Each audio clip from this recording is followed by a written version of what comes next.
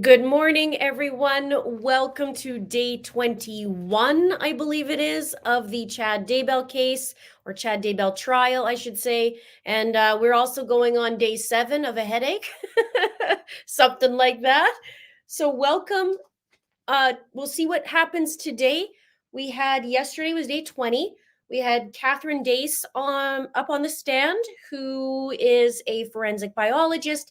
She walked us through the results of DNA from JJ, from Tylee, from the apartment 175, which is Lori's apartment, or was her apartment. We walked through. All rise. Oh, they're already starting. Honorable Stephen W. Boyce, Judge presiding. We got the red murderous ties this morning. Thank you. And they're Please be seated. matchy. We are starting already, guys. Love you. Stay tuned for chitter chatter in a bit. We could have the jurors brought in, please, Mr. Bailiff. Bright and early, 8:33, they're starting.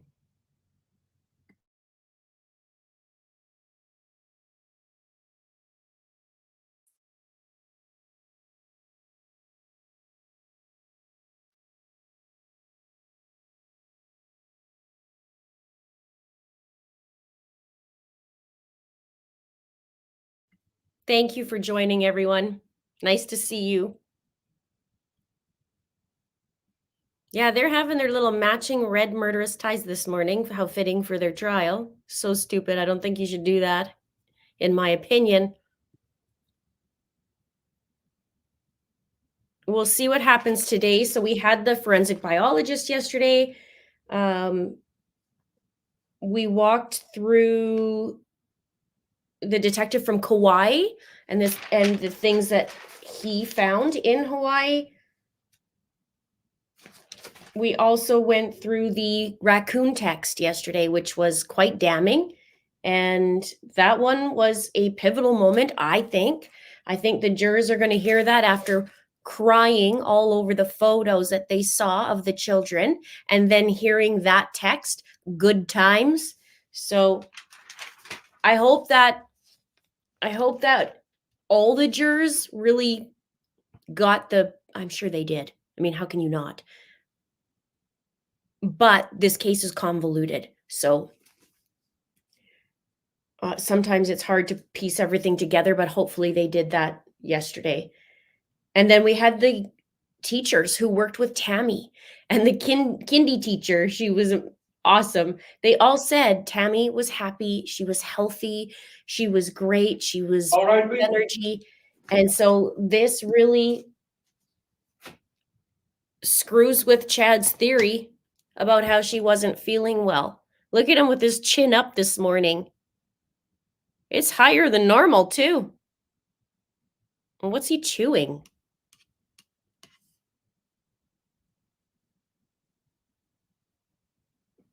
He's chewing on something. Here's our president counter for you, Honor. Thank you. Please be seated. Ugh. Anyway, I just can't even. All right, let's get going. Let's get into it.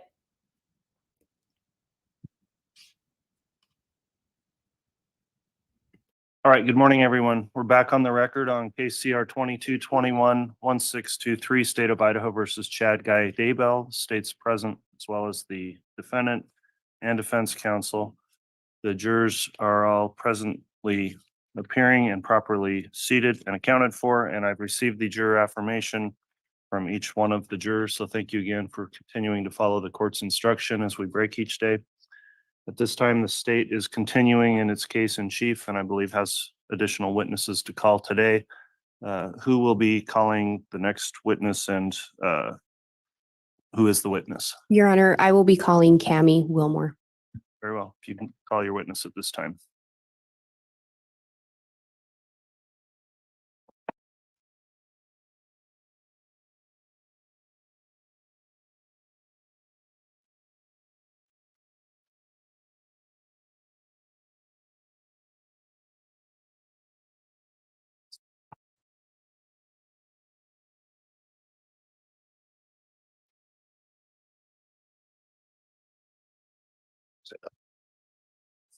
Swear or affirm the testimony you're about to give will be the truth, the whole truth, and nothing but the truth, so help you God.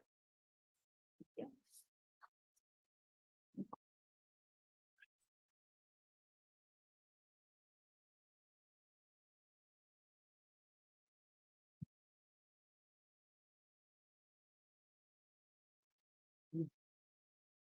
Okay, thank you. Okay, now that the witness has been sworn, I do have a few questions before we begin with direct examination. Ms. Wilmore, have you watched any of the trial, viewed any of the testimony given in this trial since it began? No, Okay, have you talked to anyone else about any testimony they've given in trial? no. Okay, thanks for your responses. Ms. Blake, if you'd like to inquire on direct, you may. Thank you. Would you please state your name again and spell it for the record? Cammy Wilmore, CammyWillmore. Where are you currently employed? I'm employed with Fremont County as an advanced EMT, and I also work at the St. Anthony Seminary as an administrative assistant. How long have you been an EMT?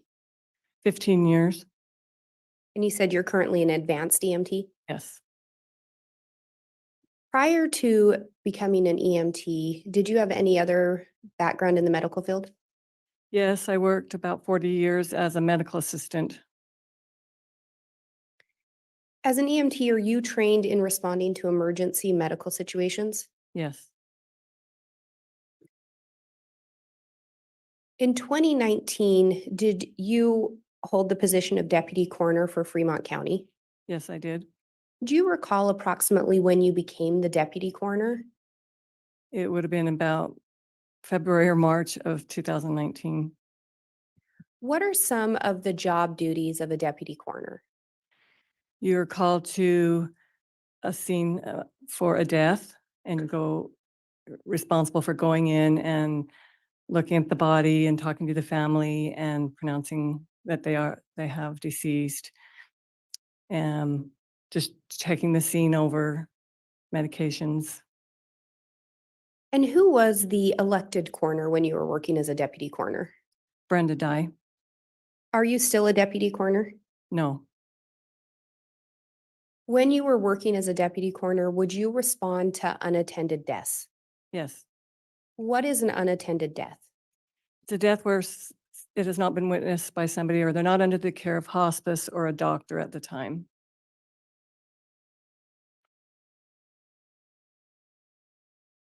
And when you became deputy coroner, so let me back up. As an EMT, had you ever responded out to a scene where someone ended up dying or was already dead? Yes, Had you ever responded out to a scene where someone was determined to have died of asphyxiation? I had not. Do you recall responding out to an unattended death on October 19th of 2019? Yes, Prior to responding out to that death scene, do you know approximately how many unattended deaths you'd responded out to as a deputy coroner?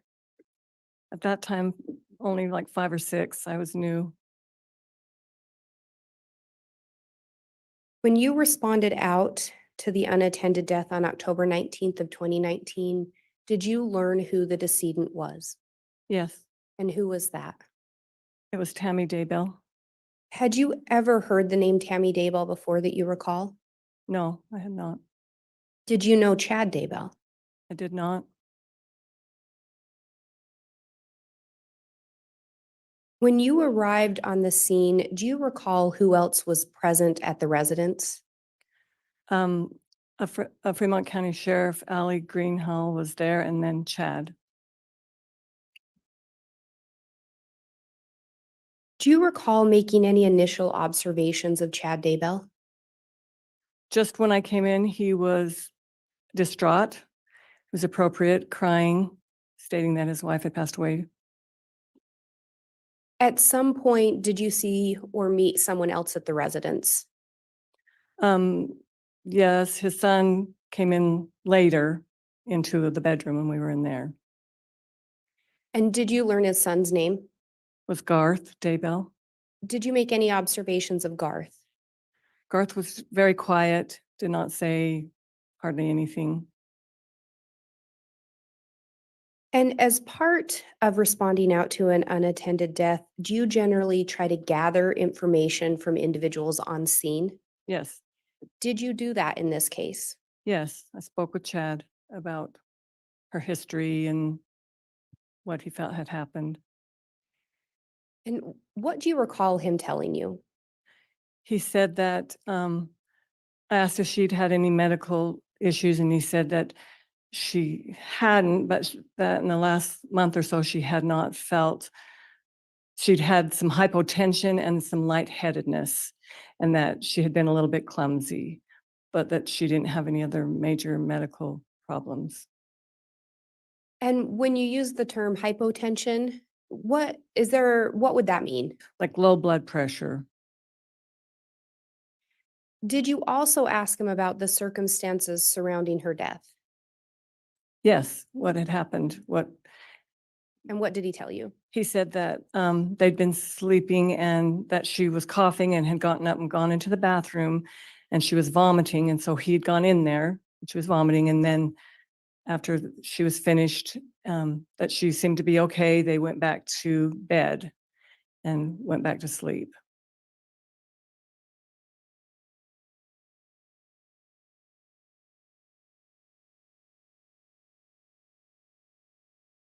And when you arrived, did Chad indicate whether or not Tammy's body had been moved prior to your arrival? Yes, he did. He told me that he made it a point to tell me that he thought that she was menopausal and that she liked to sleep with one leg outside of the covers, and that he thinks that's how she was sleeping that night, and that at some point that she must have passed away, and he'd maybe moved in bed or something, which caused her body to fall out of the bed. He said like she kind of slept on the edge of the bed with her leg out, and that he felt like that's how come she had fallen out. And when he described her as falling out, was it your understanding that her whole body fell out of the bed? The way that I recall him describing it was that she kind of slipped out, that she had one leg entangled in a blanket or a sheet or something. And so, not positive how he was stating it. My mind was that she was partially on the ground, like her head and part of her body on the ground with one leg still maybe entangled. And you had indicated you went into the bedroom. Yes, Was that where Tammy's body was located? yes, she was on the bed in the bedroom. And Your Honor, I have what's been marked as State's Exhibit 295M. I will indicate there are some photos from 295 that had already been admitted. It's my understanding that these photos were stipulated to. They were the photos taken by Deputy Greenhalgh. All right. And there is a copy for counsel, a courtesy copy for Your Honor, and a copy is the exhibit. Okay, please let me look those over before they're published. And if the witness may be shown one. Yes. And I'm not sure if the court would prefer that this not be broadcast to the public. This one appears fine to me. And to be clear then, 295, is this a series of photographs? It is a series of photographs that had previously been admitted. However, M was not one of them. We ended with 295L in that packet. Okay, and are you looking to publish? I would be moving for admission and then requesting to publish. Okay. Yeah, this particular photo may be published to the public. And the witness, once, and if it is admitted. So, Mr. Pryor, have you had an opportunity to review 295M? Judge, this photo was previously stipulated by the parties. Okay, so 295M then is admitted.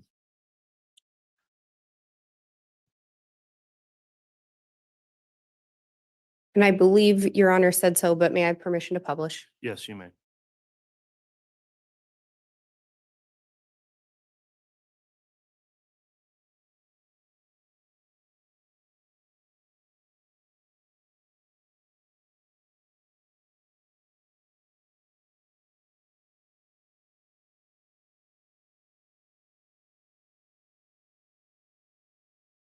Miss Wilmore, is this what you saw when you entered the bedroom? Yes, And what did you notice initially?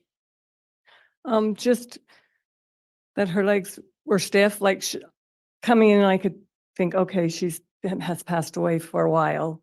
So because the way her legs were kind of on the bed and out straight, then she was covered up. So it just caused me to feel like, yes, she's been passed away for a little bit of time.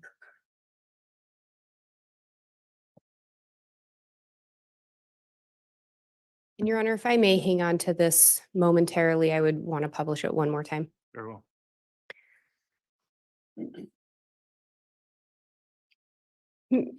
Miss Wilmore, what other observations, if any, did you end up making in regards to Tammy's body? So we took the sheet down to just kind of look at her body to see, and I looked for things on her face and neck and stuff all around her. All I really saw were a few bruises on her bicep at the time that I felt just looked like somebody had bumped into something, or not a fresh bruise, more of a older looking bruise to me.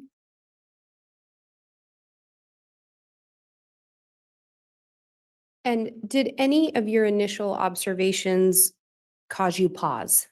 Yes, very first when I walked in, she had this foaming that was coming out of her mouth. That was probably the very first thing that I was surprised at. It wasn't something that I hadn't really seen before. I've seen foaming little bits, but this was kind of like a foam cone that was coming out of her mouth. So I was surprised by that.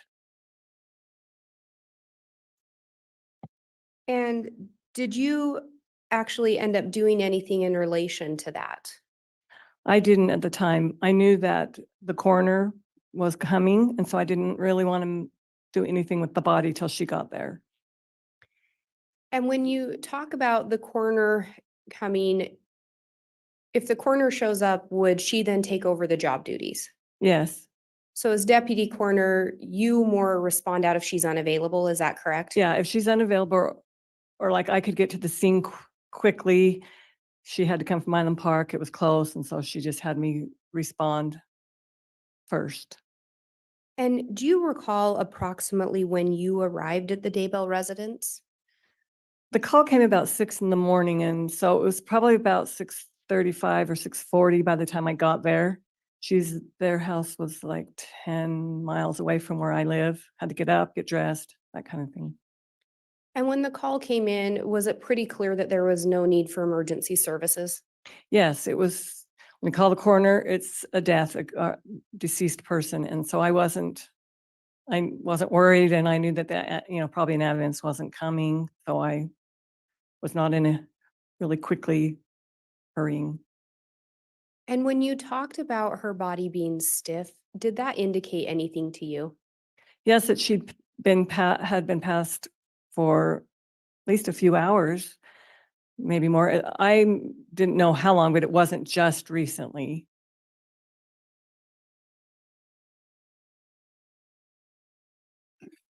And did you, in relation to the bruises, you indicated you noted them, but couldn't really tell what caused them? No, yeah, they weren't really large or anything. And did you do anything in addition to the bruises to try to verify the age of them? No, And would that be something that you would normally do? no, just noticing the color of them, not on a scene like this. Maybe if there had been a ton of them, would been, there wasn't a lot.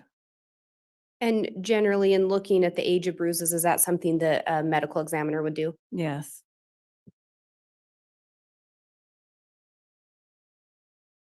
When Brenda arrived on scene, the coroner, Mhm. did you go in and observe Tammy's body again with Miss Dye? Yes. And was a further examination done of Tammy's body at that time once Miss Dye arrived? Yes, she came in and did the same thing. She also wiped the foam off of her mouth at that time, which I wanted to do, but it didn't do because I wanted her to see that. But as soon as she wiped that away, it came again in just a very short time, which I remember feeling like that was weird, that I hadn't really seen that before.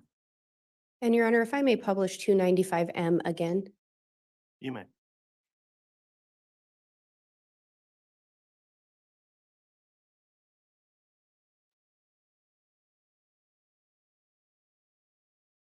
And in this photo, Ms. Wilmore, you talked about the foam being wiped away. Do you see in this photo what was used to wipe the foam? This towel there, and it was Brenda that got it. I remember her saying like, "Oh, was there something to wipe it?" And looking, and then this is okay, and using that towel to wipe it away. And do you recall if the towel was already in the room? I believe so. Not 100% sure, but I believe that she bent down and picked that up and said, "Use this. Can I use this?" And do you know one way or the other if the foam had been wiped before your arrival? I don't know if it had or not. And when you say the towel, are you talking about the white object by that blue mat? Yes. Yes.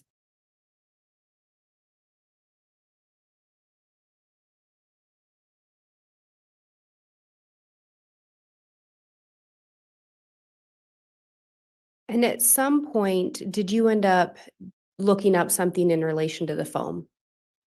Yes. Like I said, I was new as a deputy coroner, not had a lot of training, and this foam was something that bugged me because the way it presented. So I looked up poisoning. Why, when I was there, I just pulled my phone up and started looking at that to see if there was something about poisoning that could cause that. I didn't find anything. I knew, I knew there was a couple of things. Judge, this is calling for a narrative at this point, or this is a narrative at this point. Abstain. And why did you look up poisoning? Just because it was an unusual looking amount of foam to me. And I'm curious if there was something that could cause that in my mind, trying to think about reasons for this death. And did you believe poisoning may be one cause for the foam? I didn't find in that short time anything that read about foam, but that just came to my mind.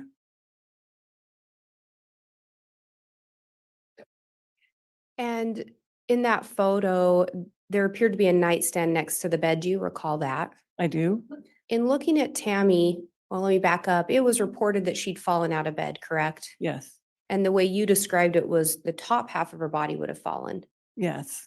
Did you see any indication on her head that she had any kind of an injury consistent with hitting a nightstand? No, I did not see anything.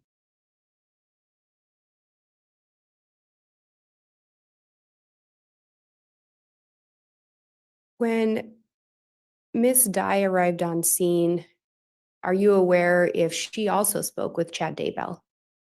Yes, she would have spoke to him. She spoke to him when I wasn't present also.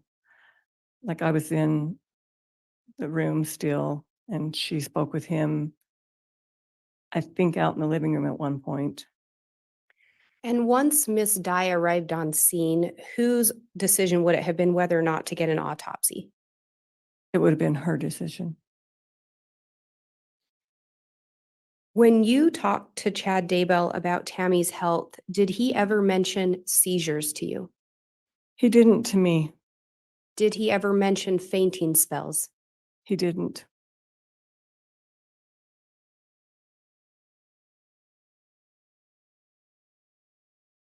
Did you inquire of Chad whether or not Tammy was taking any medication?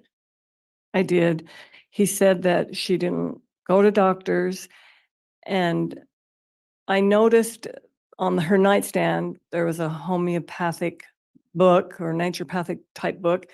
Because I worked in the medical field, my mind went to, oh, she probably had some illness that she was treating herself that maybe caused this death. Because she was her age, I couldn't figure, I was thinking, boy, she's young. So I thought, well, maybe that's why she's passed away. She wasn't seeing a doctor and was treating herself. And when you respond out to unattended deaths, do you have the benefit of getting anyone's medical records? No, not at that time. So you were relying on information provided by the family, Yes, I was by Chad.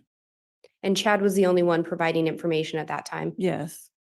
At any point, did Garth chime in and say anything about his mother's health? No.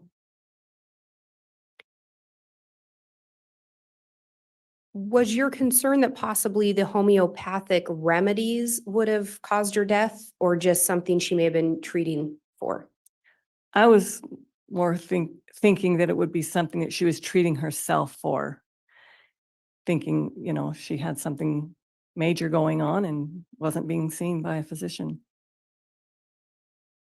Outside of what Chad told you, did you have any knowledge of whether or not Tammy was actually using those homeopathic remedies? No, I didn't.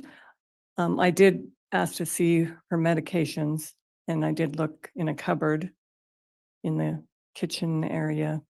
Did anything catch your attention in relation to the medications in the cupboard? No, there wasn't anything that stood out to me. There was a few herbal type things, and no, I was more looking for a, maybe prescription type medication. I didn't see anything that stuck out. And when you talk about her maybe having an illness she was trying to treat, are you talking about something more than like a common cold? Yeah, if she could she have had a stroke, or just something underlying that she wasn't aware that she'd had.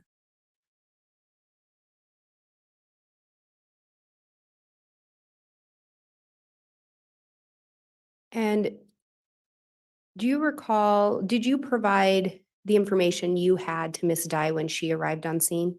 Yes, And at some point, and let me back up as well, when Miss Dye arrived on scene, did you defer to her? yes, And she then took over any Yes. additional? yes, Were you involved in a conversation regarding whether or not an autopsy should be conducted? yes, I was. And at the conclusion, did Miss Dye determine not to have an autopsy ordered? Yes, Do you know if Chad Daybell wanted an autopsy?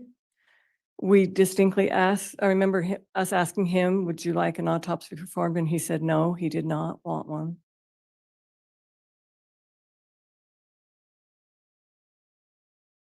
And when you respond out to unattended deaths, will you also consider external information You mean like from, from family members or other sources? yes, When you responded out, had you ever heard the name JJ Vallow? no, Had you ever heard the name Tylee Ryan? no, Had you ever heard the name Lori Vallow? no, no, Had you ever heard the name Alex Cox? I had not.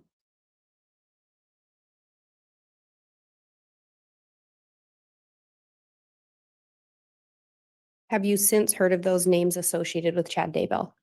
Yes, I have. I have no further questions. All right, thank you, Ms. Blake.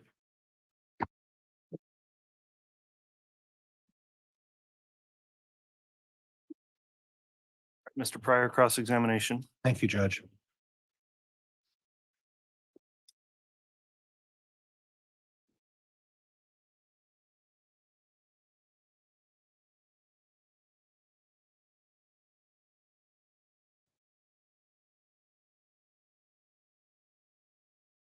Morning.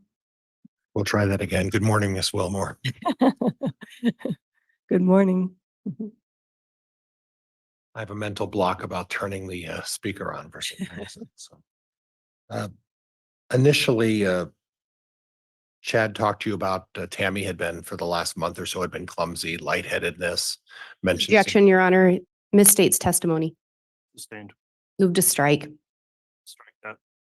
You previously talked, been inquiring about the prosecuting attorney. Was there a mention of clumsiness by Chad? Yes, he said that she had a little hypotension and a lightheadedness and had been a little clumsy. Okay. And that is what you had testified earlier, correct? Yes, Okay. Now, I understand that you had, I saw your interview with the FBI. Remember, do you recall talking with the FBI? I do. Okay. And in that interview by the FBI, you noted that you had some 40 years as a medical assistant, Yes, that you were a trainer in EMT and EMR. And can you explain to me what those are? well, they're just levels of in the EMS system. You start out as an emergency responder, then you become an EMT, and then you become an advanced EMT, and then, well, it doesn't have to be in that order. Like you could be an advanced EMT going through, but I train people that are going to be EMRs or just basic EMTs. Now, I noted in the interview with the FBI, you made mention that you saw a book on the nightstand and it notes for homeopathic and natural remedies. Mhm. Is that what you saw? Yes. Then there's a comma and it says essential oils and herbs. Did you see on the nightstand essential oils and herbs? No, just like on the book, the cover, the title on the book. Okay, so the title of the book was on the nightstand talking about essential oils, herbs, homeopathic and yeah. natural home remedies. Yes. Okay. And then when you looked in the cabinet, were you able to confirm that there were some homeopathic medicine? No, yes, a few. I don't recall what the names were, but there was a few, couple. Okay. Now, at the time that you spoke with Chad about a autopsy, um, was anybody else from the Daybell family there at that time? I don't recall that there was. Okay. I just remember him Okay. standing off to the side. Is it possible that there was a discussion at that point? And that it was actually Emma who had talked about? Objection, Your Honor. Counsel's adding testimony. Sustained. Is it possible someone else from the family had suggested an autopsy? I do not know. You don't recall? Don't recall. And your recollection is that it was just you and Chad and the coroner there at the time discussing that. Is that right? And the mortician was there also. The mortician was there as well. Okay. Mhm. Are you aware as to whether or not there was a previous discussion with the Daybell family and Chad about on the topic of a autopsy? I'm not aware of any. Okay.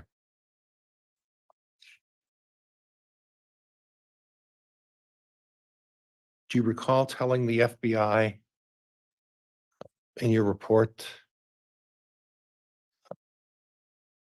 that Chad mentioned you, Tammy, had not seen a doctor about her illness? Yeah, that she didn't go to doctors Well, the, much, that she just didn't go to doctors. okay. The expression my recollection is that it was, she did not, what you were quoted as saying by the FBI is she did not go. Objection, Your Honor. I think if counsel wants to show her a report to try to refresh her recollection, that's one thing, but Sustained. I'd object to it being written. Is it possible that you told her? Is it possible that Chad told you, Tammy didn't see any doctors about her illness?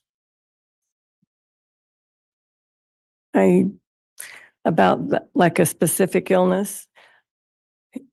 I think all I recall was just because I'm medical field, me saying, well, does she have any other illnesses? And he says, well, she just doesn't really see doctors much. So it wasn't specific to that illness. It was more of a history type. Okay.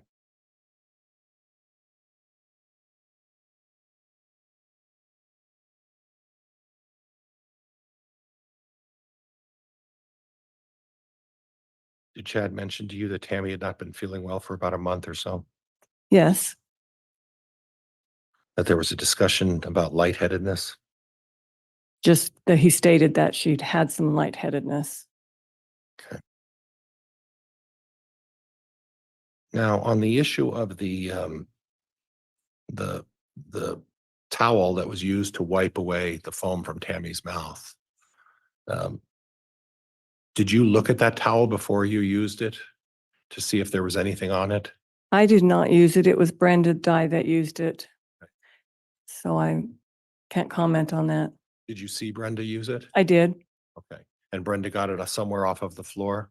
Yes. Okay. And did you happen to look at the towel prior to her wiping off the? No, face? I didn't.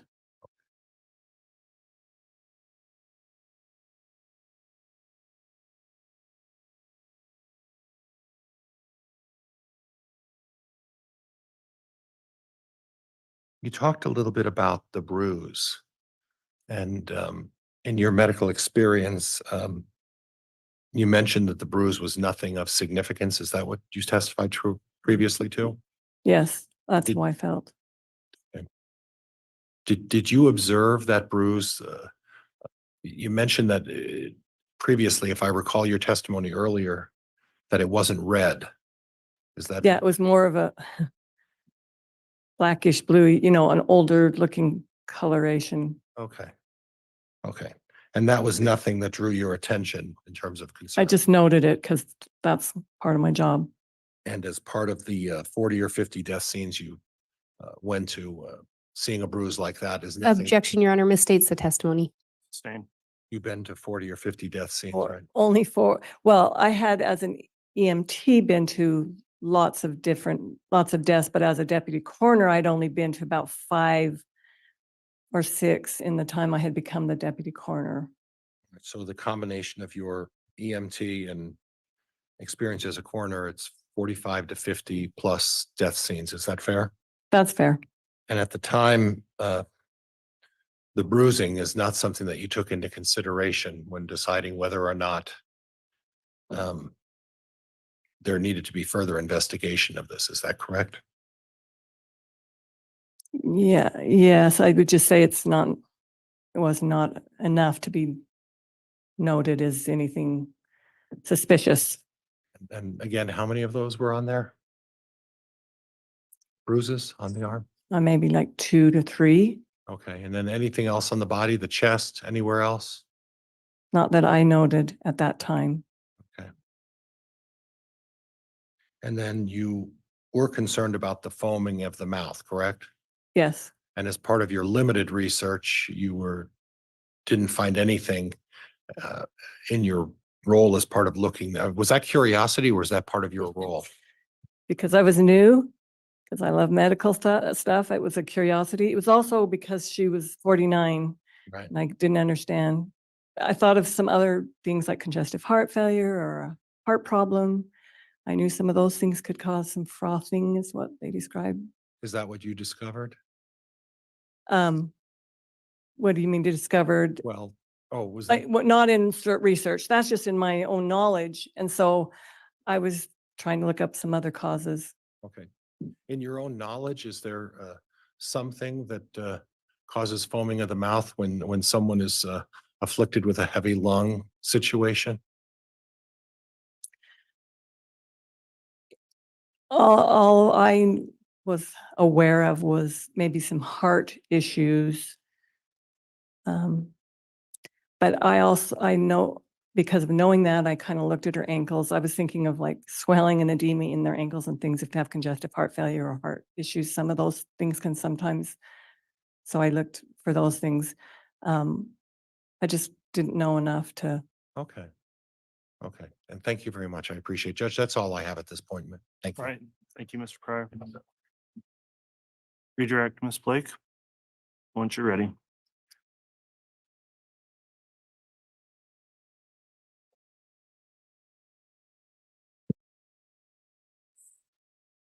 You were asked about being told Tammy didn't go to a doctor. Do you recall that?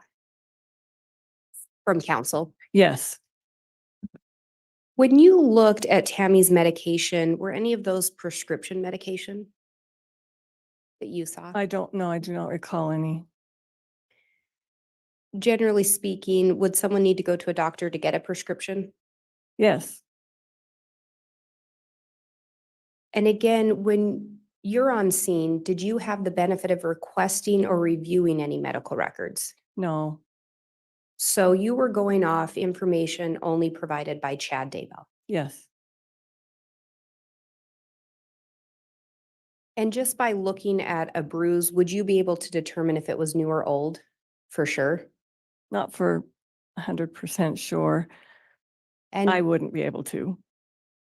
would that be something that wouldn't be looked at in an autopsy to determine the age of a bruise? Yes, And you did not perform an autopsy. no.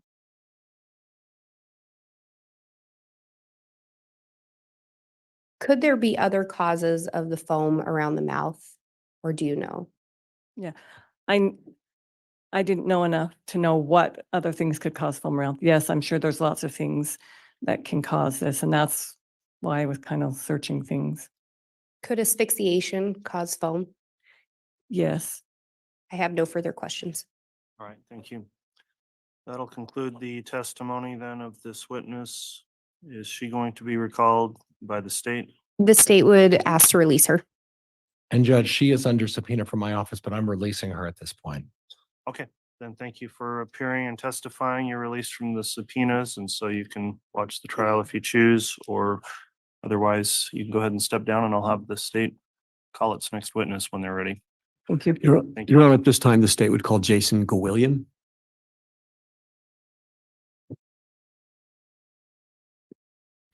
Jason Gwilliam is Tammy's brother-in-law, so Tammy's sister's husband.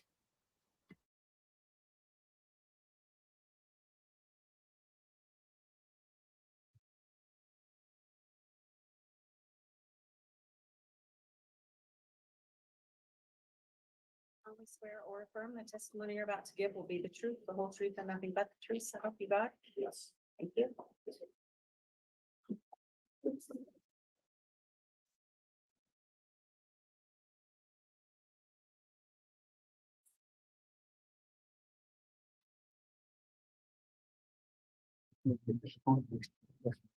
Thank you.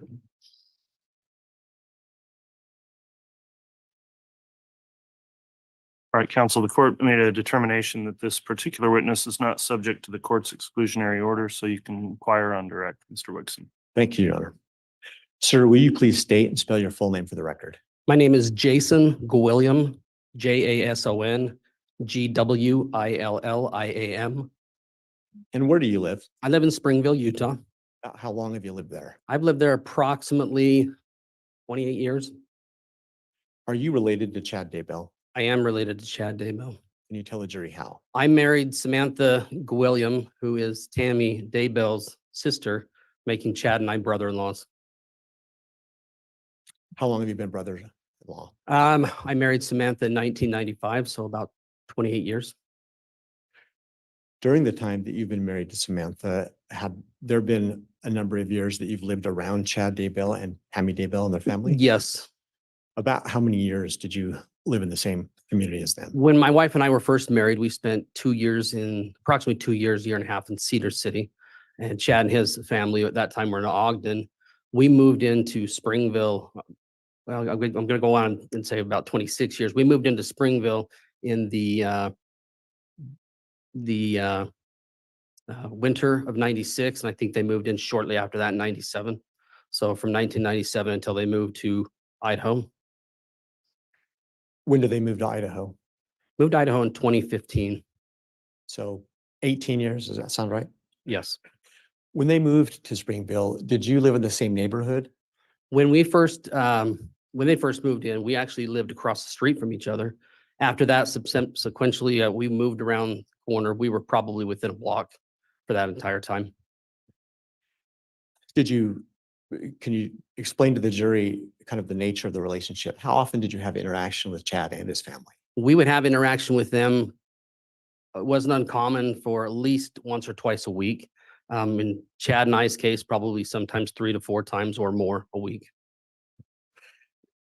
Did you go to the same church? We did attend the same church. Did you and Chad ever spend any time working together? We did spend some time working together. Chad and I had opportunity throughout that time to share, I think, at least 3 shop spaces together. And previous to him moving up to Idaho, he and I worked together for 6 months before he went up there. Could you explain to the jury, do you feel like you are someone who is close to Chad? I felt like that Chad and I were very close.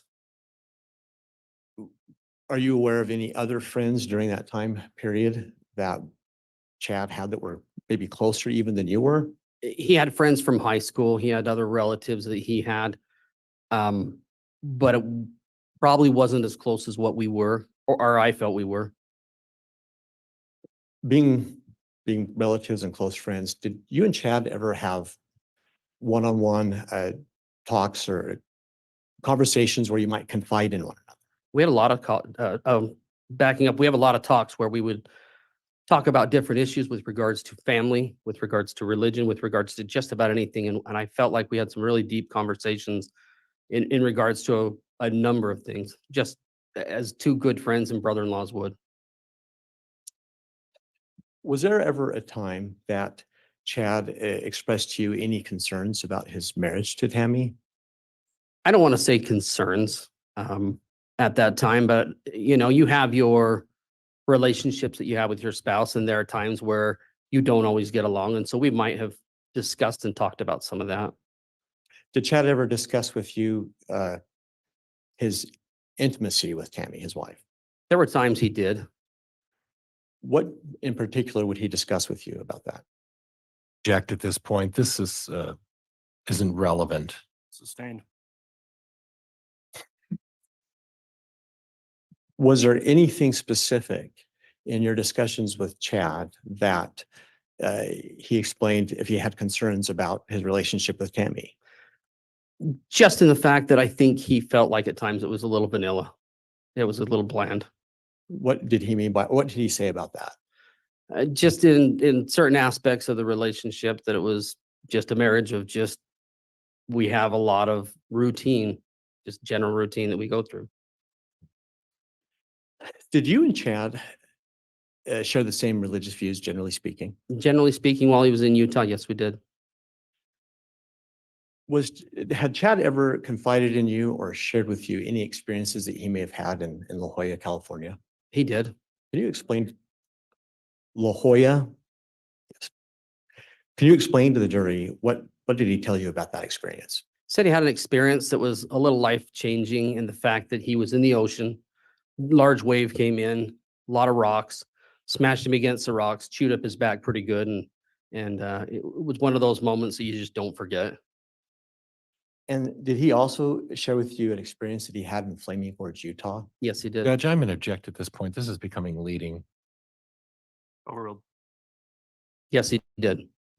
What was that experience? Another experience in his youth where he was jumping off cliffs, and as he hit the water, he felt that his spirit separated from his body and become torn from his body.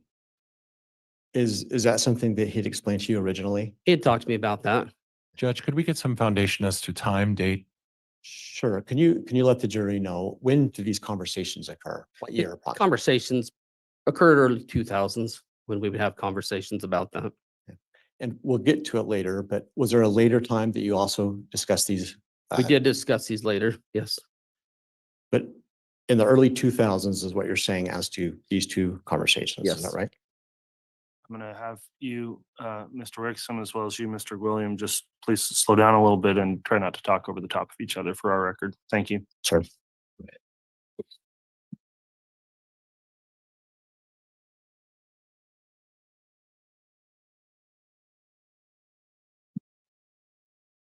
At some point in time, did Chad's religious views change? I believe they did. Let's first explain to the jury, when did you first start seeing this kind of a change? I would say at the time he started writing his books. Can you pin it down to an approximate year?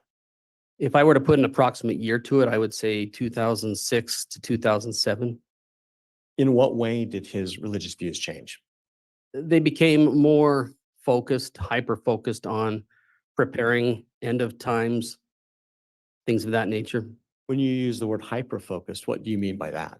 I think as a general rule, most people involved in our religion have a tendency to try to round out the religious information they receive. And in this case, by saying hyper-focused, I would say that it became more of an obsession and more than normal.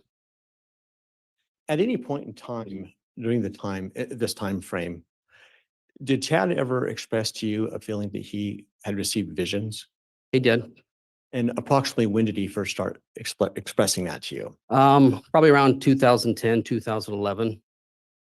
What types of visions did he tell you that he was having? They were visions regarding how things were going to play out in the last days.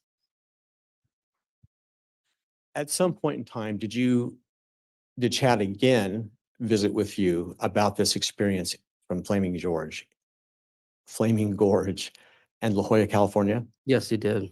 Did anything about the experiences as he shared them with you change? Originally, there were experiences that were experiences that you have that are impactful, they soon became near-death experiences as opposed to just something that was impactful.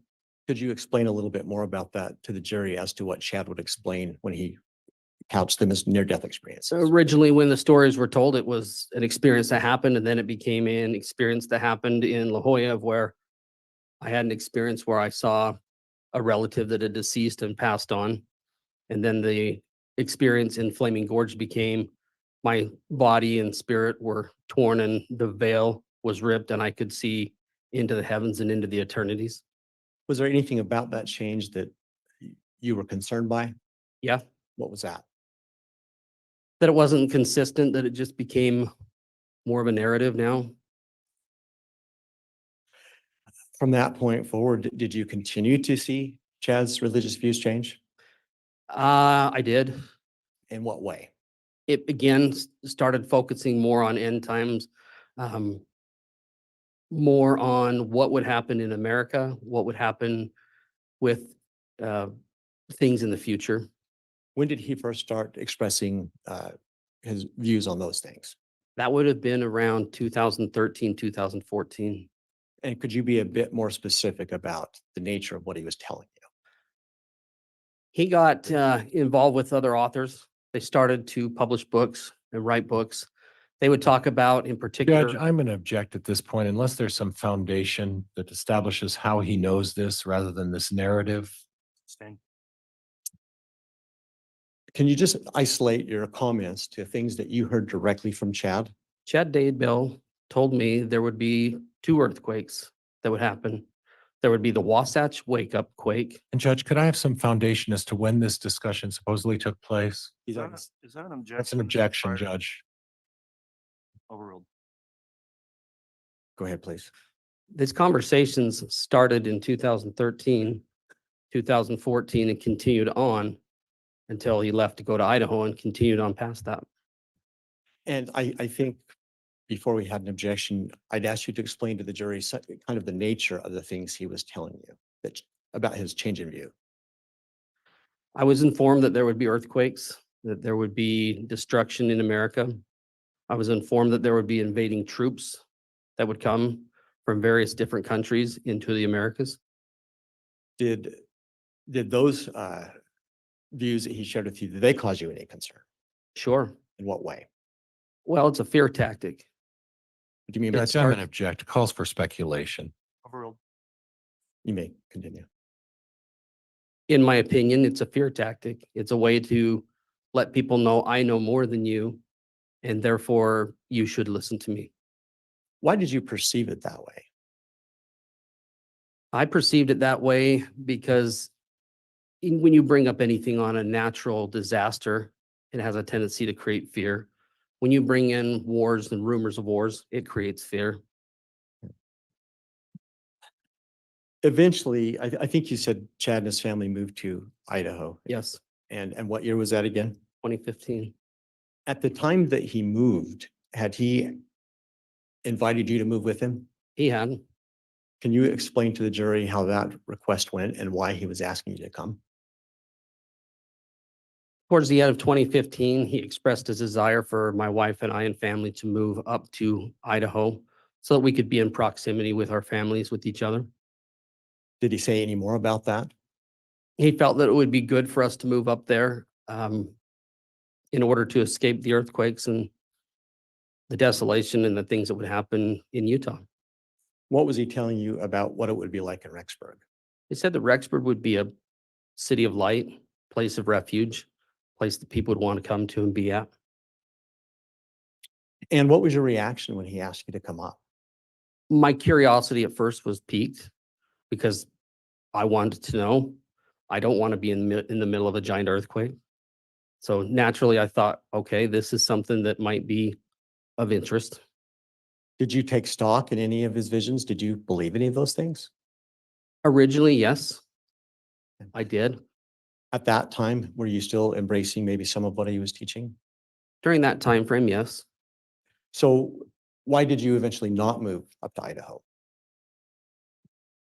Didn't feel it was right. Any specific reason why? There were things that were going on that to me, it didn't feel right. We had opportunity to visit. Idaho's a beautiful place and a great place for some. It just, for us, wasn't going to be a place that we needed to be at. Did you tell Chad no, you weren't going to move? We did. Did he ever ask you to come up again? He did. How often would he ask? Are you looking specifics or generality? Well, generality first, then we'll go to specifics. Generality, just whenever we could. And we did go visit. We had opportunity to go attend family functions and events up there. Did he ever ask again for you and your family to move to Idaho? There was a letter that was written to me When was that letter written? in 2016. And that was a letter from who? That was from Chad. What did he say in that letter? In that letter, he essentially told me that we needed to be in Idaho. Did he say why he believed that? He said we needed to be in Idaho because within the next 3 years, there would be a giant earthquake, that Springville and my house would be shaken to the ground and destroyed, and that we needed to escape that destruction before that happened. Did he claim that to be part of his visions? Yes, Did he say anything about concerns he might have had with your wife? he did. What did he say? He'd informed me that she was allowed to go south and that the spirits, in particular, the dark spirits, would allow her to go south to do whatever she wanted to do, but she was not able to come to Idaho to see the glory and the visions that would happen, and that she more or less was being held back. What did you take that to mean? I took that to mean that she was being controlled by dark spirits. How did you react to him telling you that or I wasn't- expressing that? Sorry. I wasn't thrilled Why not? because I have a responsibility and a stewardship over my family. That's not Chad's responsibility. Can you explain to the jury that word stewardship as you're using it? What do you mean by that? When I'd say the term stewardship would be an ownership or a responsibility or a something of that nature, that is my duty and my job, my responsibility.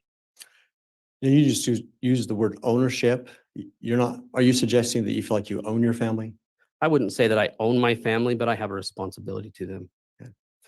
Is the idea of stewardship something that is mainstream to the LDS Church? Yes. Why were you offended by Chad's statements about your wife and dark spirits relative to your stewardship? I felt that he was trying to take a stewardship over my family and trying to tell us what we needed to do and where we needed to be. Did you express any concerns to Chad about that? Not at the time. Did you ever, I'll withdraw that. I think you explained that there were some times after they moved to Rexburg that you would come up and visit them. Yes. Was there ever a time I'll withdraw that. When you come to visit, what would Chad tell you? He would, at that time, we didn't talk in depth about any of the different opportunities to come up there because typically there was another event going on.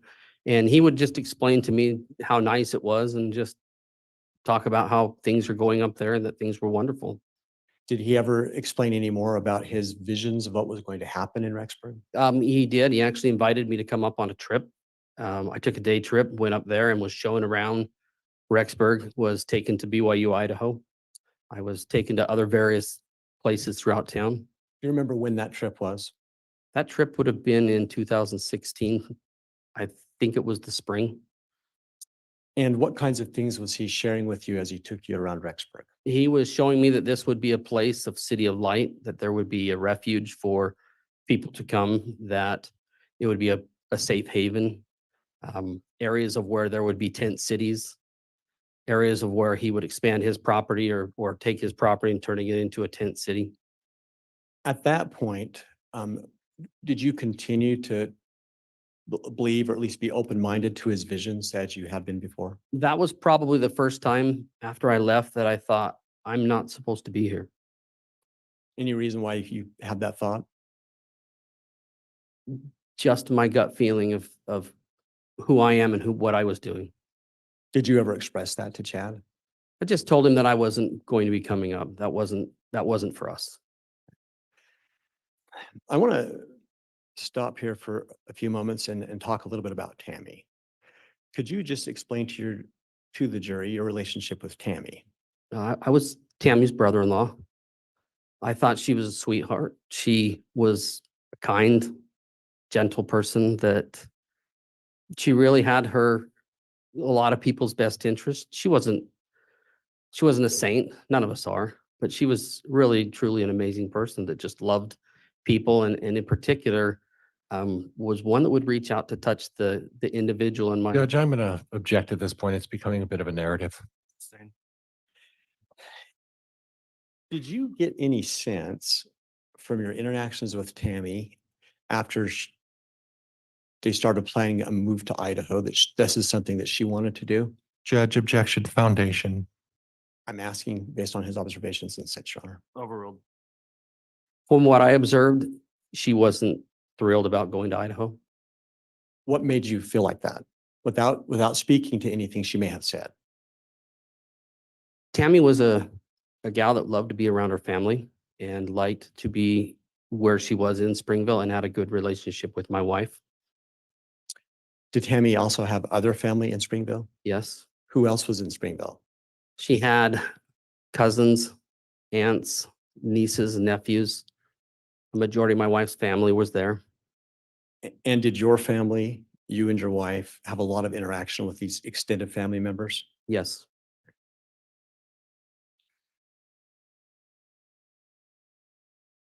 Did you ever make any observations about the way Chad and Tammy interacted with each other? I did. What observations were those? Some of the observations I had were that they were happy while they were in Springville.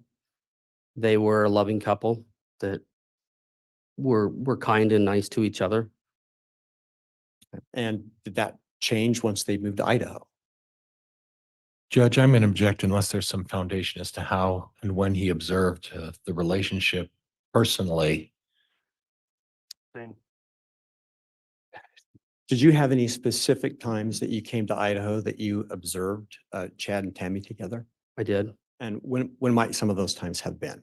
We had opportunity to attend weddings of Chad's children together. Do you remember approximately what years that happened? I know there was one in 2018. Did you make any particular observations in 2018 about Chad and Tammy's interactions with each other? I felt their interactions were fine and appropriate. After 2018, during 2018 up until Tammy's passing in 2019, to the best you can recall, can you tell the jury how often were you seeing Chad and Tammy, either in Idaho or Utah? From what years, excuse me? The last year of Tammy's life.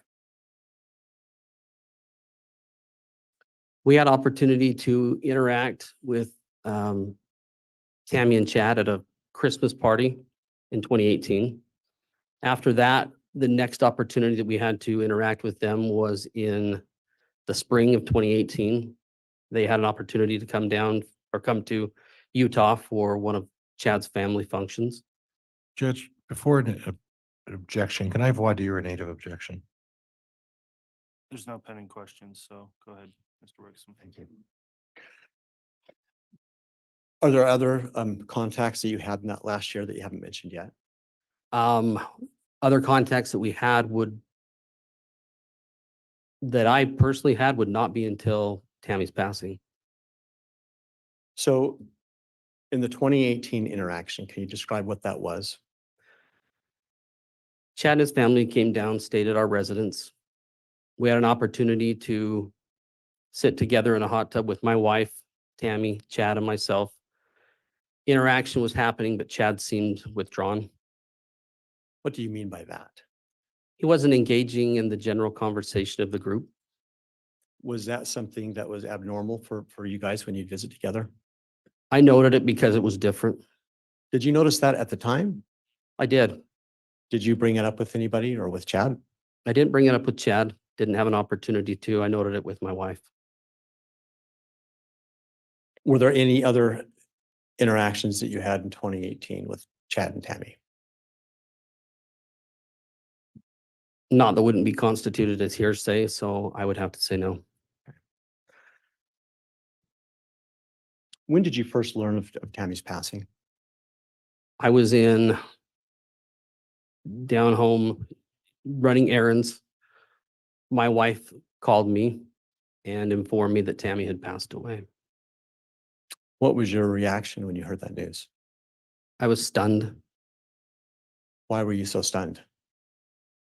I had seen Tammy 2 weeks prior, and it didn't seem that somebody of her age in her condition should have passed. Where had you seen her 2 weeks prior? Tammy came to my house and stayed with my wife and I. What was the occasion? On that occasion, she was coming down to visit family and parents. And you noted that part of why you were stunned was because of Tammy's condition. Will you elaborate on that for the jury, please? For what I had observed, she was healthy. She seemed happy. She didn't seem to have anything that would cause her to die. Not that I'm an expert in that. At that point in time, had you noticed whether or not Tammy had put on any significant weight or lost any significant weight? I did not feel she had changed. What did you do once you were processing this with respect to hearing of Tammy's death? What was the next thing that you did? I returned home and gave my wife a big hug. I was devastated, and you don't know what you can do at that time, but you want to do something. And I was in a position that I felt I could coordinate efforts between Chad's family up north, our family down south, our local church congregation. And so I went to work trying to help plan that while a lot of people were just hurting. Did you plan that with Chad or you plan it by yourself? I didn't plan it. I helped coordinate. At any point after you heard the news, did you talk to Chad? Yes, I did. When was that? I would say around 11 o'clock or 12 o'clock. I don't know the specific time Of what day? of October 19th, 2019. Would that be the day of her passing? Yes, And when you say around 11 o'clock, would that be in the morning or in the in evening? the morning. Did Chad call you or did you call him? I don't recall. I think I reached out to him. What kinds of things did you and Chad talk about in that conversation? We discussed getting in touch with a local mortician where we were at. We discussed getting in touch with the head of the congregation, just arranging the basic things that you would for a funeral. What, if anything, did he say about his desire for the funeral? Said he wanted to do it Tuesday, which was a little surprising to me. Why? I just felt it was very quick. Did you talk about the circumstances of Tammy's death? I asked him what had happened. What did he say? He said that he was woken up by her rolling out of bed and that she passed away. Did you press him for further information? I just had asked because you want to know what happened, and we talked about it, and the only answer he could give me is, I don't know. I don't know. I left it at that. In that conversation, did he mention anything about concerns that Tammy had had with her health? No, Did he mention any specific ideas that he may have had about her cause of death? he did not.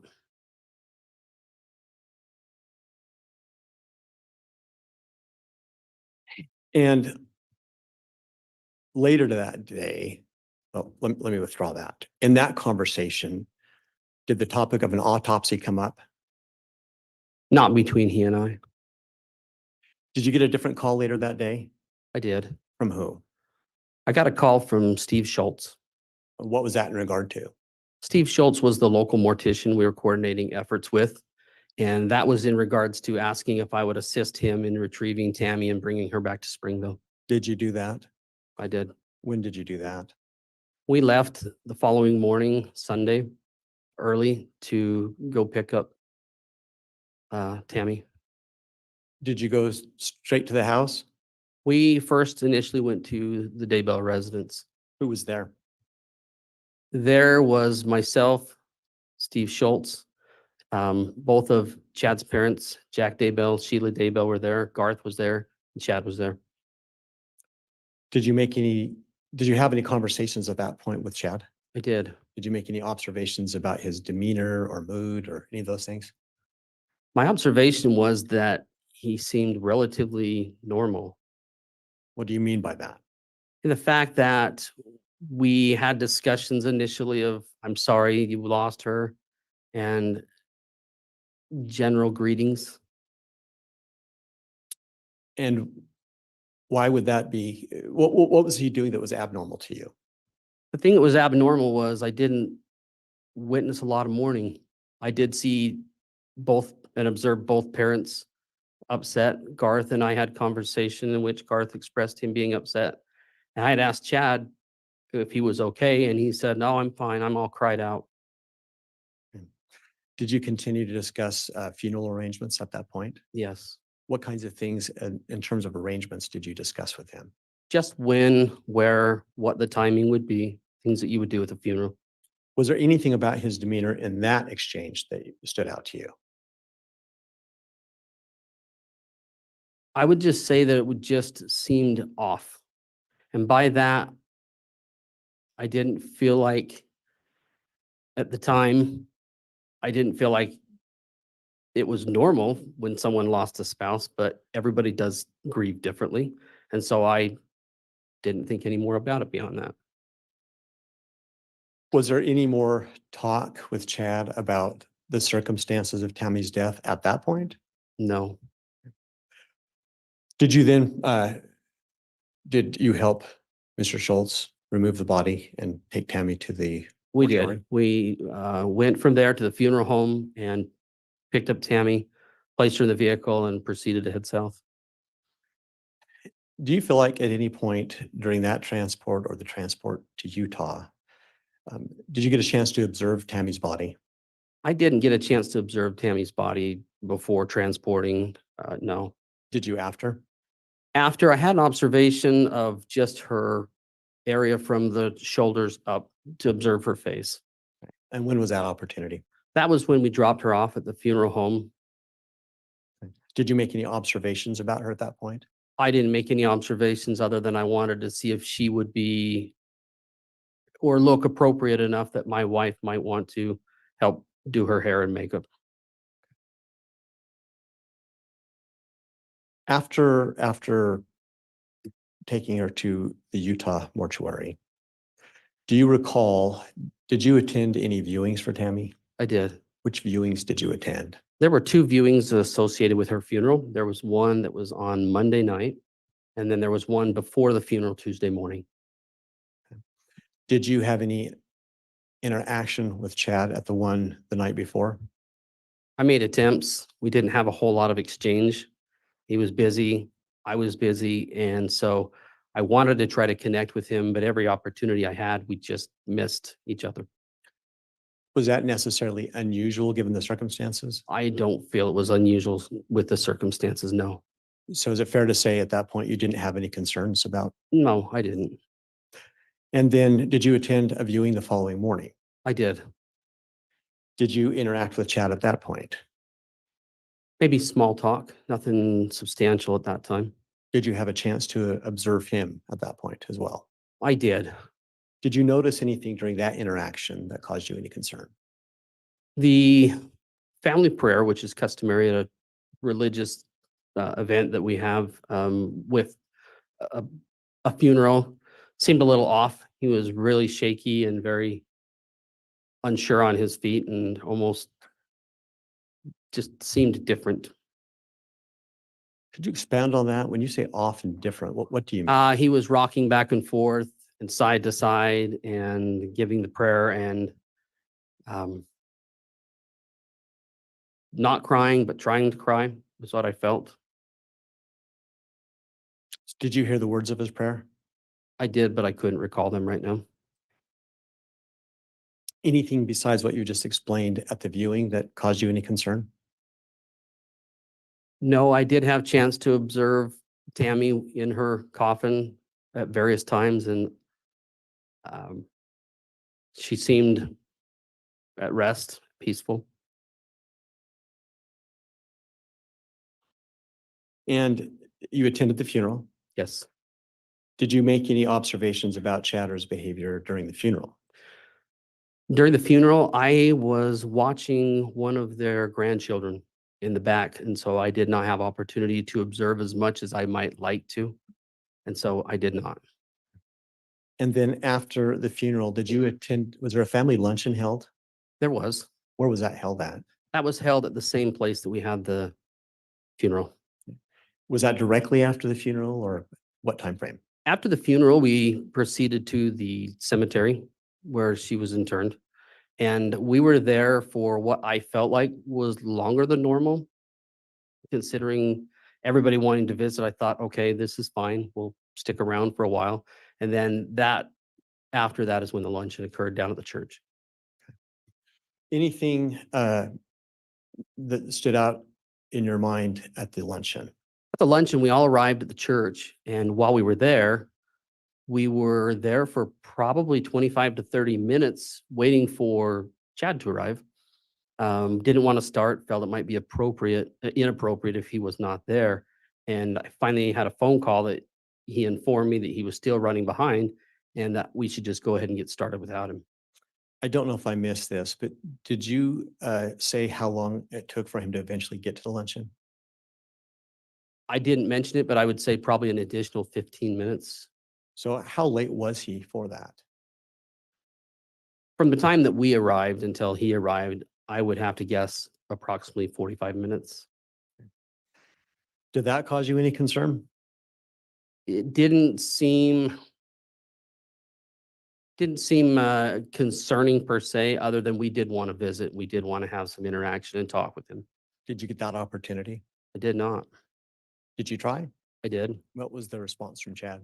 Response was, we have a memorial to do tomorrow. We're going to have to load everybody up and we got to go back to Idaho.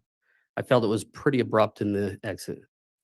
Was that unusual given the long history you had with Chad and his family? Given the long history, I felt it was unusual. After Cammy's funeral, did you notice any change or difference in terms of the relationship that you had with Chad and with his children? He had taken off for a time. And so immediately after the funeral, within the first 30 days, not necessarily, but I didn't know what to expect following the death of a close loved one. And if we could help the jury understand, how close were you, if you were at all, with Chad's children before the funeral? Before the funeral, it wasn't uncommon if we wanted to reach out, text message or phone call to have interaction and conversation with them. When you said you attended weddings earlier in Rexburg, was it for Chad's children? Yes, So did you regularly attend their life events? we would make every effort that we could. And the time that they lived in Springville with you, would you say that you had a close relationship or not? We did, yes. So how did that relationship change once the funeral was over? Not necessarily immediately, but in the days and weeks following. The relationship changed primarily after we had learned of other things that had gone on. We'll come back to that. At some point after the funeral, did you ever reach out to Chad? I did. When was that? I remember reaching out to him approximately 30 days later to call to see how he was doing. I understood that he had spent some time in Hawaii, and I just wanted to do a follow-up to check in on him to see how he was doing with his wife's passing. What kinds of things did Chad explain to you in that conversation? In that conversation, I was informed, or I was actually asked, have I been speaking with Heather Daybell? That was the first thing he mentioned on the phone call. Did you find that unusual? Yes, I did. Why? Because I wanted to talk to him and not about Heather Daybell. And so the jury understands, was Heather Daybell someone that you had a close relationship with? No, How are you related to Heather Daybell, just to put it in perspective? to put it in perspective, Chad's brother Matt married Heather, making her Chad's sister-in-law. And so at these family functions, if it was extended, we would see her. We were cordial. I didn't have anything against her, but we weren't close by any means. Did you ever, in that phone call that you made to Chad a month after the funeral, did you ever ask him why he was asking if you talked to Heather? Conversation was such that he asked if I had been talking to Heather Daybell and I said no.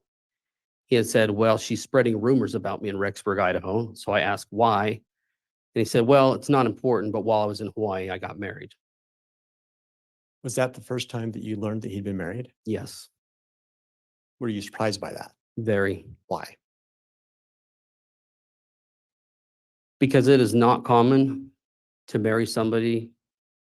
At that time, I thought within a month, maybe, of a wife passing when he was as close as he was to his spouse. Did you find it in any way unusual or not with respect to the fact that all this history of years of closeness with Chad that he hadn't told you before this, that he got married? We hadn't had opportunity to talk, so this is the first opportunity to talk. I'm not surprised that that was what he would tell me. How did you react to that when he said that? I remember literally standing there and just not knowing what to say. Did you eventually speak? Yes, I did. What did you say to him and ask him about? I asked him the first thing that came to my mind, which is, who is she?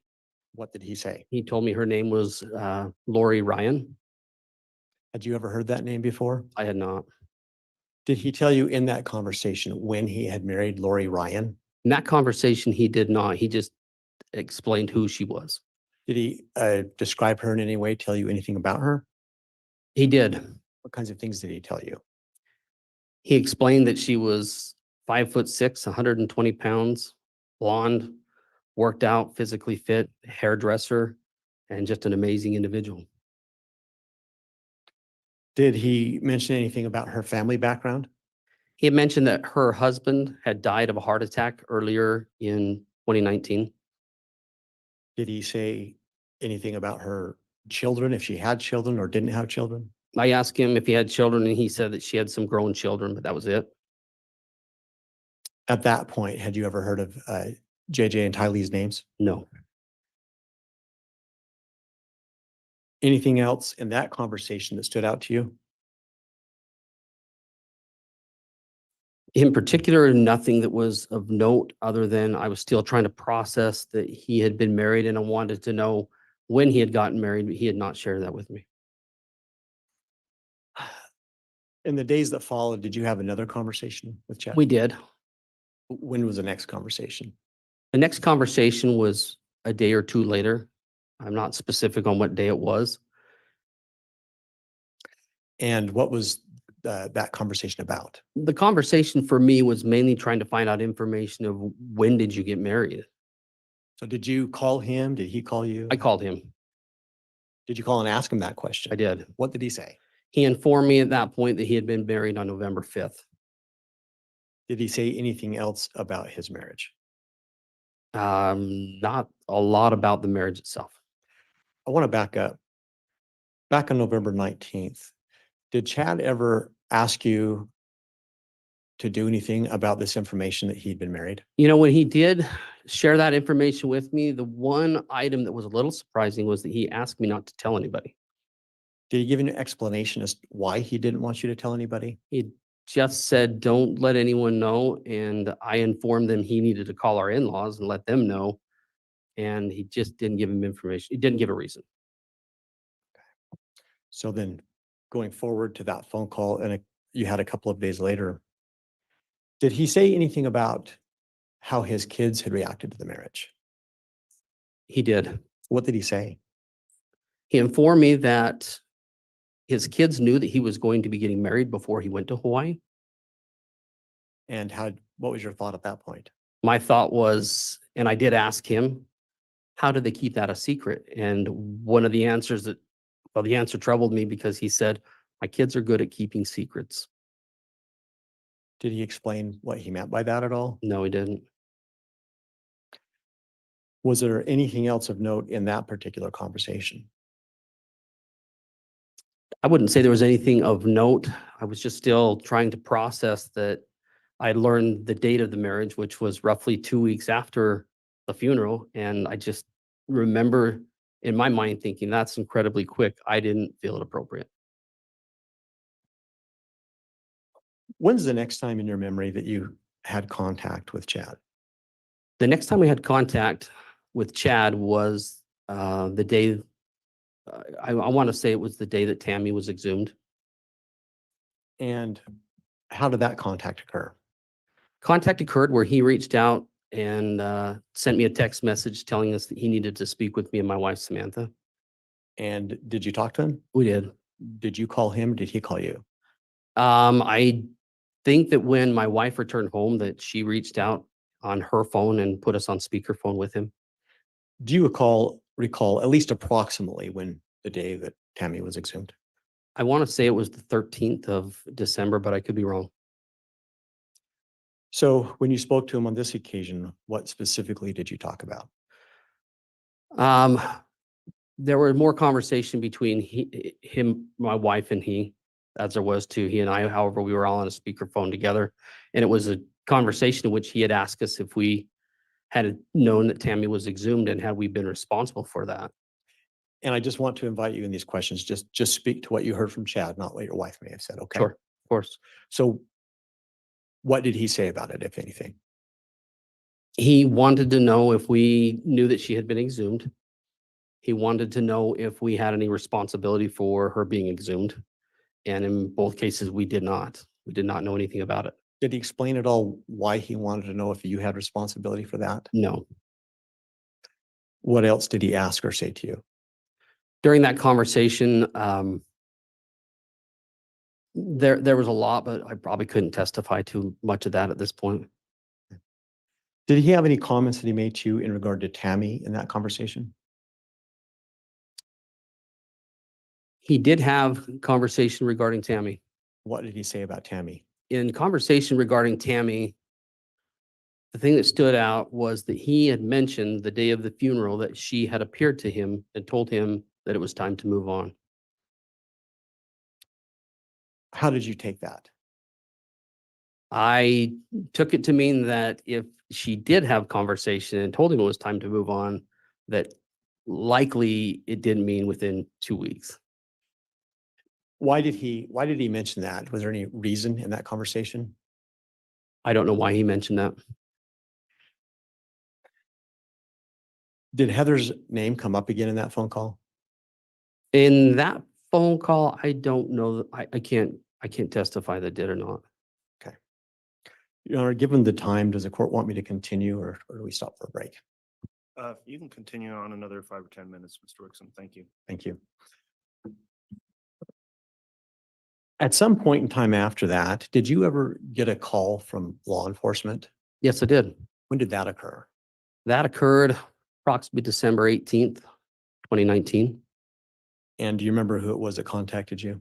I don't specifically remember, but that they requested they wanted to meet with me. And did you do that? We did. Yes, I did. Where did you meet with them at? I met with them at the Springville Police Department. Did they explain to you what they wanted to meet with you about? Not until I arrived. When you got there, what was your understanding of what this was about? When I arrived, my understanding was that there were 2 missing kids that were affiliated with Lori and Chad, What were the names of the kids that you learned about? JJ and Tylee. And did they explain to you why they were asking you about? They did. What did they say? They had informed me that they were children of Lori's, that these children have gone missing, that they had asked for a wellness check on the children, and that they had not been able to find them. Did that cause you any concerns? Yes, it did. What were the concerns? The concerns were primarily that in previous conversation, Chad had told me that Lori did have children, but that they were older, that they were not minor children, and that these children were missing and affiliated with the 2 of them. In that conversation with law enforcement, did you learn anything else that was concerning to you? I think I took away primarily that that was probably the biggest concern. The other concern might be that they weren't able to get in touch with them, that they weren't getting communication from them. Do you recall approximately the date that this happened? I believe it was December 18th. And do you happen to recall the names of any of the law enforcement that were with you? We're law enforcement from, I recall the agencies. There were law enforcement agencies from the FBI, the Madison County Sheriff's Department, Fremont County Sheriff's Department. And I believe Rexburg Police Department was there as well. And during that conversation, did law enforcement ask you to do anything? They didn't ask me to do anything specifically. Did you do something to try to help them? I did. What did you do? I told them that I'll call Chad, find out where he's at, what's going on. Did you mean that you would do it right then and there? Sure, why not? In fact, did you do it right then and there? I did. To the best that you understand, was law enforcement listening to that conversation? They were. Have they informed you that they were going to record it? I asked them to record it. When you called, did Chad answer? Yes, he did. Your Honor, at this time, that was some preparatory foundation, but I need to request the court the opportunity to play maybe the first 30 to 60 seconds of the recording to lay further foundation. And I don't know if you want me to do that now or do it after a break. If it's submitted, how long is this recording? It's 11 minutes. Yeah, let's go ahead and take the recess and then we can see if the recording gets admitted or not after that. Thank you. All right, we'll take our mid-morning recess then, about 25 minutes or so. So 25 after, we'll come back on with additional testimony. Thank you. Thank you. All right, please.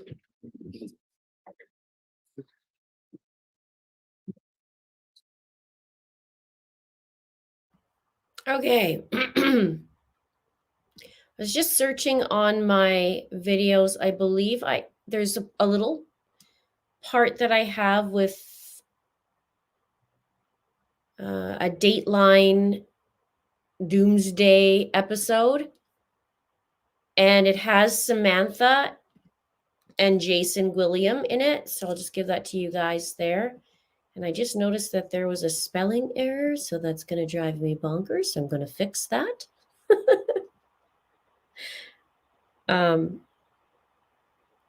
Let me just fix that.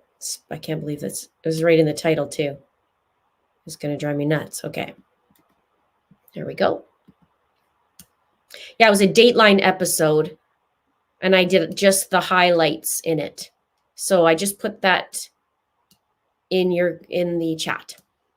So there's been a couple of bombshells in here, which is great. We just had Jason Gwilliam on the stand.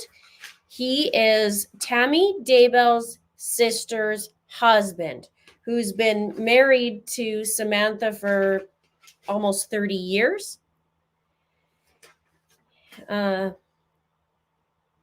just going to bring the comments down so I can make sure I'm watching your guys' comments as well.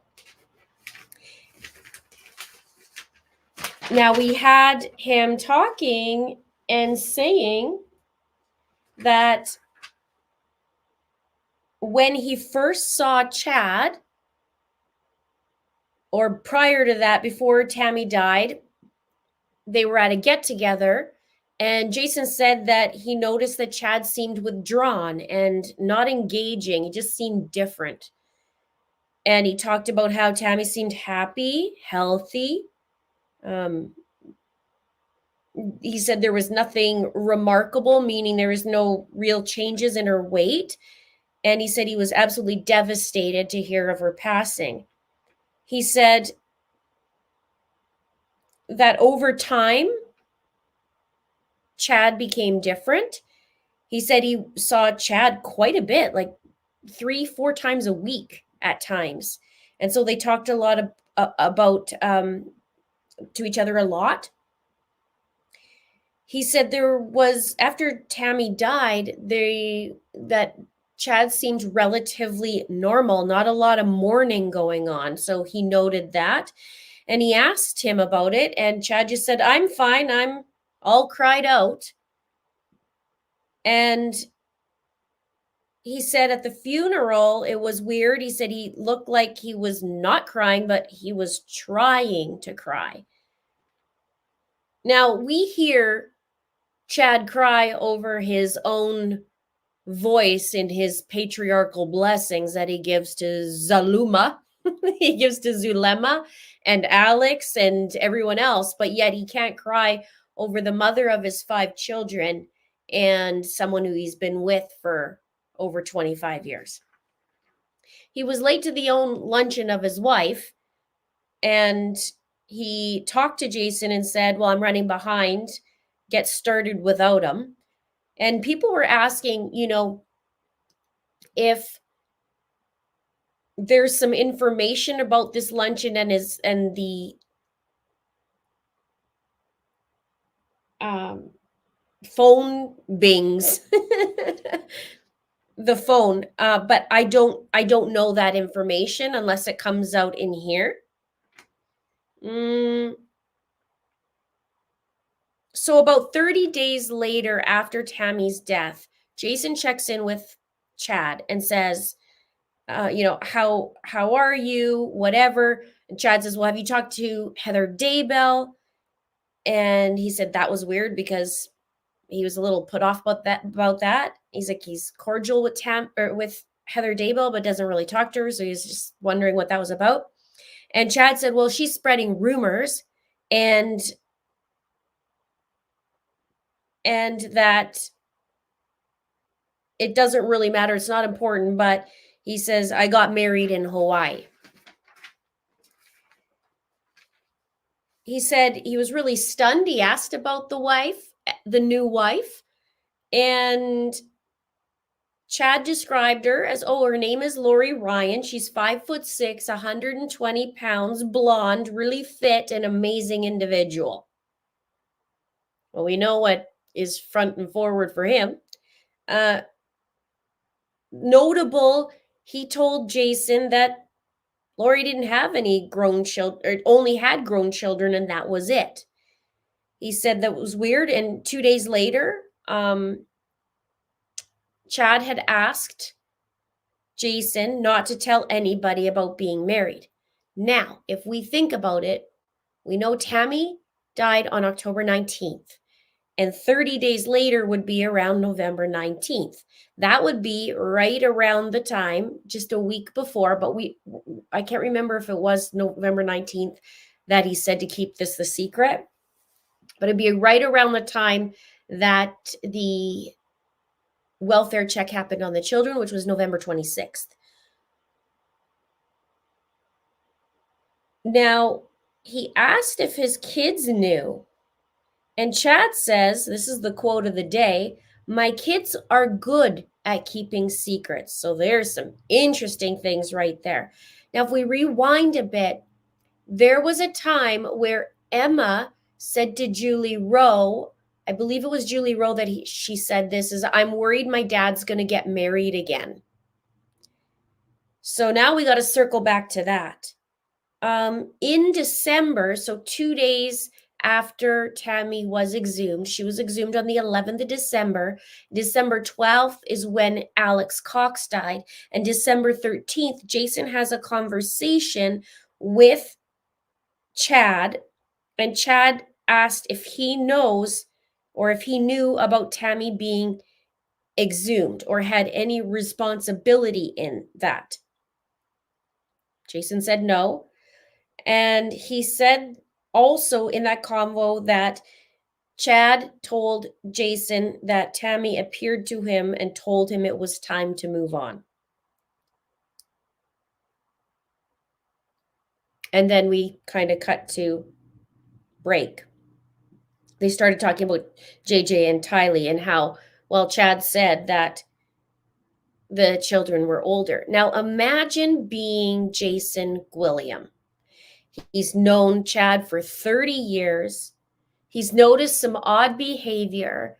Tammy dies. Now he's telling him that that he got married, and now there's discrepancies about Lori not having children. And now we're going to fast forward after break about the children being announced and notably that Lori has children, and then they see Chad in Hawaii with Lori and no production of the children, and then fast forward. Imagine that after 30 years, and this is all going down. And now fast forward 4 years later after Chad's arrest, and he's sitting in the courtroom talking about this whole experience.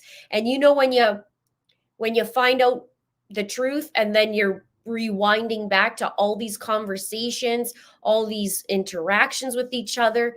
That must be absolutely angering, frustrating, you name it. And I think we're going to see that. We hear that in his voice right now, too. So,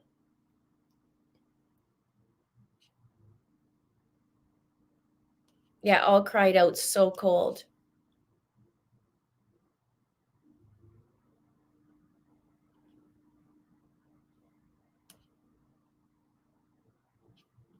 Shirley says, Mr. Gwilliam is a great follow-up to Heather Daybell. Yes.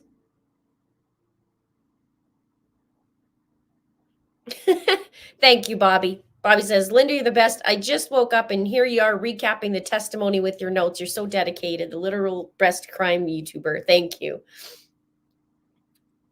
I write as fast as I can. I try and extract the important bits. Now, the song that he did,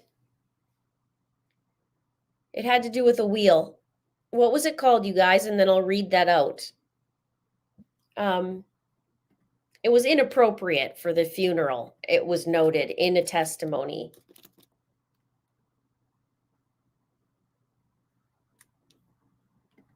You guys will tell me what it was.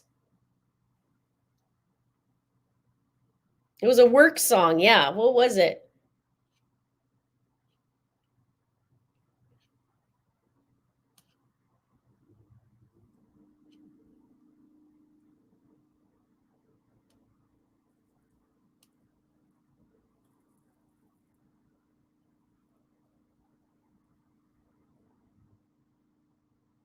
Put your shoulder to the wheel.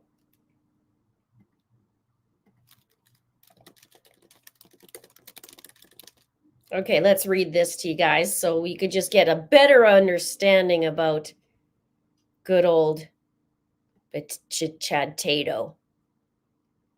The world has need of willing men who wear the worker's seal. Come help the good work move along. Put your shoulder to the wheel. Put your shoulder to the wheel, push along, do your duty with a heart full of song. We all have work, let no one shirk, put your shoulder to the wheel. The church has need of helping hands and hearts that know and feel. The work to do is here for you, put your shoulder to the wheel. Then don't stand idly looking on, the fight with sin is real. It will be long, but must go on, put your shoulder to the wheel. And then the chorus again, put your shoulder to the wheel, push along. Do your duty with a heart full of song. We all have work, let no one shirk, put your shoulder to the wheel. Then work and watch and fight and pray with all your might and zeal. Push every worthy work along, put your shoulder to the wheel. Tell me that would be your song to play at your spouse's funeral.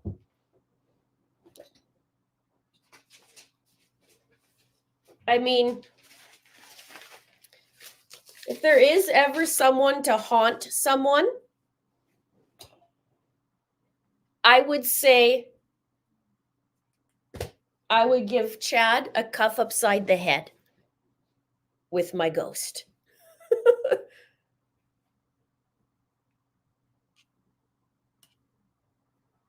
There you go. You guys remember. So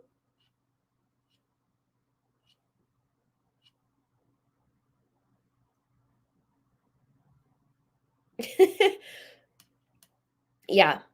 So remember, I've been saying this for 4 years about Chad loving his words. I said this from the beginning.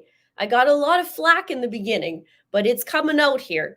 This is exactly what he's like, loving picking his songs. Now I want to know all of it. Now, one more thing.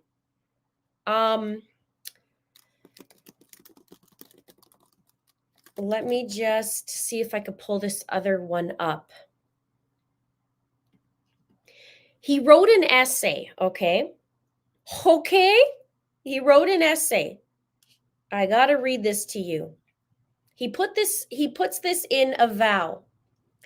And he writes, moving into the second half of my life, My dear wife Tammy passed away in her sleep early Saturday, October 19th. When I awoke at around 6 a.m., notice how he puts that in there, it was clear she had been gone for several hours. It came as a shock. I couldn't believe I hadn't been awakened somehow. Oh, I just hadn't been awakened. And I just woke up and there she was. But all indications are that her spirit simply slipped away during the night.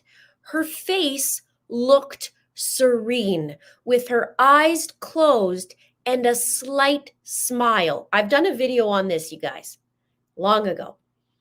It was devastating to discover her that way, but I'm so grateful that her death was peaceful. Now, he's clearly injecting some facts in there. Well, he is reversing it, right? How can her face look serene when it was on the floor when he found her? Okay. Tammy really was the anchor of our family and our publishing business. We have worked side by side from the moment we were married in the Manti Temple in 1990. It is safe to say I never would have become an author without her faith in me and her constant encouragement. Tammy herself wasn't a visionary woman, but she believed what I told her and trusted my decisions because he's manipulative. She often said that she felt like Lehi's wife, Sariah, in the Book of Mormon, where her faith was often tested by the unexpected twists and turns of our lives, but she was grateful when the Lord would fulfill the promises that had been made regarding our family. She had a brilliant mind. Watch what he says. Especially when it came to computers. She wore so many hats in our company, from being chief financial officer to operating our websites to designing book covers. I'm still sorting out how I'm going to cope with this tremendous loss, but thankfully I have a son whose mind works like Tammy's and will be able to muddle through these tasks, although not as efficiently as she did. Okay, hang on. Let's unpack this for a minute. He's saying she wore all these hats and she's helped me. I don't know how I'm going to cope with the tremendous loss now of her not helping me. But thankfully, I have a son whose mind works like Tammy's, and he'll be able to help me out. Need I say more?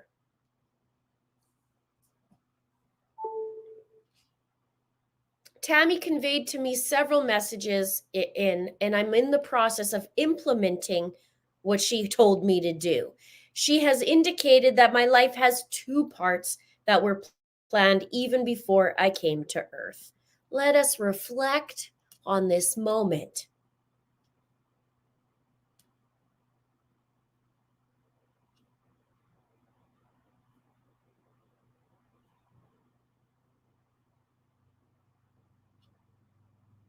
Right? So in this few little paragraphs, I wonder which, hang on guys, I want to see if I can find Chad's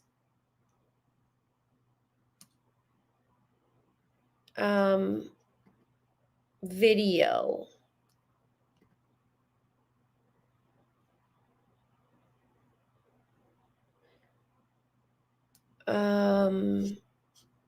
I'm trying to think where I would have it.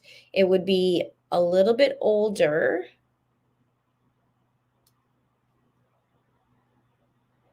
I did a special blessing. I have over 200 videos on the case, so I might have a little bit. I have their Google searches. I'll put that in. You guys might like that.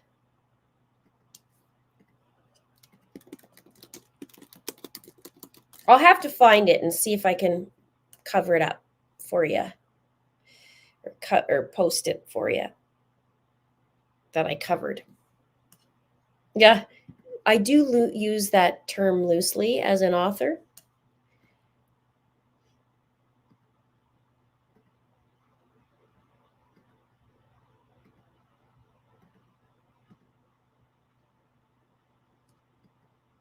Yes, thank you. I'm going to be doing my research. Dust Radio says, Chair Fund, thank you, Linda, for all you've given us. Wish I could do more. No, thank you very much. That's very kind of you. Thank you. You guys are all concerned about my back. It'll get better, but you know what's crazy? I can't get into my masseuse, and my chiropractor is not till Monday because he's booked. So it's been a little bit of an obstacle.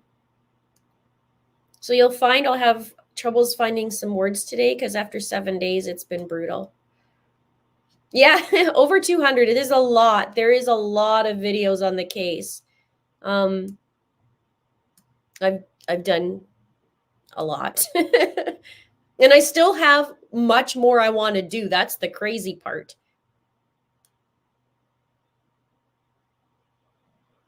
I'm toast if anyone looks at my Google searches. How do you think I feel? I'm the same way. It's like, how do you? It's just, you guys are going to have to back me up. They should be back pretty quick. We are on morning break. And in that, you know what I'm going to do? I'm going to quickly go run and grab a snack and a drink because I need to drink some water. But I'll be back. And I'm now sitting on my exercise ball. So we'll see how that works. I'll be back, guys. I'm hungry.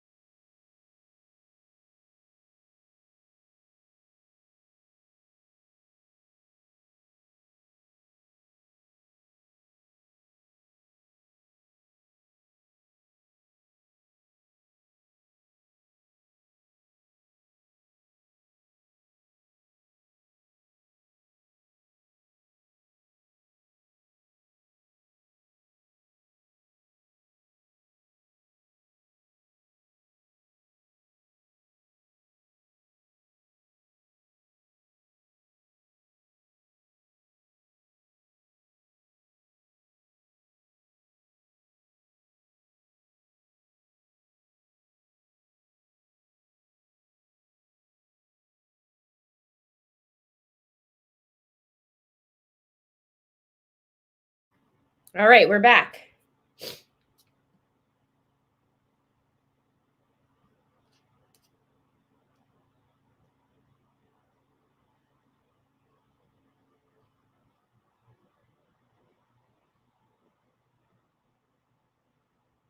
Yeah, everybody is replaceable to Chad. Agreed.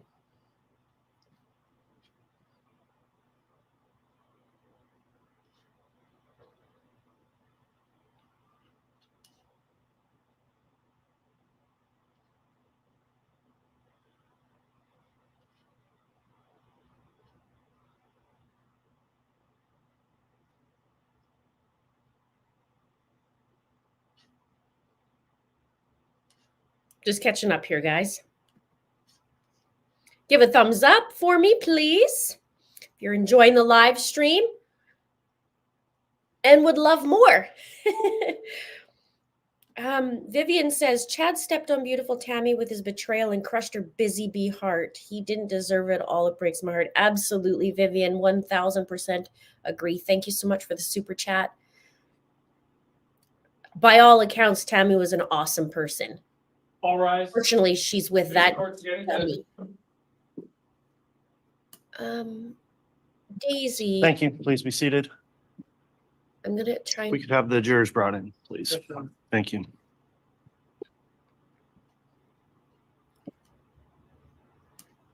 Daisy asks, Highland, after all your research, has anything in this trial surprised you? I watched every one of your videos, and yet watching the proceedings, I marvel daily at the audacity of these people.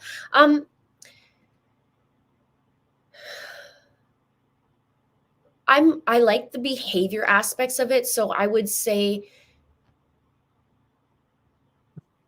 Chad's discrepancies. It surprised me. It doesn't surprise me.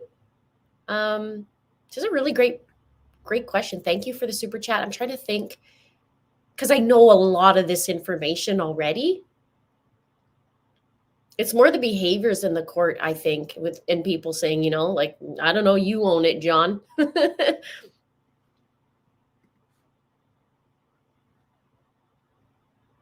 already knew Melanie Pulowski was a liar, so. All right. I wish we knew the other aspects because I go down the rabbit hole and dissect other information.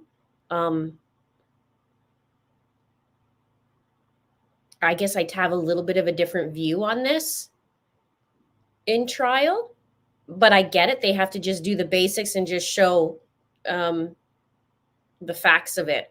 When we look at behind the scenes. All right. Thank you, Mr. guys, Bailiff. there's Please be seated. so much more that would even nail Chad worse. Okay, we're back on the record on CR 22-21-16-23, State of Idaho versus Chad Guy Daybell. Mr. Gwilliam is on the stand. It's been placed under oath. And Mr. Wixom, you can continue with direct examination. Thank you, Your Honor. Mr. Gwilliam, just for clarity, since we had a break, I believe that one of the last things you said about this phone call was that you had asked law enforcement to record it. Is that what I heard? Correct. Why did you ask that from law enforcement? I wanted to know if there was going to be any answers that would help to find the two missing kids that they were inquiring about. And I thought it would be helpful that if there was information given that would assist in that. I thought it'd be good to record it. And in the conversation, who literally participated in the conversation? There was myself, Chad Daybell, and Lori Daybell.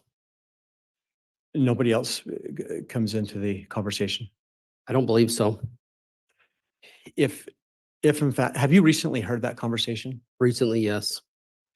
If you did have the opportunity to listen to the very early portion of the conversation, would that be something that you could recognize and identify? Yes.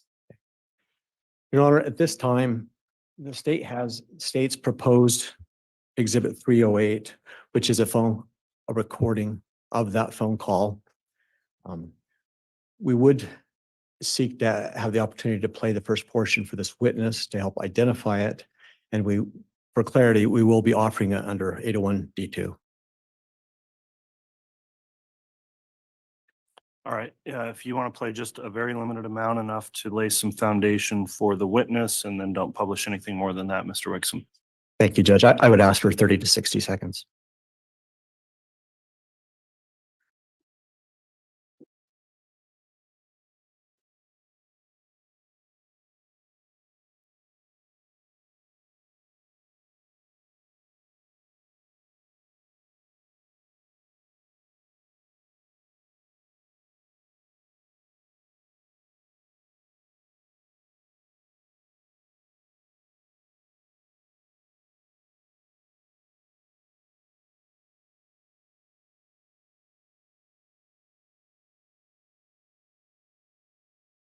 And Your Honor, I don't know if Madam Clerk needs to do anything. I did connect the HDMI, so I intend to play it through the, so she did. Sir, I'm going to play a very small portion of the phone call and then ask you if you're able to identify it. Hello. Chad, what's going on? Message. You got, all right, what the heck is going on? I got people coming down from Rexburg. Mr. Wixom, I think that's probably enough. Sure. Go ahead. Thank you. Mr. Gwilliam, do you recognize the voices in that call? Yes, Do you recognize that recording? yes, I do. Do you believe that that's the actual phone call that you engaged in that you've already been testifying to the jury about? I believe that it is. Your Honor, at this time, the state would seek to admit State's Exhibit 308. Any objection? No objection, Judge. All right, Exhibit 308 is admitted, and you may publish if you request, Mr. Wixom. Thank you, Your Honor, I do.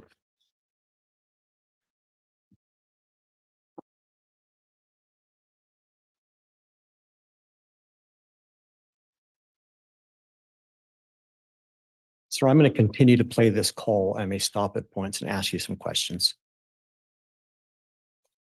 They're wanting to talk to us. What? Yeah, I'm just saying, I'm like, I don't know if I want to talk to you guys and yeah, I have people wanting to question and talk to me about you and what you got going on and I'm like, okay, why? And so I thought I need to reach out and find out. Lori's here, so let me just put on speaker. Okay, sure. So go ahead and state what is happening so she can hear. I have people calling me from Rexburg saying, we want to bring you in for questioning and talk to you about what's been going on and we're trying to find some kids. And what do you know about it? And I'm going, I don't know anything. What? Why? What? Okay, no, I don't know what's going on. And so, Yesterday, they actually went to Leah's house and tried to threaten her. We're not fully sure what they're trying to accomplish. It's mainly one detective in Rexburg. okay, So finally, we got a hold of an attorney, and that's pretty much where it goes from here. It's just, just everything to your attorney and stuff. Okay. yeah, just, we can text you his name and Yeah, probably should. Mr. Gwilliam, I'm going to pause there. You just heard yourself in the audio saying you probably should contact an attorney. Did I get that correct? On that one, they had mentioned, or he had mentioned to me that they had an attorney they retained. And I wanted to get the name of the attorney so that I could then pass it on to law enforcement. And that was the purpose of that. Okay. And the voices that we've heard so far, we've heard your voice. Just for clarity, who's the other voice? The other voice is Chad Daybell.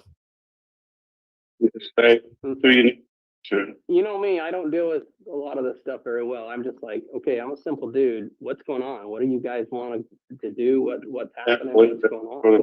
Your route, I don't know how you would even be involved. I have no idea.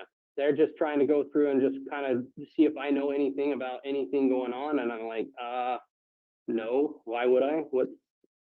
Talk to me. Tell me what's going on. Well, we're trying to find two kids that along with Lori, and we just want to know if they're being, sheltered down in Utah. And I'm like, what? I don't have any idea what you're talking about. So is there kids that are not involved or they're what are they talking about? So I'll have a clue if they show up at my house. If they show up, you can just give them the attorney's name and say, we're not talking to you without an attorney. Okay. Because No, they're, well, it's my sister-in-law. It's just a bunch of people that are starting trouble for no reason. It's separate from the Tammy situation. well, I- Mr. Gwilliam, you just heard that reference to the Tammy situation. What did you take that to mean from Chad when he said that? When he said the Tammy situation, I can only, the fact that he had buried her soon, married Lori as quickly as he did. I don't know that it would be a situation, and I don't know what he means by situation in that, at that point. Would it be fair to say at that point in time that you didn't have any knowledge of any investigation related to Tammy? I didn't know of anything.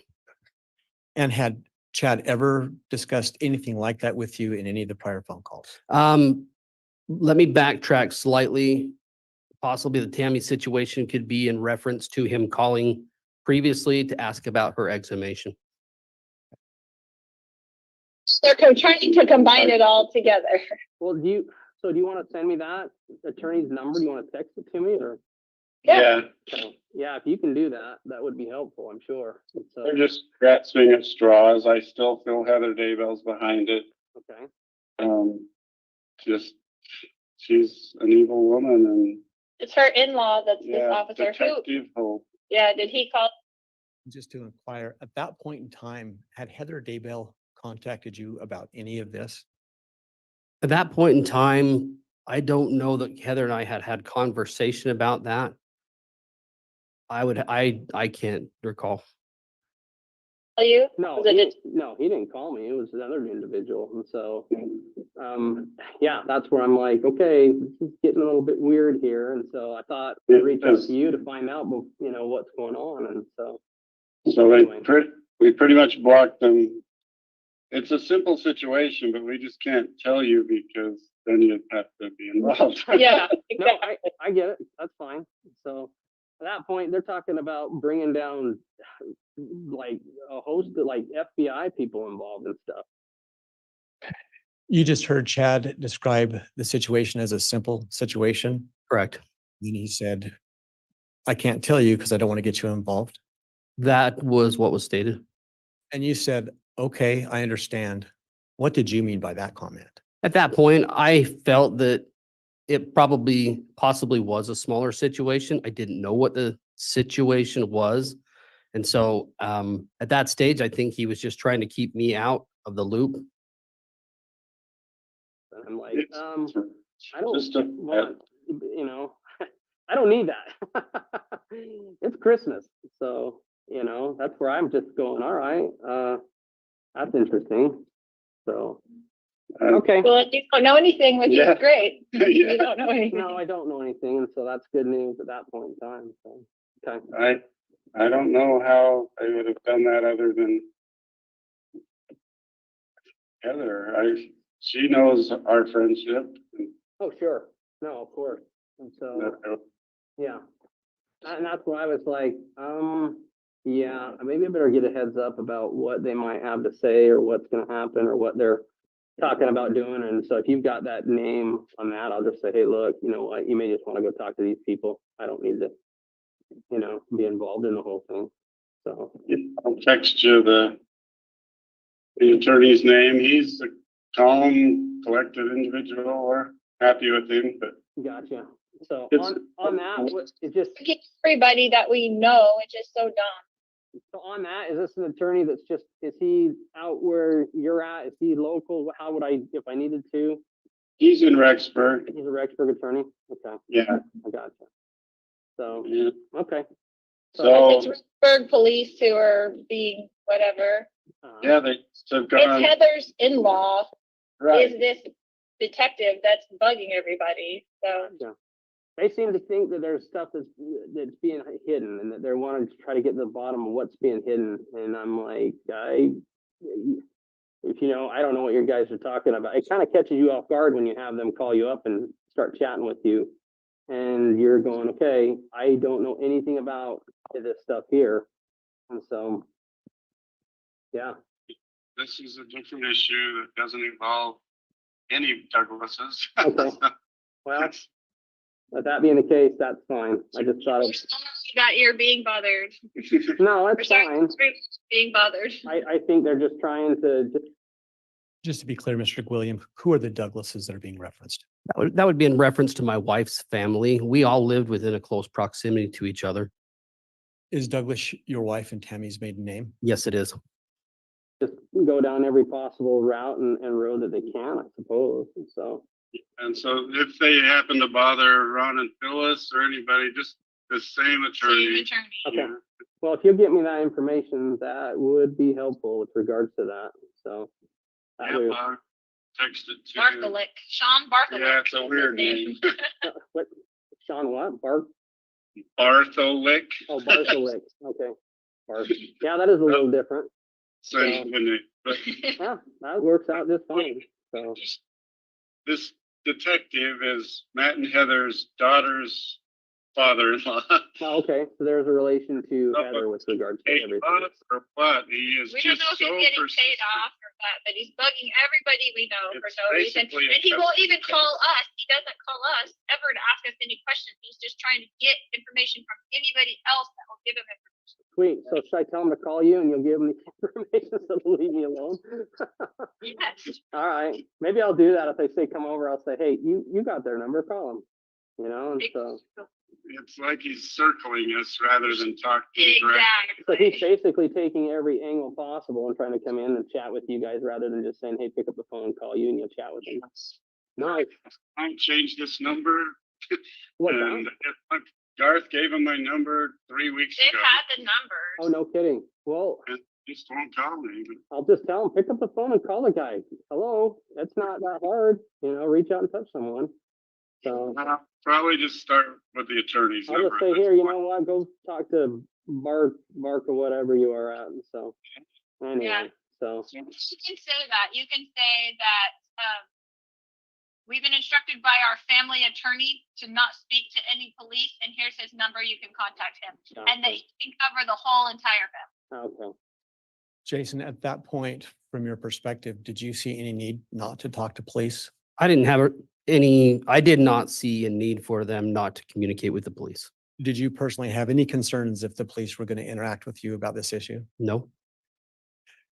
We heard the name Ron and Phyllis. Who is that? Ron and Phyllis are Chad and I's in-laws. No, that's fine. So, you guys, By our family attorney. This is his name, so here you go. okay. Well, no, that's fine. That's what I'll do at that point. Just to all your family. And then I'll just turn around and say, by the way, if you want to just pick up the phone and call him, why don't you? So, Right. anyway, that's, That's what I told him. oh, did he? So are the kids, what are their plans for Christmas then? Are they just gonna be hunkered down? Are they back in Rexburg at home? Emma's gonna stay. Garth and Leah are gonna go on a little vacation. Okay. Are they, At that point in time, Mr. Gwilliam, when you said, are the kids going to be back in Rexburg, which kids were you referring to? I was referring to my nieces and nephews, Chad's children. At that point in time, did you have any information or ideas where JJ and Tylee were? I had no idea. Did you have any information at that point about where Chad and Lori were? I did. Did it come from Chad? I don't recall who it came from, whether it was through him or through his children. I don't recall. going before, we were talking, I do that trip every year that I take the kids on. Right. That I just get away beforehand. And I actually thought about going up to the hardware ranch and I was gonna call Garth and say, hey, everybody else is married. Why don't you come go to the hardware ranch and jump a square or something with us? I think they're gonna leave the 23rd, so Oh, okay. That would put him, then Well- Seth's gonna head out to. I think Garth's actually going down this weekend to. I talk did hear he was coming down. He was gonna Yeah. be down. They didn't make it last week and I guess it snowed quite a bit or I don't know what Yeah. happened. I don't wanna drive the Moab Pass in a snowstorm either, so, Or, yeah.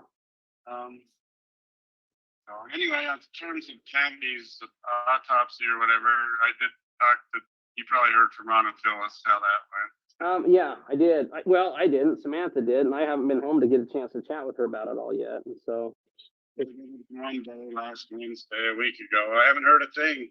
Oh, no That's just kidding. because I have not heard a thing. If Lori and I didn't hear through relatives, we would have no idea. No, and that surprised me because someone had said, "Hey, go check out the cemetery," and I'm going, "Okay, why? I don't go to the cemetery. I'm not the former Chad Daybell, the guy that digs up." And so I go over and I'm like, where's the grass?" Of course, Samantha at that point, okay, what's going on? I don't know. I don't know. So when we talked to you last week, I hadn't heard anything, and then a couple of days later, people are going, "Hey, there's stuff going on around here. You may want to go take a look." Okay, that'd be good to know. So anyway, yeah. What do you got planned for Christmas then? Anything good? Did I lose you? Oh, you there? Hello? Oh, there you are. I say, as far as Christmas goes, what do you got planned then on that? We're gonna stay where we're at for now. I think it's very up on me. What was that? We're not going to Idaho. No, you don't want to go to Idaho, so that's for sure. He's going to be hanging out doing I'm just curious to know how Mele Kalikimaka Hawaiian Christmas works out. So I guess I'm just jealous more than anything else. So anyway, did I lose you? Think I lost you. I lost you.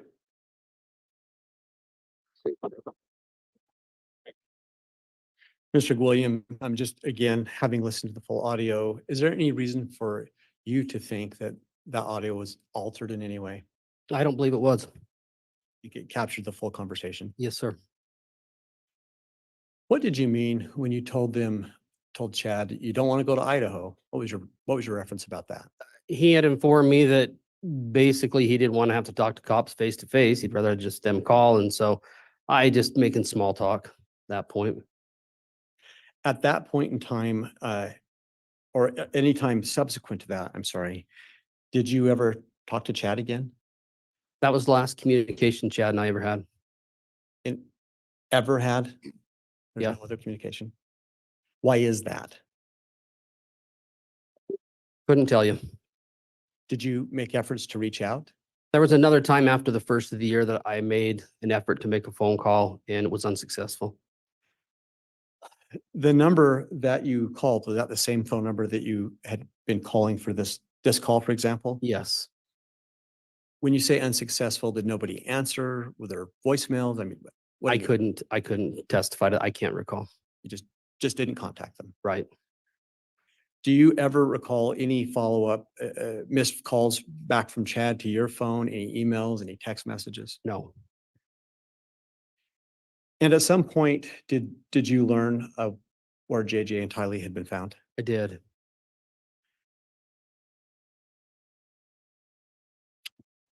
Your Honor, I have no further questions. And for the record, I have States Exhibit 308 as played. I'd like to give back to the marshal. All right, thank you, Mr. Wixom. Wonder if the tail is tucked just a little bit further today. All right, once you're ready, cross, Mr. Pride. Thank you, Judge. Get the John Mados out. And the pasta.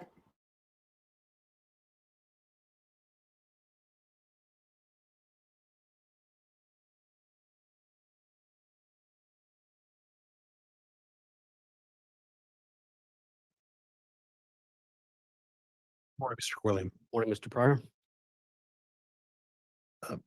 Mr. Gwilliam, you had mentioned that you were a close brother-in-law with Chad from approximately 1997 to 2015. You recall that? Yes, I do. Okay. And during that time, were both of you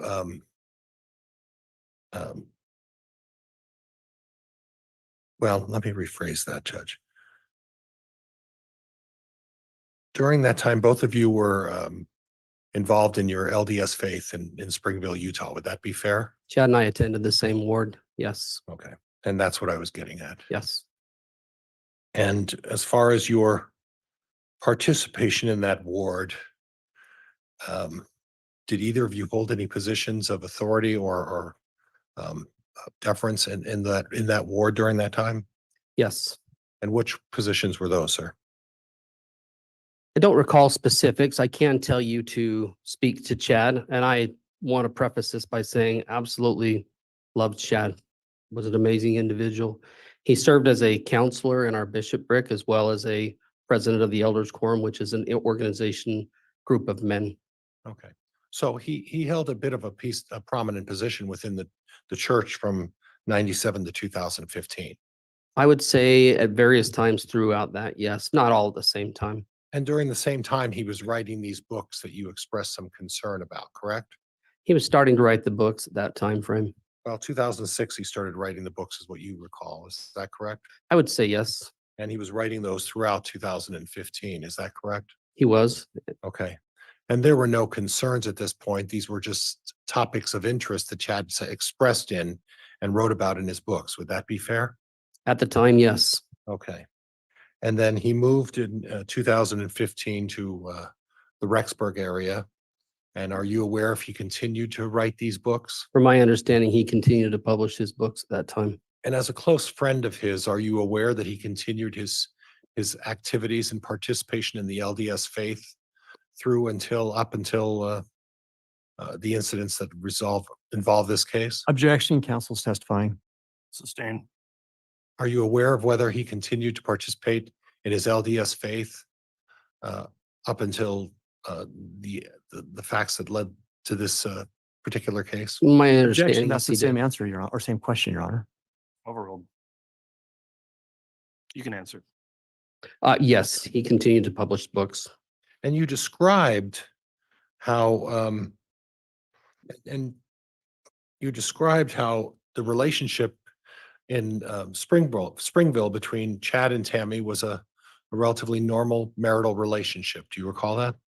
They had what I would consider a normal marital relationship, yes. And your testimony previously was that up and through 2018, that marital relationship, from your observations, continued to be relatively the same.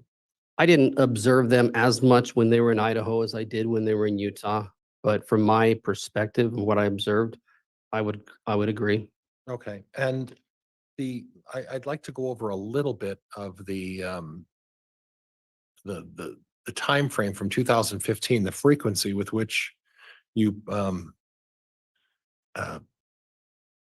had contact with Tammy and Chad from 2015 forward. You mentioned a couple of family events. What else was there? Let's start with like 2015. Do you have any specific recollection of what you may have participated in with both Tammy and Chad in 2015? In 2015, we did not go to Idaho. Okay. They would come down to Springville quite often. They still had some medical things going on with regards to kids and braces, things that would carry over from one area to another. And so that we would see them more in 2015 when they would attend and come south to where we were. Okay. And in 2016? 2016 was when I got a letter censuring me to say, hey, this is what you need to be doing. And so we did take the opportunity in 2016 to visit more often. Okay. And how often, when you say more often, how often is that? I would say during 2016, we probably went up there 3 to 4 times. Okay. And again, they would continue to come down south and visit us down there. And was that a frequent visit down to Springville? There was back and forth. Probably we would engage in physical seeing of each other, likely once a month. Okay. And then again in 2017? In 2017, I don't recall, but a lot of similar activity continued. Okay. 2018? In 2018, there were some weddings, mission farewells, of which we went north. They did, again, come down south for just various activities. There was a family Christmas party, and there were times that we would get together for various reasons. And you mentioned something, at least my notes reflect that there was an event in spring of 2018. Spring of 2018. I don't know that it was, let's see, spring of 2018. I don't think it was spring of 2018. Okay. Excuse me. No, I'm not going to testify to that. I don't recall. Okay. And then there was a Christmas party in 2018, correct? There was. That was that 2018 going into 2019, or was it 2017 going into 2000? It was 2018 going into 2019. And nothing particular, again, the relationship between, at least what you observed seemed to be relatively similar to what you've From experienced. my observation, yes. Okay, all right. And Chad still engaged with his children, still engaged with Tammy, engaged with the extended family as well, correct? Typically, when Chad would engage with the extended family, it was more he and I going off, Okay. communicating, having conversation about various things in life going on. Okay. And then what I understand you're saying is after 2018, after Christmas, that's when you may have observed some changes. Is that fair? I would say in 2019, we did not see them as much. Okay.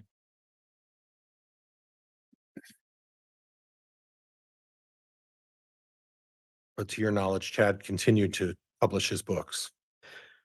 To the best of my knowledge, he continued with his book company. And when we talk about, and were you aware about what Tammy's involvement was in regards to the publishing company? I knew what she was involved in when she was in Springville. Okay. You didn't have an occasion to delve into how she participated or what her participation was in the publishing company. Is that right? Not when they were in Idaho. I just didn't observe that. Okay.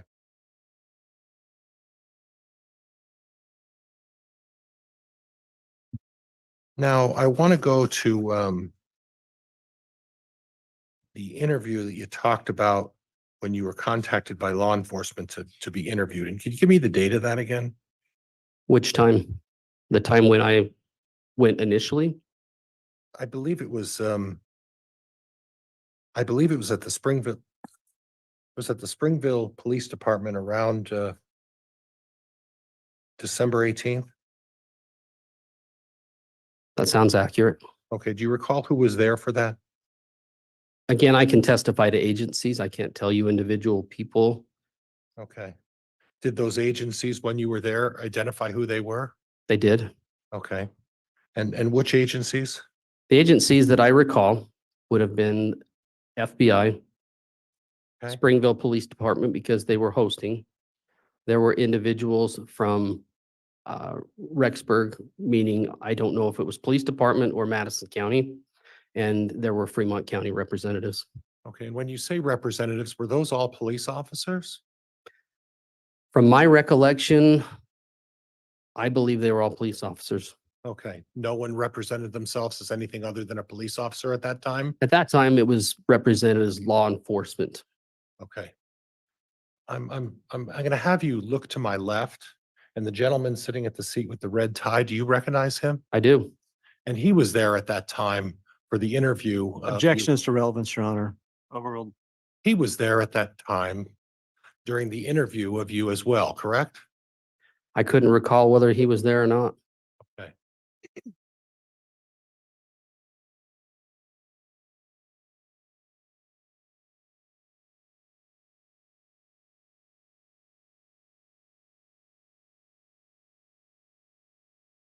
But needless to say, nobody at that meeting identified themselves as a prosecutor of any agency at that point. Did you recall that? At that meeting, there were individuals that were speaking. At that point, they did not represent whether they were law enforcement, whether the only one that stood out that seemed different to me was an individual that claimed to be with FBI.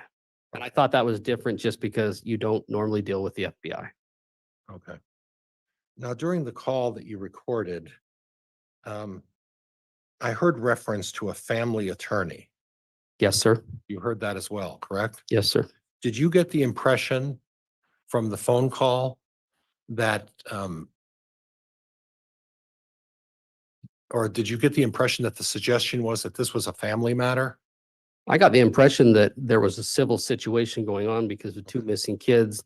And they gave me an attorney's number to go ahead and contact them. And so for it being civil, criminal, at the time, I didn't know the difference, didn't care. I wanted to know about two kids. Okay, but you did hear the reference by one of those folks, Chad or Lori, about it being a family attorney, correct? I heard the reference to being attorney, whether family or not, I heard attorney. Okay. Would it help you to refresh your recollection by listening to the tape? Not necessarily. If you're Okay. saying that's what you heard, then we can do that. We can go there. Okay. And did you hear a reference that, about Garth giving them the number to contact Chad and Lori? It was either, I think it was Garth that was given the number a few weeks earlier. Okay. And a few weeks earlier from this recording would have been when? I would probably, and this is a guess because I can't say and can't testify to it, but I would anticipate that it would be around the time of an exhumation. Okay. And in regards to the exhumation, Big word. for me it is. Well, big word bonus for both of us. Okay. In regards to the exhumation, did you have any information as to the length of time or how long that process took? Not until it was mentioned by Chad in the phone call, Okay. what was involved, I had no idea. Were you aware that the exhumation was just a one-day situation? Objection, counsel is testifying, Your Honor. Sustained. Do you have any knowledge about the length of the exhumation Currently or previous or what time? right now? Currently, I understand that it was a process that took 24 hours, I presume. And according to the tape, what you understand, was it your understanding that Chad was not informed of that process until afterwards? I don't think that anybody in the family was informed about the process, so it wouldn't surprise me that he wasn't either. Okay. And the information you have is that you folks weren't advised of it, correct? Negative, we were not. And as far as you know, Tammy's mother and father weren't apprised of it, were they? My understanding is that nobody within the realm of the Douglas family was advised of what was taking place. And as far as the Daybell family, can you speak to that? I can't speak for the Daybell Okay. family.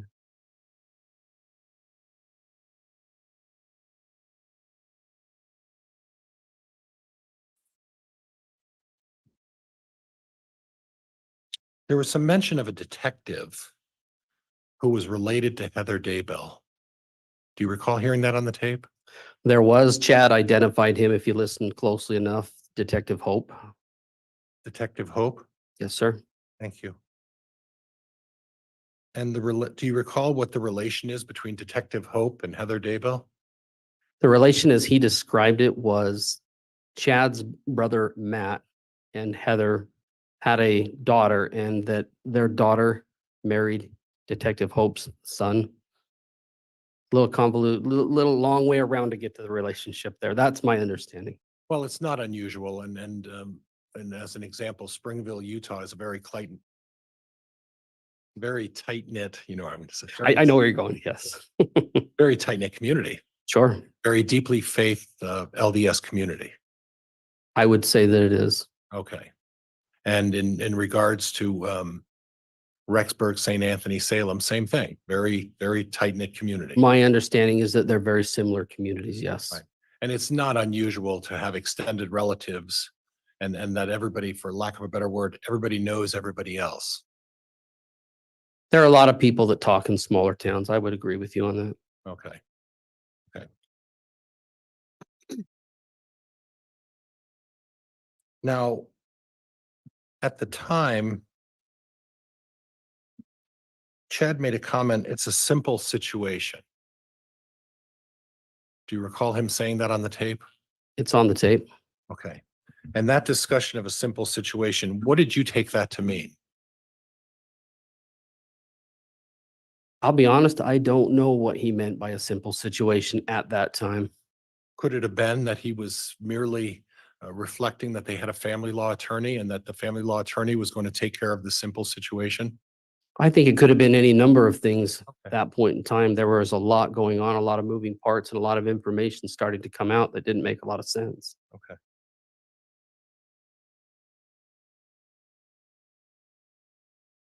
There was also some mention of an officer allegedly harassing Leah. Did you hear that? Yes, it sounds to me like there was an officer that may have been communicating with her or in his terms, harassing her.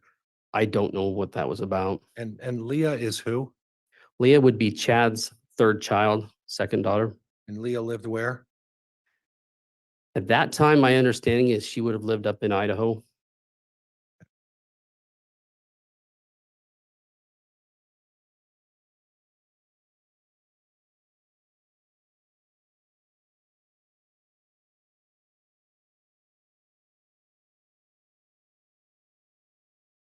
There's a discussion of Steve Schultz.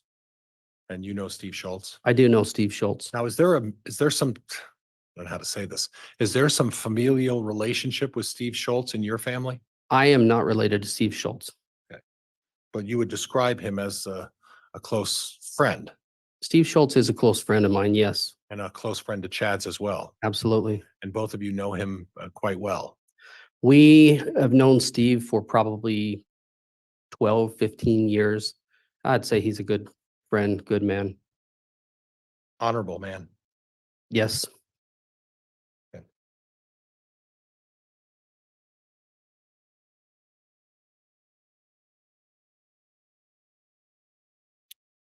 The time that you came up to Rexburg for the visit, you recall talking about that with the prosecuting attorney? Which visit are you referencing? The one where I think it was shortly after 2015, where you came up and were looking around and Chad took you over to be. It would have been in 2016. I'm yeah. sorry, 2016. Please make sure to not talk at the same time as each other. Thank Wait you. for his question to be finished. Thank you. And as soon as I said that, I realized I did exactly what the judge told me not to do. So I'm going to slow down. So you went to the BYU campus at that point. We did. Did you happen to go to the BYU library? I don't recall going to the BYU library. Specifically, he wanted to point out to me the conference center that was new on campus.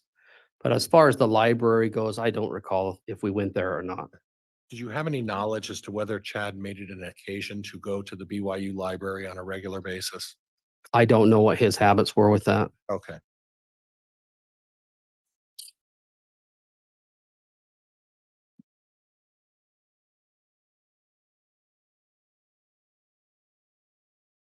And Judge, could I just have a moment, may I? You may. Let's take a moment and reflect on John Pryor's hucking it up. Okay. And at the time when you showed up to see Chad at Cammy's passing, you went there obviously with Mr. Schultz, correct?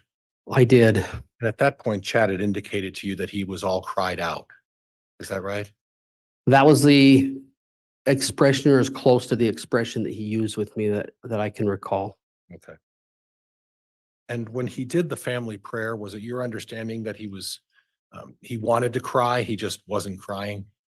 I wasn't sure what he was doing at that moment. It Okay. didn't seem as conventional as I thought from my perspective. Have you read any of his books? I've had occasion to read a few of his books, yes. And do you understand those books to be fiction or nonfiction? When I first read them, my understanding is that they were stories that he had just made up.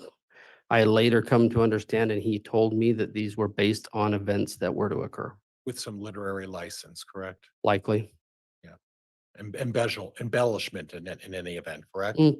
I would presume so under the circumstances. So if, when you read his books initially, you felt that they were just nonfiction, correct? It's a simple reading, yeah. And then you discovered that he has a pattern when he writes books, he draws from personal experiences, correct? He has a tendency to draw from personal experiences, bring personal characters into based on people that he knows and or has had interaction with. Right. He wrote a book about his, boy, she'll kill me if I say this, the oldest daughter, Emma. Yes, sir. There was a series about Emma. Is that right? That were based loosely around. I think that's correct. Yeah. And that was consistent with his pattern to write books and then either embellish or take some literary license, correct? I would think that at first he wanted that to be the case, but as he explained to me, these are things that are going to be occurring and that will happen. I would say the literary licenses would come with who the characters are. Right. And what the character development, maybe. Okay. I don't know for sure. And on this issue, you talked a little bit about visions and some of these events that took place. Is that something, having visions and expressing those beliefs, something that's inconsistent with the LDS faith? I would say with the general LDS faith of the general membership, that to have visions and to share them publicly is not something that's very common. But to have visions? I would think that people receive inspiration and guidance for themselves. I don't know that you would constitute them as visions, and I wouldn't say that everybody does, but I can't speak for a general populace of several million. So, and that's fair. Yeah. And quite frankly, it's not the having guidance or having some inspiration or divine vision. What you have issue with, if I understand, is the expressing and telling people about those respective visions. Is that fair? I would say that most people don't have expressive visions. I would think that that's not really the case. I would think that people have general inspiration with regards to their lives and what they might do, but probably not express them as much. Okay. And I can't speak for what everybody does. I don't know. And to recoup a little bit, when you talk about Chad's books, when he's talking about individual characters, that's where you see him embellishing or taking literary license. Would that be fair? I wouldn't say embellishing so much as literary license, in that you're going to change their name. You can't use somebody's specific name necessarily. Change their name, put them in a character position of whatever. Right. Yeah. And maybe for purposes of trying to sell the books, maybe flavor the stories a little bit so that they're a little more marketable, correct? I can't speak to what he does. I did talk with him about his books often, and in cases of where it was at, he would finally tell me, no, these are how things are going to go. This is what's going to happen. These are how the characters are going to be. It was, I don't know. I don't know what his end result was with it other than sell books. Sure. But in terms of the predictions and the visions, that was him where he had a faith and belief in that, correct? I think he did. I Okay, think he but in felt that term- was a direct, sorry, No, I interrupted you. you're good. But in terms of the actual individual characters, that's where you could expand on things and make it more marketable, correct? If you're going public with something like that, possibly. Okay, all right. Judge, that's all I have. Thank you. All right, thank you, Mr. Pryor.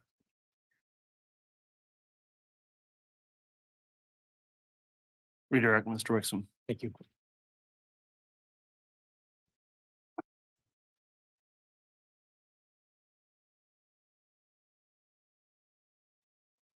Mr. William, you were asked a number of questions about a number of topics. Yes, I was. Do you recall questions about whether or not you had been informed about Tammy's exhumation? I do recall. As you sit there today, are you concerned at all that you weren't informed about Tammy's exhumation? I'm not concerned that I wasn't informed. I would like to have known, certainly, but it wasn't a tipping point for me.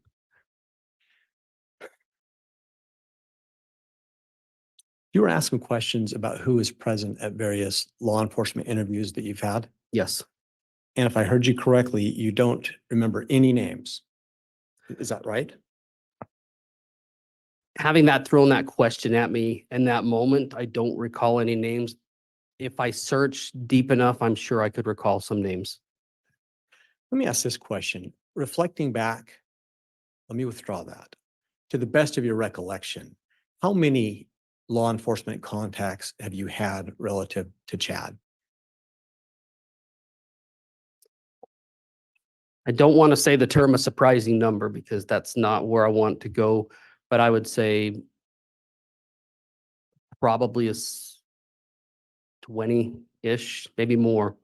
There have been a lot of individuals that we've talked to, that we've expressed challenges that we've had with, and I don't recall a certain number. I want you to reflect back and think, during those law enforcement contacts, did any of those members of law enforcement in any way try to influence what you would say or do? No, they did not. Did you, in working with law enforcement, ever tell them anything that wasn't true, the best that you understood? I did not. Did you ever get any feeling that they were trying to influence you? I have a brother who's a police officer. I've never felt intimidated by a police presence, and I didn't feel that they were doing anything more. The process of dealing with a lot of this until the kids were found was just, can we find some children? That was their primary concern, and that's what I felt they were trying to express and see what they could do. In any of your interactions with law enforcement, did you ever have any inclination that they weren't sincere about the desire to find these children? I did not. Calling your attention to the December 18th law enforcement interaction when you made the phone call, either at any point in the interaction, did the phone number that you used to call Chad, did you make sure that law enforcement had that phone number? I definitely did.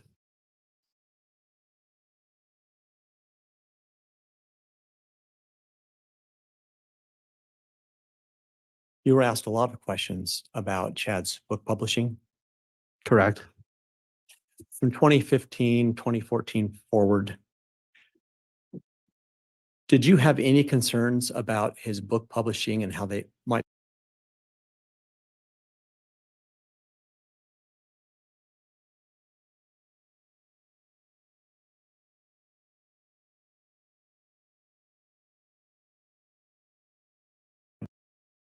A little more, but that might be it. You were asked about potential embellishment. I do want to draw your attention back to the La Jolla, California and Flaming Gorge incidents we talked about earlier. Yes. I think you explained that originally they were experiences. At some point, Chad explained them to you as a near-death experience. Correct. Was there some point that Chad began talking about or teaching near-death experiences? I would say yes. About when was that? I would say probably around the time frame that he moved from Utah to Idaho, that became more of a focus in talking about and dealing with near-death experiences, and had a couple of authors that had similar views. Did that cause you any concern?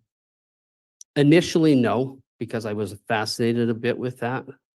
But over time, as I thought and reflected on it, it became a little bit more of a concern because of the consistency and frequency and the number of people within the group that were still having those particular experiences.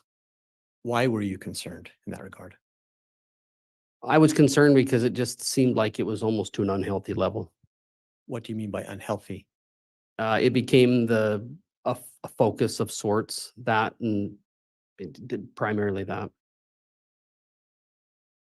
Mr. Pryor had asked you a question in relationship to Chad's statement in the phone call that was recorded about it being a simple situation. Do you remember that question? I do. At some point, did you learn that Tylee and JJ were buried in Chad's backyard? I did. Do you consider that a simple situation? I think it's far from a simple situation. Your Honor, I have no further questions. All right, Mr. Pryor, any requests for recross? Yes, Judge. Yes, I'll allow some limited recross.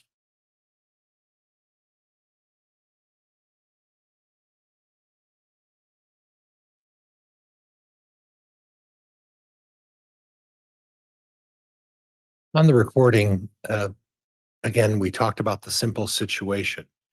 You're talking about the end result as far as what happened with the two children, correct? Correct. But at the time on the tape recording, there was reference at least once or twice to a family law attorney And isn't it true that Chad, wouldn't that imply that he believed that this was a custody matter? I don't know what he implied by simple situation. I can't speak for what his intention behind that was. He did give me an attorney's number. And at the time that was going on, I had met with law enforcement. I didn't feel it was a simple situation by that point. I don't know why he would state that. Okay, but I'm not asking what you thought. Mhm. I'm asking you as someone who has known Chad for a significant amount of time, Mhm. for him to make a statement that it was a simple situation and then providing you with a family law attorney's information. In- Objection, Your Honor. This is calling for speculation. Sustained.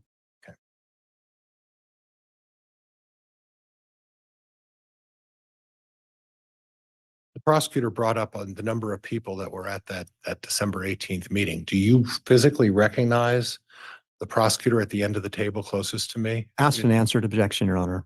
Sustained. Nothing else, Judge. Thank you. All right, thank you. That will conclude the testimony then of Mr. Gwilliam.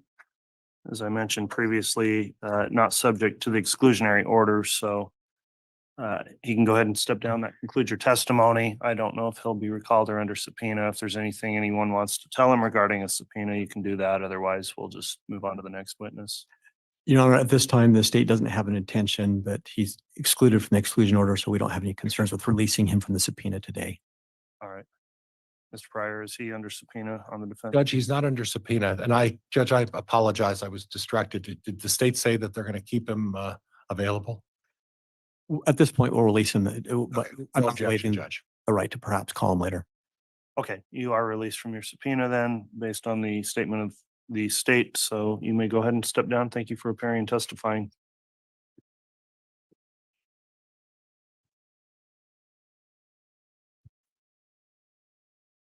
Who's going to be calling the next witness? The state will call Samantha Gwilliam. Very well. Is that you, Miss Blake? Yes, Your Honor. Tammy's sister is up. She's up to bat, Chad. Daybell. Solemnly swear or affirm the testimony you're about to give will be the truth, the whole truth, and nothing but the truth. So, yes. Thank you.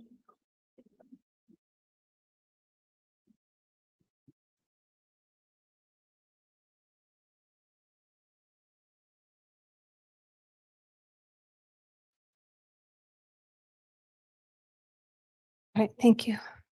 All right, on this witness again, no exclusionary order applying here. So Miss Blake, if you'd like to inquire on direct, you may. Thank you, Your Honor. Would you please state your name for the record and spell it? My name is Samantha Gwilliam, SAMANTHA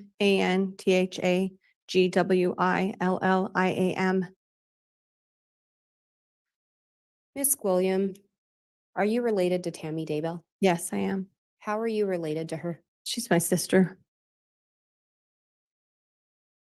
And do you know Chad Daybell? Yes, I do. How did you know him? He was married to her.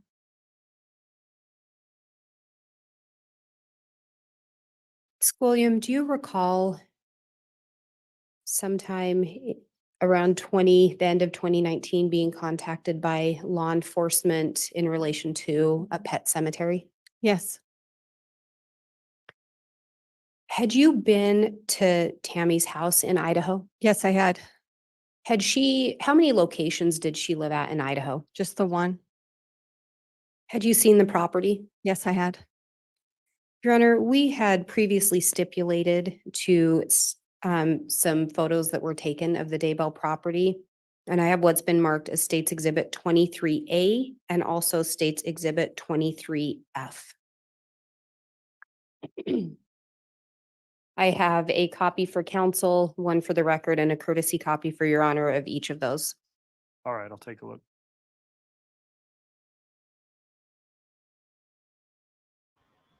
Samantha also gave the heads up as to where the cemetery was, if I remember correctly, because the FBI was obviously investigating and then asked if she was aware of that, and if the witness may be shown one of each.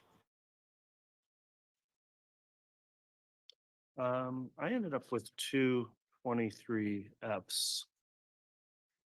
I think the witness. I have the same. Yeah, let's try to sort these out. It's Okay, thank you. Thank you. Ms. Gwilliam, do you recognize what's in those photos? Yes, I do. And Your Honor, based on the fact that these were stipulated, the state would move for the admission of 23A and 23F. Any objection? No, Judge, these were stipulated to, and there's no objection. Very well. So both 23A and 23F are now admitted. Your Honor, may I publish State's Exhibit 23A first? You may.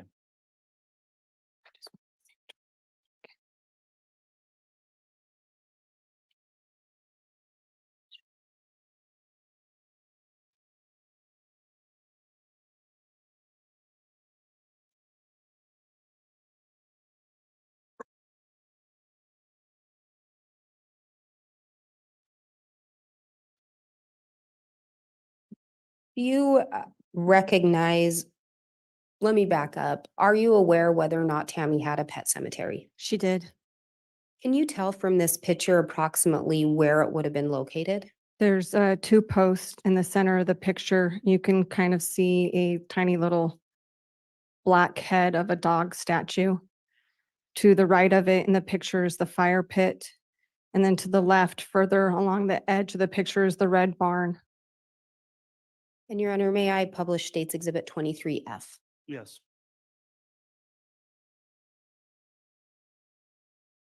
And is that a closer view without the red barn in the picture? Correct. And the fire pit is just to the right. And where approximately was the pet cemetery located? It is right there by where the dog was at. My niece's dog had passed away, so they buried it there along with a cat that had been hit out on the highway, and I believe a duck as well. Was it common for Tammy to have a pet cemetery? Absolutely. We've had pets in our family for years, and they become like family. And when they pass away, we would bury them on our properties so that they were nearby us. And did you know if Tammy continued to have pets into her adult life? Absolutely.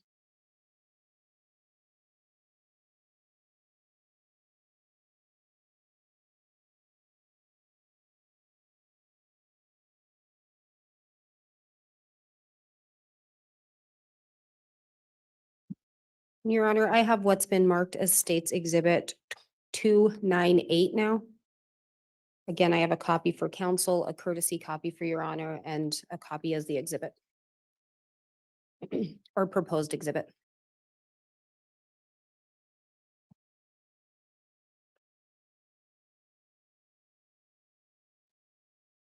May I have the witness shown a copy? Yes, you may. Ms. Gwilliam, do you recognize who's in this photo? Yes, I do.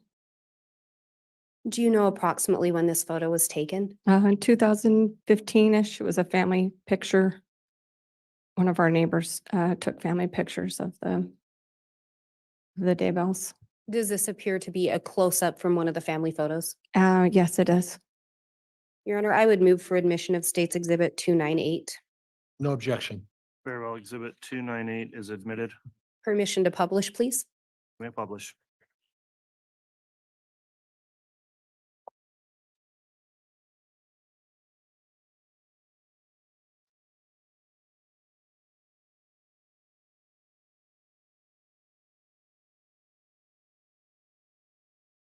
And again, Ms. Gwilliam, who are we seeing here? This is my sister, Tammy Daybell.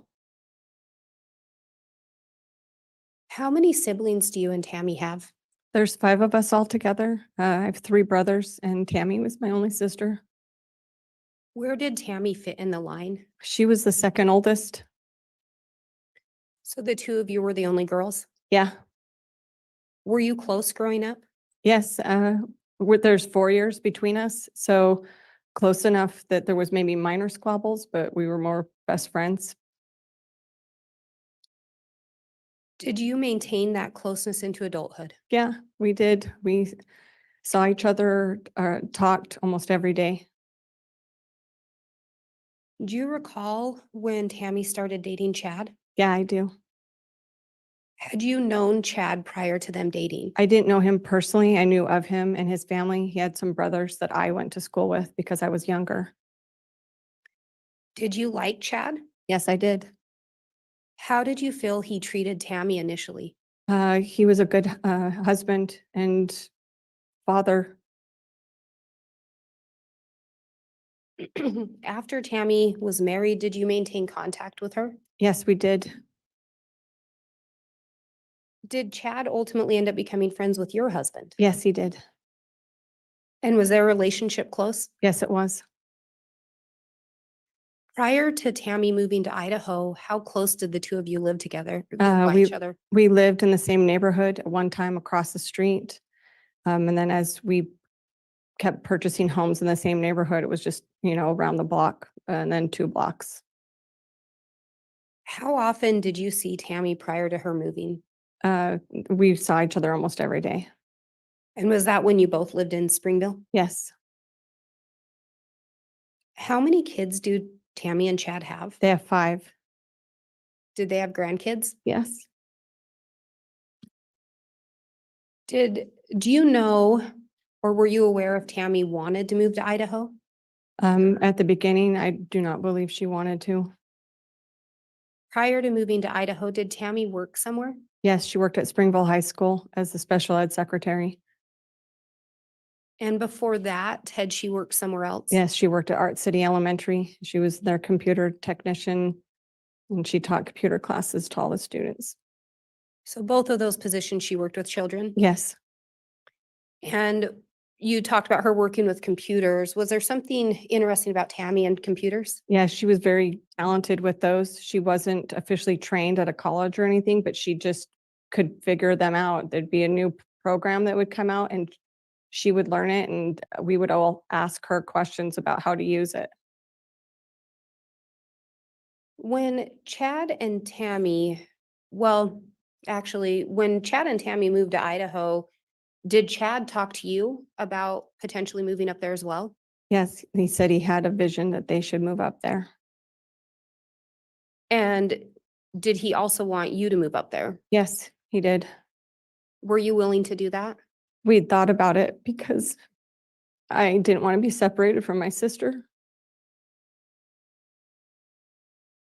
At some point, did you see an email in relation to Chad's views on why you wouldn't move up there? Yeah, I did. I read an email that he sent that said that I had evil spirits that were keeping me from coming to Idaho to see that I should be up there. And it made me very unhappy. When Tammy and Chad first got married, do you know what Chad did for a living? He was going to school when they first got married, and he was also working at the Springville Parks Department on their cemetery crew. Do you know, as part of his employment, if he was involved in digging graves? Yes, he was.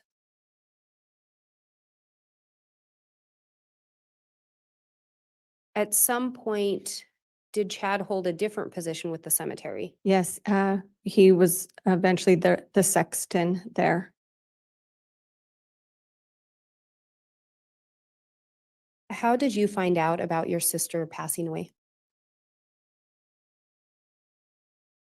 I received a phone call from Chad that morning. What did he tell you? He told me that she was really sick and had had a coughing fit and was in the bathroom throwing up around midnight, 1 o'clock. And then that morning, he woke up when she had fallen out of bed. Were you surprised by this information? Absolutely surprised. Did it make any sense to you? No, I had just seen her 2 weeks prior to that and I had no idea that she was so sick that something like that would happen. When you saw her 2 weeks earlier, how did she appear? She looked perfectly healthy. Tammy had had a bout, and this has been a few years ago, when she was getting her depression under control, that she struggled with her health a little bit. But after that, she made a concerted effort, you know, to get on the right medication. And we had a Facebook group between her and I and my sister-in-law and another friend where we would check in, just, you know, keep each other accountable on staying healthy. So because of the struggles she had with that and us trying to keep each other accountable, that whenever I did see Tammy, I would do just a visual check, not that I was, you know, just like I would do with my own children when I see them, like any mom would. Are you okay? You know, what did, you know, visual checks. She looked great. Did you end up learning if she was participating in any activities? Yeah, she was taking a clogging class, she was doing Zumba, and she was prepping to run a 5K. And outside of just her physical appearance, how did she seem mentally? She was really happy. We had a great visit. Do you recall her also performing some kind of a routine? Yes, it was her and I and my parents were visiting at their house, and we did a mini talent show as middle-aged women for our parents. She did her clogging, and I showed them some of my stage combat because I was currently doing theater classes.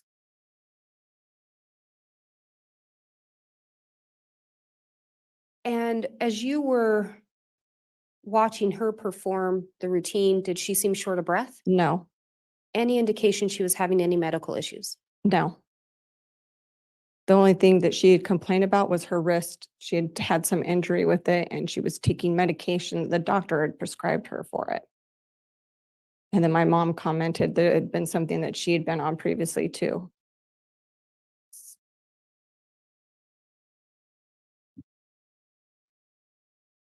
And how old was Tammy? 49, the same age that I am right now. Did Tammy end up talking to you during her visit about you moving to Idaho? She did. She wanted me to move up Judge, I'm there. going to object to calls for hearsay. Sustained. And Your Honor, if I may. Just ask another question, please, Ms. Blake. Did Tammy appear to be making plans for the future? Yes, she did. She wanted me to move. Judge, I'm going to object to calls for hearsay. Overruled. She wanted me to apply for a theater teaching job in Idaho so that I could be close by her. We had always made plans to live by each other as we got older. And when she moved away, we were still trying to figure out ways to make that happen. That was our joke, that we would be old ladies together, living side by side.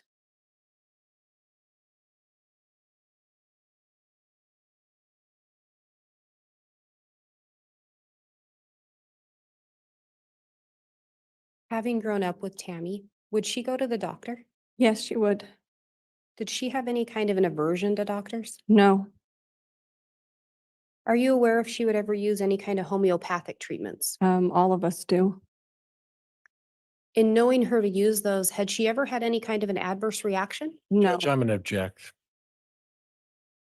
Speculation. There hasn't been any foundation to suggest she has knowledge of every time she's used homeopathic medicine. I'll sustain that. I think that would need to be narrowed down, Ms. Blake.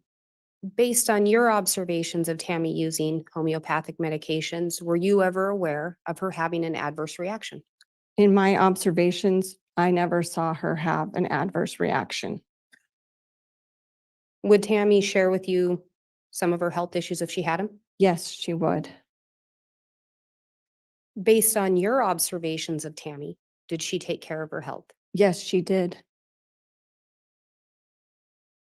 Was something that she was very focused on. When Tammy came to visit in October, and that was October of 2019, is that correct? Correct. Was the visit planned?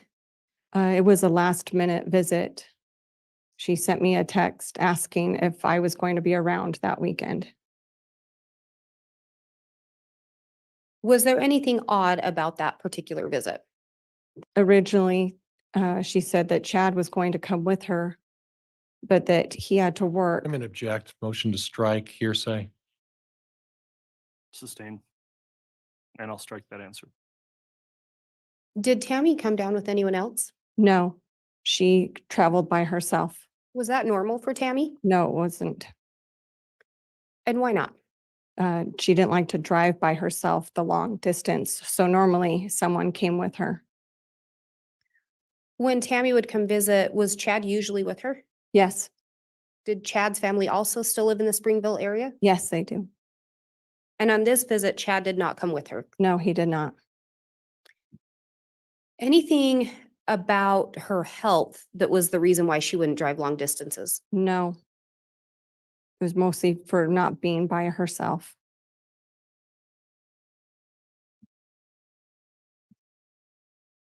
When she came to visit, was there any indication that she had concerns about Chad having an affair? No, she never gave any indication.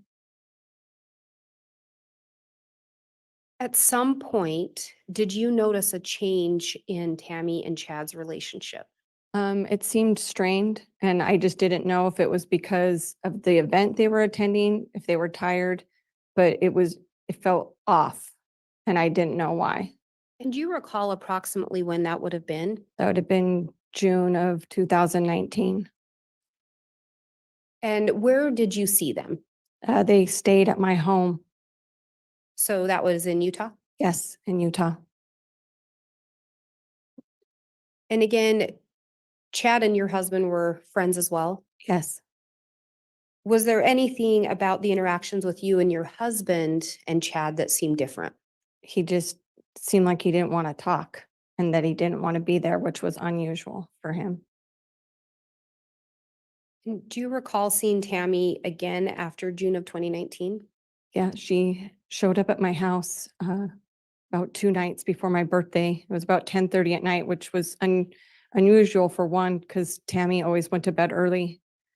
And she was bringing me a present for my birthday, and it was unexpected. I had no idea they were in town. Did that seem odd that she hadn't told you she was in town? Yeah, it seemed odd. The time seemed odd, and Chad stayed in the van the whole time she was in my house with the car running. So it made it feel like they were pressed for time and that she couldn't stay. And what month was that? July And that was of 2019 as well? 2019 as well.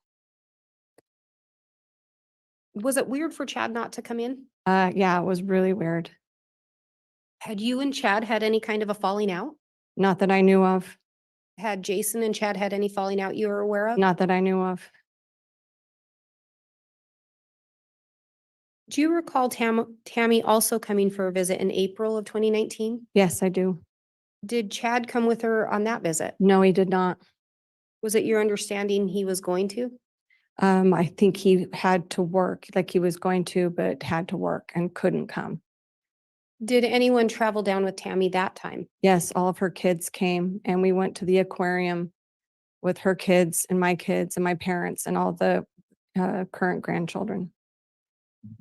In seeing Tammy in April, June, July, and October of 2019, did you observe any signs of her slowing down? No, I did not. Did you observe any signs of her being sick? No, I did not. Did she complain of any health issues? Other than her wrist hurting, no.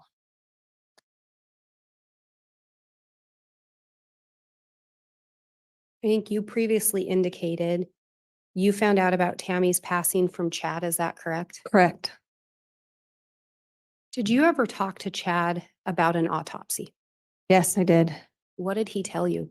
I asked him in a phone call that we had after she passed away and we were making funeral arrangements. I asked him, are you going to do an autopsy? And he said, no. And I said, why not? We don't know the reason why she died. And he said that the coroner had told him that she looked Judge, peaceful. I'm going to object at this point. It becomes hearsay at this point. Sustained. Your Honor, these are the defendant's statements. Okay, I will revisit that ruling and overrule the objection based on that. Thank you, Ms. Blake. You can continue. What did Chad say? Chad said that the coroner told him that she looked peaceful and that it looked like natural causes. So they said they weren't going to. He also stipulated that it would be a cost of $1,500 for him to do so, and it would hold things up. And they wanted to get the funeral done quickly.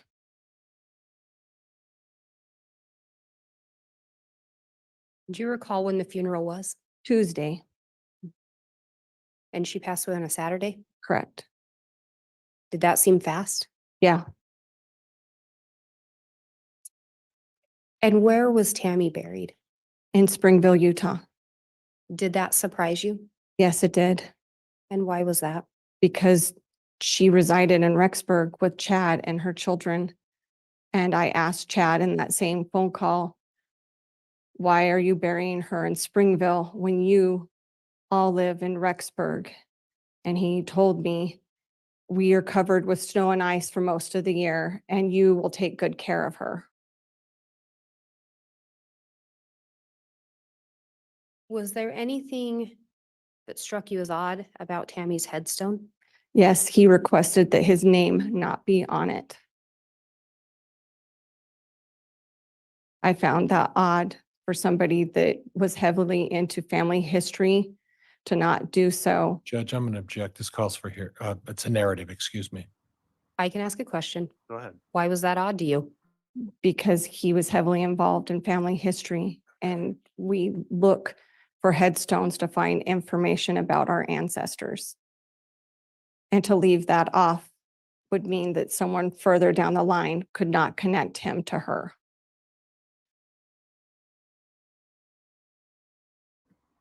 Do you recall hosting a luncheon or a dinner the day before her funeral? Yes, we were hosting a lunch and before the viewing so that we could feed them when they came down from Idaho. And when you say feed them, who are you referring to? Referring to Chad and his kids. Did they show up? No, Did you attend Tammy's viewing? yes, I did. Do you recall speaking with Chad after the viewing or at the viewing? Briefly, Did he tell you anything in relation to Tammy's passing? yeah, he said that he had information that he wanted to tell me about Tammy's last week and how she'd felt like that her body was separated from herself, and he wanted to give me more information so that I would have comfort about her passing. Did he tell you anything about having a vision that Tammy's mission was going to be complete? Yes, he did. Did he also indicate to you, but the vision was that she wasn't going to die? That was what I took from the conversation. And you said, or let me back up, did you attend Tammy's funeral? Yes, Did Chad indicate anything about wanting to talk to you after the funeral? that is what we thought was going to happen. Did you in fact talk to Chad after the funeral? No. Why not? He made himself unavailable.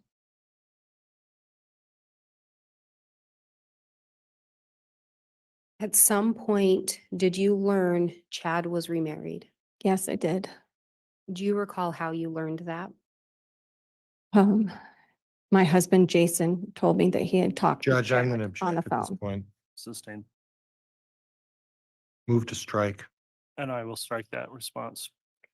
Do you recall reaching out to Chad about a month after Tammy's passing? Yes, And did Jason also reach out to Chad? yes, At some point, did Chad tell you his new wife's name? Lori Ryan. Did he indicate anything to you in relation to Lori Ryan having a previous spouse? Yes, he said that her previous husband had died of a heart attack. And that was why they connected. He told me that they both had lost a spouse and that was why they met up and had their marriage. And you learned about the marriage approximately a month after your sister had passed away? Correct. At some point, did you learn when Chad had actually gotten married? Yes, I did. It And when was that? was November 5th, 2 weeks after she was buried. At some point, did you learn of another name associated with Lori Ryan? I did. And what was that name? Vallow.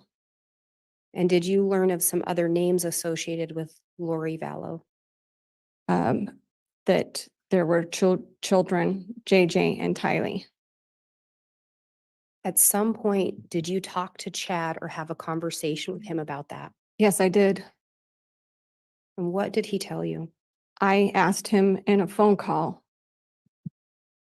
please tell me about this woman that you've replaced my sister with. And I asked him questions about her name because what we found out was different than what he told us. And he said, well, she had a complicated past and was trying to move on from it. And that's why they had told us the name that they had. Judge, could we have some foundation as to when this phone call supposedly took place? It took place December 13th. And was that of 2019? Correct. Did you know where Chad was at that time? I think he was in Hawaii. At that same time, do you recall Chad telling you something about Tammy visiting him? Yes, What did he tell you? because I was questioning him about this marriage.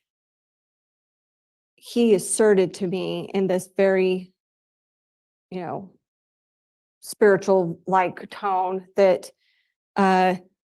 Samantha, I am telling you now that when I was at the cemetery, Tammy showed herself to me and said that I should move on.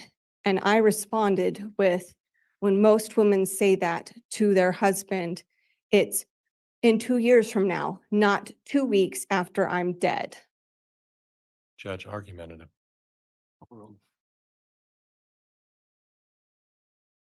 Did you ask Chad about whether or not Lori had any minor children? I did. What did he end up telling you? He told me that she had some adopted children, foster children, and older children. And I asked him, so when Mark comes home from his mission, will you be raising kids together? Because I was trying to figure out what adopted or foster children meant. And he said, no, we will be empty nesters. So that took that to mean that there were no young children.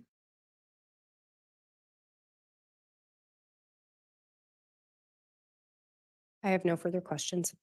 All right, thank you. Given the time, council, I think it's appropriate we take our lunch break before we begin with cross. So we'll go ahead and take the lunch recess at this time. We'll come back on at 1 o'clock for continued testimony with cross-examination. All right, please.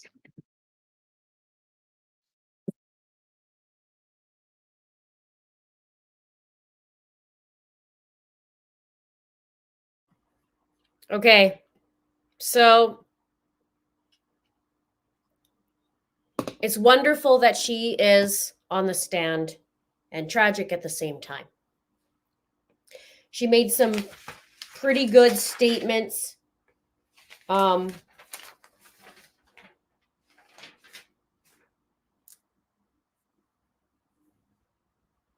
She walked us through Tammy's death and what Chad told her, that Tammy had a coughing fit around midnight or 1 a.m. She vomited and she fell out of bed. And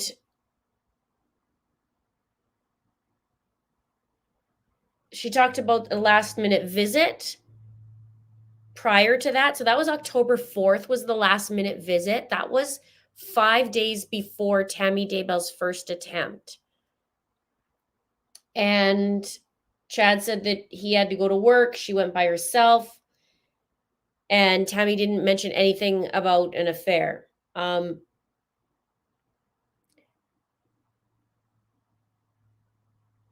Also, Chad said that the coroner told him that, no, Chad said that she looked peaceful and it was from natural causes, and that it would cost $1,500 to hold things up. So he wanted a funeral quickly. And he didn't want his name on the headstone, which Samantha made a good point because of their religion. They do a lot of the genealogy stuff, and for lack of a better term right now. And one of the things I had said too is on Tammy's headstone, it was 5 baby ducklings and Tammy. And I have talked about this before, that it bothered me because it wasn't like the whole family unit. It was the mama duck and then all the little ducklings. And where's the daddy duck? So that had bothered me for a while. Also, what else did I have?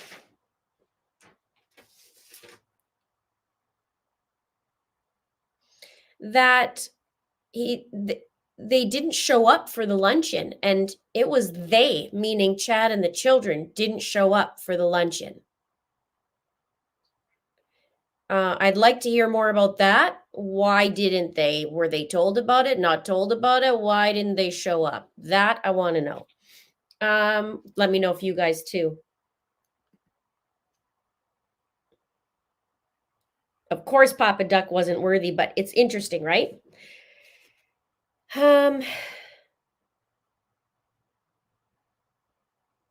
Yeah, something at the viewing, he tells Samantha if there's info that he wanted to tell her about Tammy and that her body was separated, and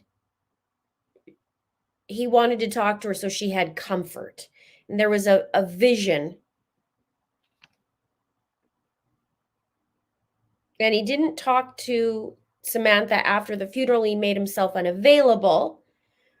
And then came the whole marriage to Lori Ryan, and Charles, and she said that Charles had a heart attack and that's why they connected and they got married, because they met up and they have this commonality.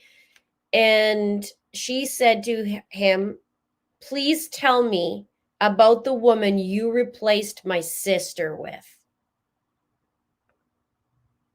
And he says, well, you know, she has a complicated past and trying to move on.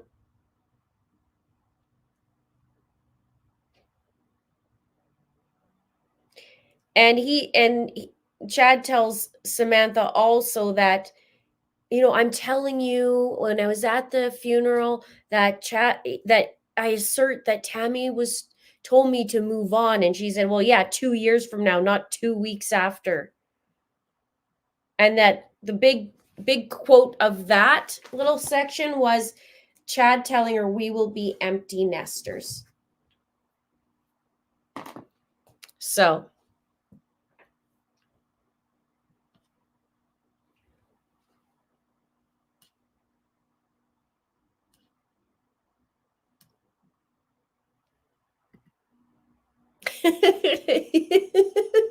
it's very true, Michael. Good point. I love it when the witness responds to JB's objection with a December 19th.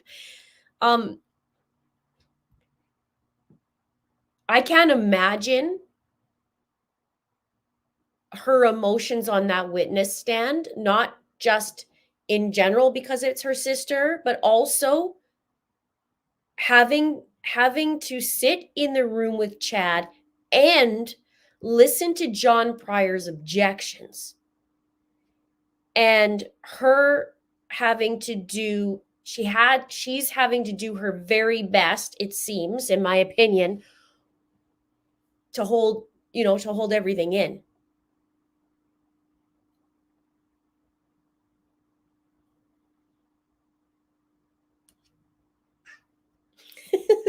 Yes.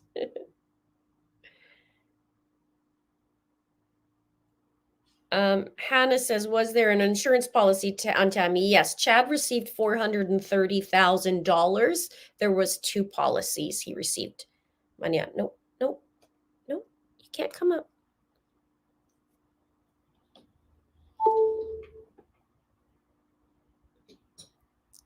No, Jada, no. You're gonna, nope.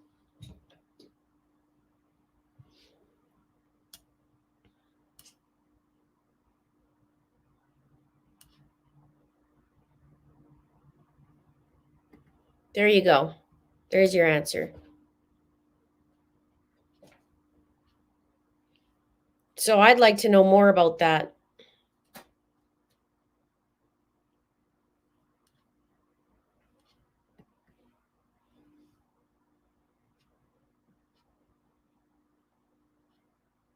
I hope she feeds him a little bit more.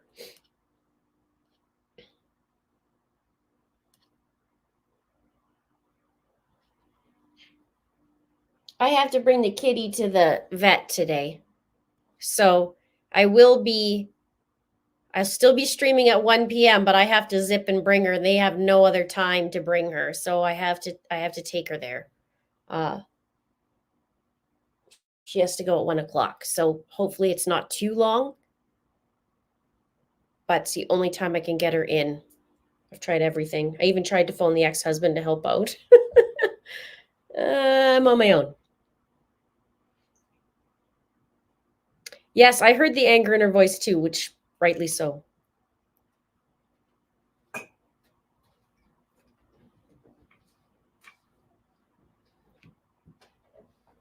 Chiquita.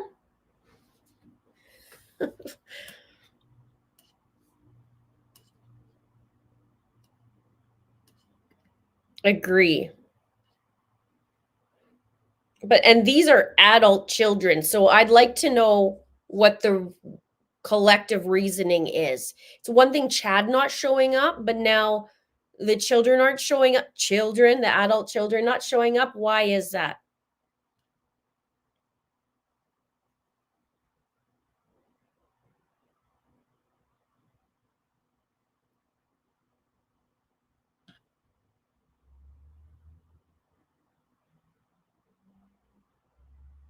That was the other thing. My kids are good at keeping secrets. Do tell. I would love to know more about that.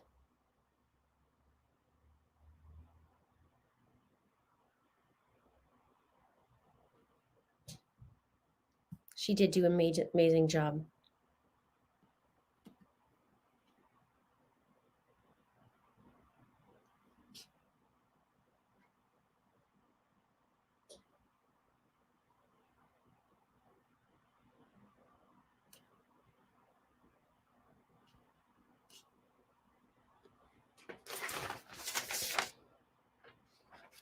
I have the luncheon. I heard it as the... Okay, so somebody's saying it's the day before.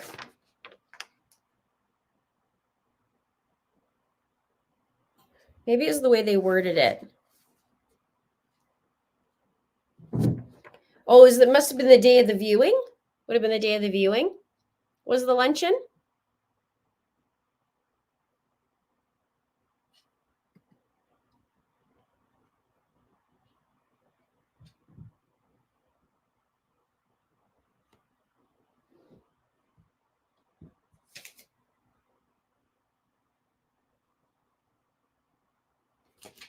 I'm trying to find where it was before the viewing day. Well, Saturday was the death, Monday was the viewing, Tuesday was the funeral, Wednesday was the memorial. What are you doing?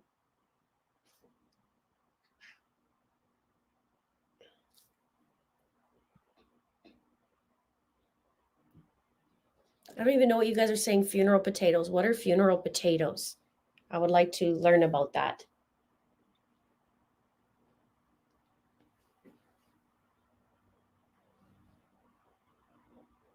I'm Italian. There's food everywhere at any time. Everything. Funerals, weddings, midnight snack, food all the time. Oh yeah, lunch after the graveside. That was right. I remember her saying that.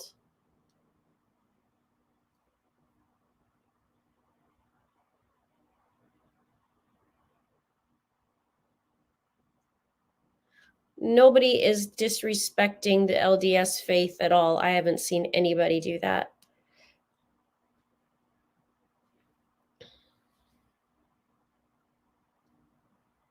Funeral potatoes are universal. Maybe not in Canada. I don't know. I've never really said, oh, I can't wait to eat funeral potatoes. What is it like? Is it like scallop potatoes?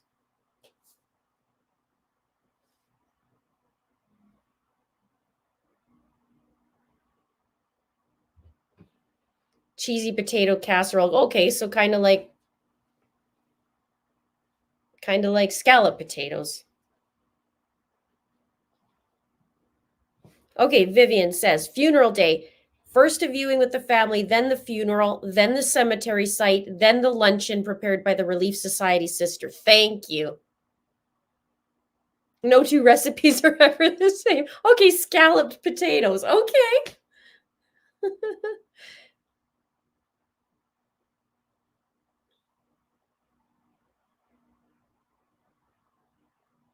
Okay, so Mel's is the same way. I have never heard this either, funeral potatoes. Okay, I got it. It's kind of like scalloped potatoes.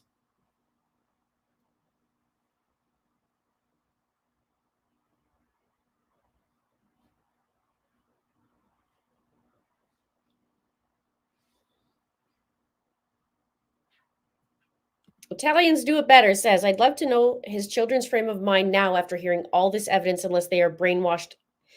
I'd have for my dad. Well, let's find out. Thank you. Yeah, we'll have to find out because I want to see that on the stand. I want to see what they say on the stand, and I want to see if there's discrepancies. I did put that video from earlier of what they used to think, so that would be a really good refresher before we watch them. Right here, Chad's kids.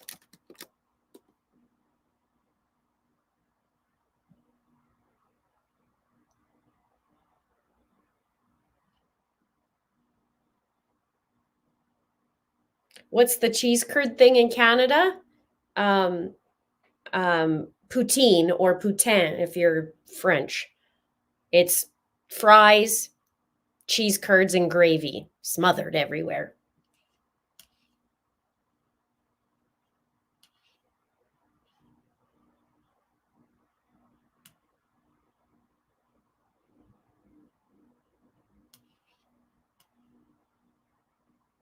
I guess that would be a pretty good comfort food, wouldn't it? The scallop potatoes, or your funeral potatoes, as you call it.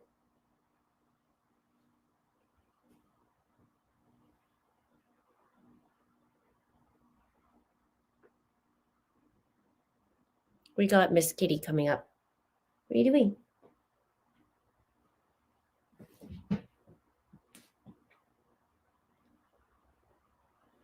Kitty. Hi, Jada.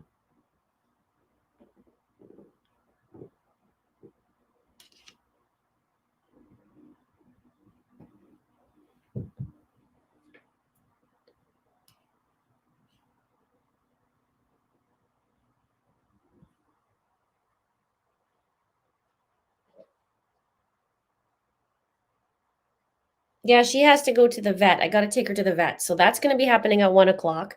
You guys are going to have to catch me up because I'll be back hopefully within the hour. But you're going to have to catch me up on what's going on. And I hate missing any time from the live because I also take notes. And then, it adds more to my day. So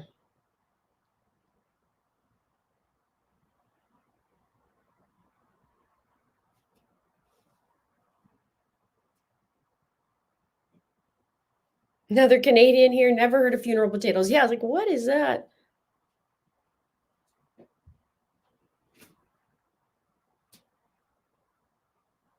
Why are you acting weird?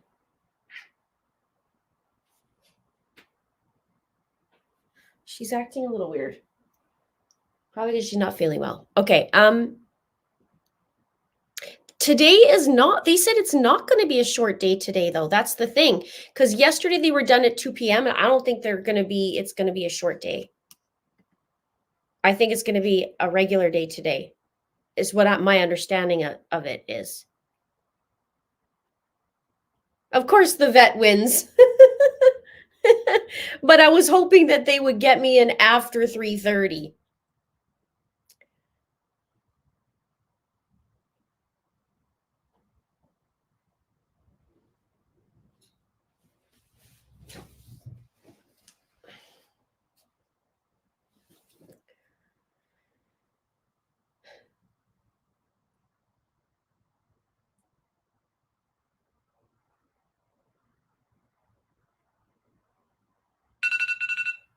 Oh, there's my reminder. We're good. She's okay to the vet. She has no problems when I take her. She's not too bad. My other cat, because I had 2 cats, but my ex got the other cat. He was so hard to put in the little soft kennel. Like he looked like a little kid because his back legs would like push and he go like this, and you couldn't get him in there.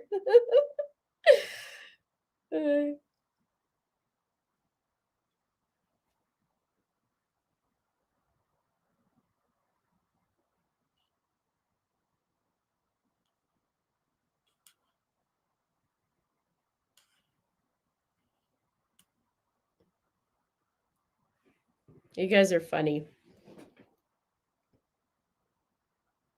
The cat that used to sniff my hair, yeah.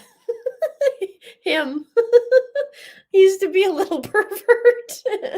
Cause he would come up and he'd literally go sniff my hair, and it's like, no, I don't want him. I'll take Jada, you take Jack. Because he never left me alone ever. And now when I go pick up my son and I'll see him at my ex's house, my cat looks at me, Jack looks at me like he's never even known me. He just turns his head. He doesn't look at me. But my son got a new dog maybe half a year ago now, or maybe it's almost a year ago. He's so cute. I got to show you this dog. He's adorable.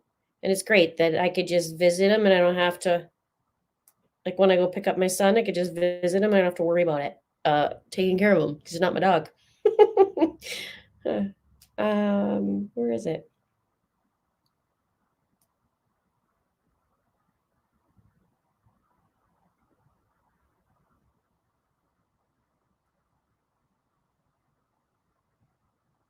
He's a really cute dog. There.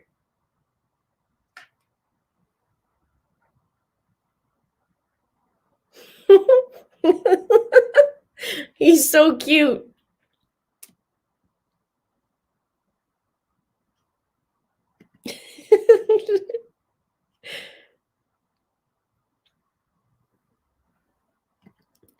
I don't know if I'll be able to hear Bear JP's witnesses. I'll be screaming and rolling all 3 of my eyes for 2 to 3 weeks. I know, right? I always say I roll my eyes so far back in my head I can see Idaho from here.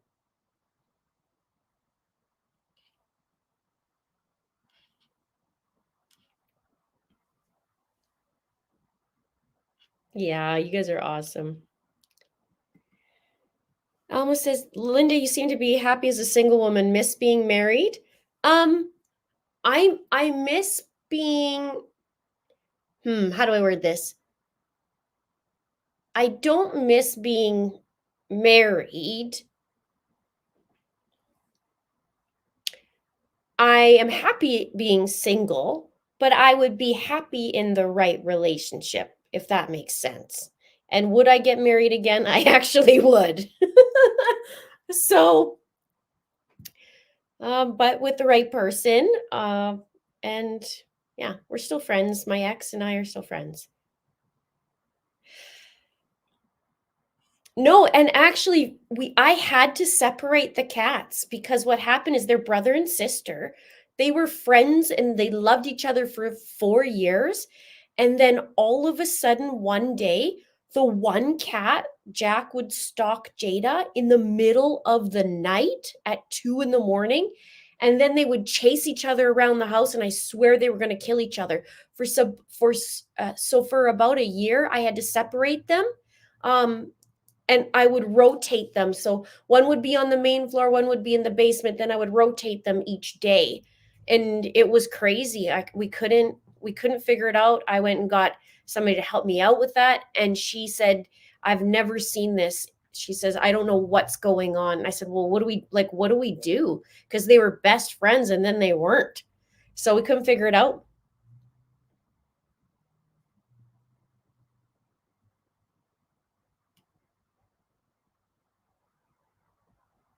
Yeah, he's a Frenchie. Isn't he cute? He's such a cute dog.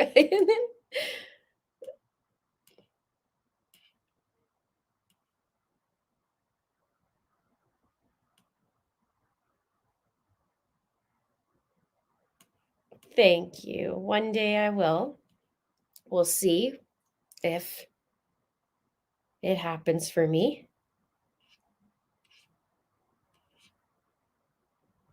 Oh, I'm not rushing. Next month, you guys, will be 2 years since I've split. 2 years already.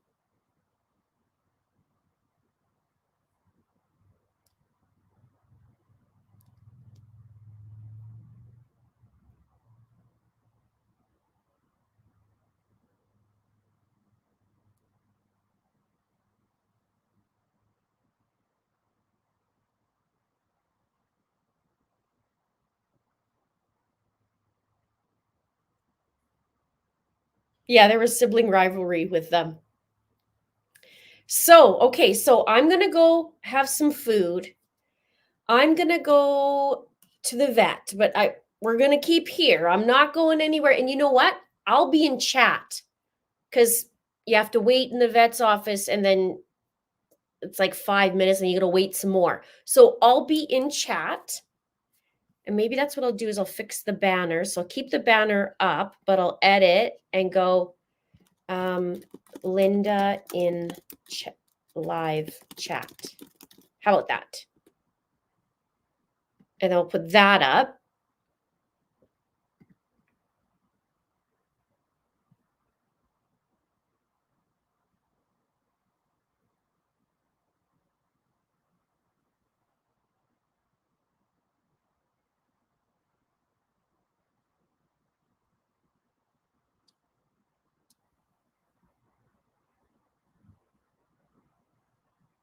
So at least I can still watch you guys, or like watch and hang out with you guys.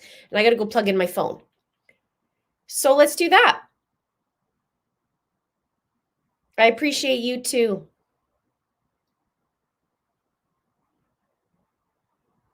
I didn't know. I did not fall in love 2 weeks after. I took quite a bit of time. I took 7 months off before even going on a date after my split. And it's been a very interesting road. Let's put it that way. But I'm good. So we'll see. No, I'm not going to drive and type. I'm going to drive there and then I will type.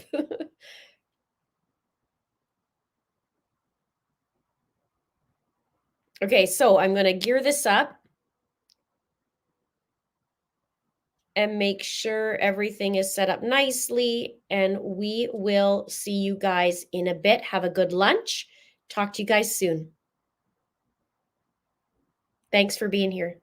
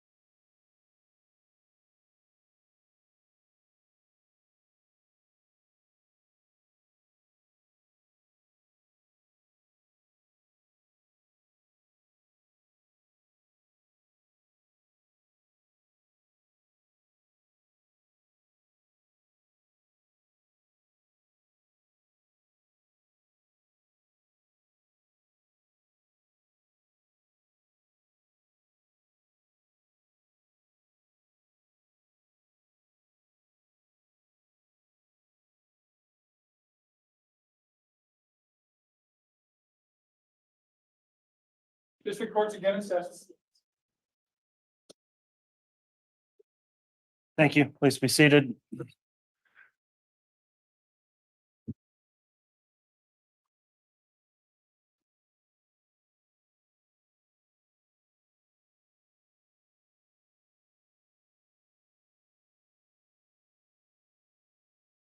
All right, let's have our jurors brought in, please. Yes, Your Honor.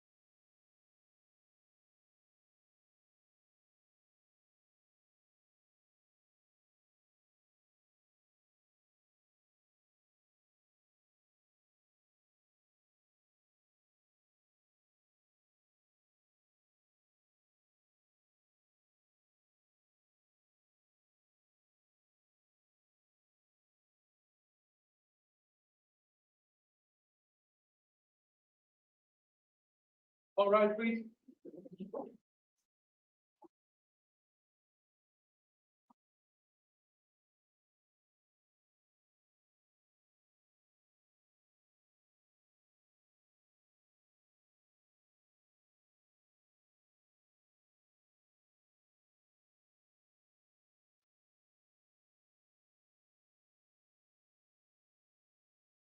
Here's up by the counter for Your Honor. Thank you. Please be seated.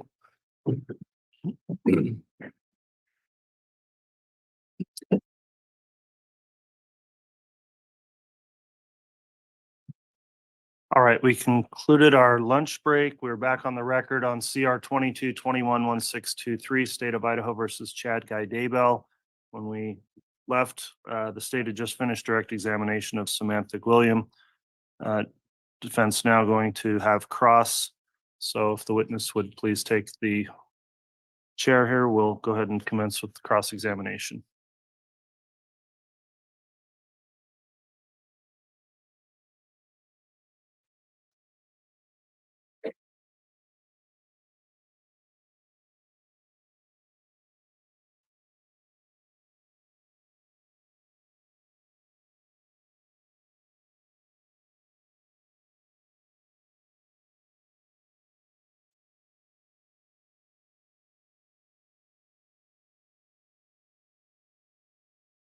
All right, you can proceed, Mr. Pryor.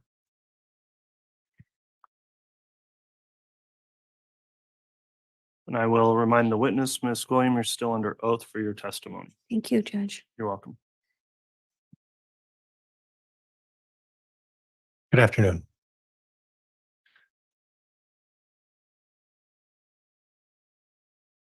Ms. Gwilliam, do you have a recollection of how many times you've been interviewed as part of this investigation? I don't know the exact amount. I've never counted. Okay. Is it more than 5? Probably just sometimes it's just phone calls or a text asking questions. And what I don't know if that counts. Sorry, I just didn't know if that counts. what I would like to count are actually in-person interviews is what I would like to refer to. A handful. I don't know like the exact amount, but with trial prep. Excluding the trial prep today, because I assume you spoke with the prosecuting attorneys Yes. before you testified today, and isn't it true, you probably spoke to them over the lunch hour as well shortly? No, I tried to keep myself apart from everybody at lunch because I'm still under oath. So Okay, all right. And the locations of those interviews varied, is that true? yes, On one occasion, on June 4th of 2020, one of those interviews was in your home, is that right? correct. And present at one of those interviews was, do you recall which officer of agency? I honestly, since we've dealt with so many of them, I don't recollect which agency came, if it was Fremont or Madison, or I'm not exactly sure who belongs to which department at this point, I'll be frank. Okay. And then generally during those interviews, was your husband present? Yes, And generally during those interviews, other than your husband, would it involve maybe one or two or three other people interviewing you? occasionally, yes. Okay.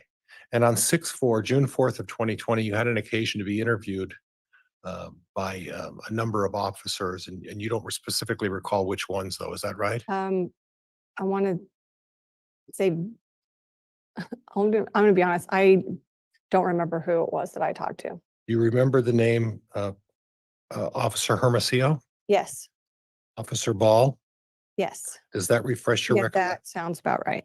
Does that refresh your recollection of who Yes. interviewed you? And I think maybe Bruce Mattingly was there. And then is it possible as well that Mr. Wood was there for that interview Yes, as he well? was in my front room. Okay, so when he was Hold in, on a sec. Ms. Gwilliam, Yes, please wait till the question's done before you answer. I can do that. Excuse me. We need to talk only one at a time for the record, so please try to do that. Thank you. Okay, and once again, Judge, I did it as well, so I think that was baiting her on in some way. So, and during that interview with Officer Hermosillo and Prosecutor Wood was there as well, correct?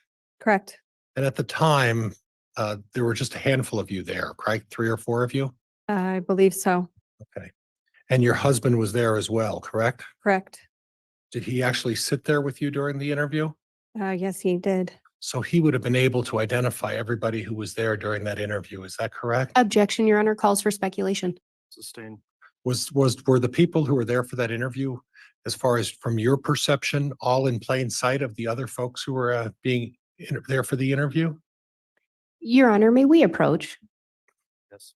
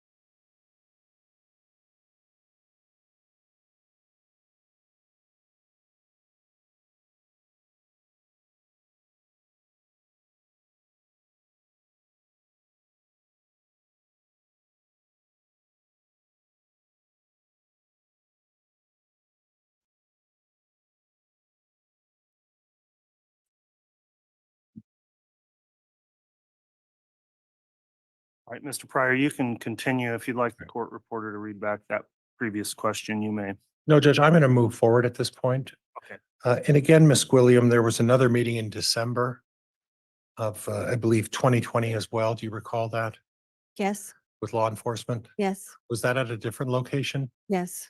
And again, do you recall who was present for that meeting? I stood outside of the room, and I was not present inside of what took place. Okay. Now, you spoke briefly about the animals that were in the pet cemetery. The ones that I knew of, yes. Okay, and then you're anticipating my question. You don't know all of the animals that were put in the pet cemetery, correct? No, I do not. Okay. And you testified earlier that it was Tammy who had one of these pet cemeteries at her home in Springville, Yes, and that was her habit to do that when animals would pass. it's our family's habit. Oh, it's your family's habit. Yeah, we do. Our whole time growing up, we would have a cemetery for our Okay. pets. And she continued that tradition. Correct. And she would have been the one who would have tendered that pet cemetery, cared for it, prepared it, all of such, correct? On some occasions, I do remember one occasion in Springville where Chad helped us bury some pets too. Okay. But primarily in Springville, it was Tammy's responsibility for care for the pet cemetery. Would that be fair? I can't testify that it was just her. I don't know if her children helped either. Okay. And you don't know who tendered or cared for the pet cemetery in their home in Rexburg area, correct? No, I just know that they all lived there and they all had different pets that got buried there. So Okay. you can make your own assumptions. I don't want to make any assumptions. I just wanted to hear what you had to say Yeah, about that. that's, I would be making assumptions as well. Okay. So, And you'd be making assumptions about what kind of animals and when the animals would be put in there. Is that correct? no, on the three that I talked about, Tammy told me about them. Okay. I'm talking about other animals or other occasions. Yeah, I correct? don't know about Okay. them. Now, you mentioned that Tammy was quite proficient with computers. Correct. Were you aware that she would have been the primary manager of the publishing company? Yeah, for the most part, from what I knew, she was She did most of the, the book work. Chad wrote the books and Tammy did everything else. From my understanding, yes. The name Steve Schultz came up. Correct. And that's someone that is that a family friend or is that someone you just know? As a family friend. Okay. Now, you mentioned that Tammy would go to the doctor if there was a medical issue that she needed to address. Would that be Correct. fair? Yeah. And that was something that she would do without hesitation? For the most part, yes. Okay. Now, you know her children, correct? Yes, I do. And can you give me their names? Yeah, we have Garth, Emma, Seth, Leah, and Mark. Okay. And Tammy did a wonderful job raising 5 wonderful children. She was a wonderful mother. And she did it. And if I could just finish my question. Sorry. That's okay. And did a wonderful job of raising these children. Is that correct? Yes, she was a wonderful mother. And these children are all deeply involved in their faith within the LDS Church, of really as a result of a lot of Tammy's instruction. Would you agree with that? Objection, Your Honor, calls for speculation as well as relevance. Sustained. Judge, it's sustained on speculation or relevance? Relevance. Okay. Are you aware if the children are still practicing members of the LDS faith? I believe they are, but I have not had contact with some of them.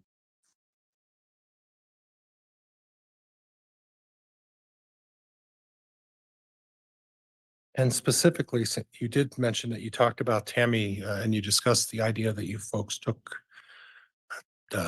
kept track of what medications each of you were on, from what I understood. What medications was Tammy on? She took something for her wrist and she was taking something for her depression. That would be the only medication to your knowledge, That's the only two that she told me about. other than the homeopathic stuff that she would engage in occasionally, correct? Correct. And that included essential oils? Don't know. I never saw her use them, so I don't know what Okay. she used. Okay. And you mentioned that Tammy went to bed early. What does that mean? It was her habit from a young age that she was always the first one that would go to sleep. You don't know specifically what time, just very early? It would depend on the day, but 9 o'clock was always late, considered late for her. Okay. And you did mention that she drove out to see you on, I think you mentioned like 3 occasions, or was it more than that? But which year? The 2019 July. Yes, And for if you count April. the vehicle that she would drive is what? I don't recall what car she drove. Okay. Did she stay at your house? Yes, she did for a couple of the occasions.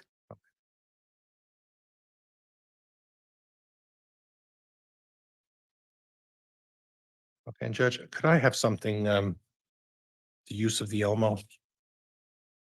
And I would like the bailiff to bring me 23A.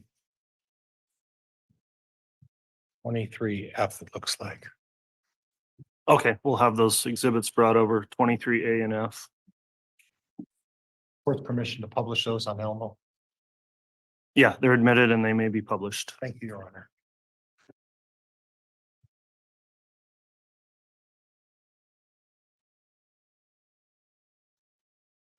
Have a laser of some kind up there that you can see? Do we have a pointer? Is this, Oh, okay, thank you. You know how to use that? Because I don't. it's on. It's it's working. Okay, so I'm looking at a tree. Do you see that tree right in the forefront? This one right here? Yes. Yeah. And then it looks like, and I don't want to describe it, but there's a dark area that's to the left of it. Do you see that? This is the fire pit. Right here. Okay, but before that, where the tree is, there's like a dark, it looks like, is that a shadow or is that part of the pet cemetery? No, that's a shadow. And that's a shadow coming, from what you can tell, that's a shadow that's coming off of the tree? Yes. Okay, so if you have the pointer, point to where the pet cemetery is. Right here in the center. You can see the little dog statue right there. Okay, and then which side of it is on of those posts? It's on the left side.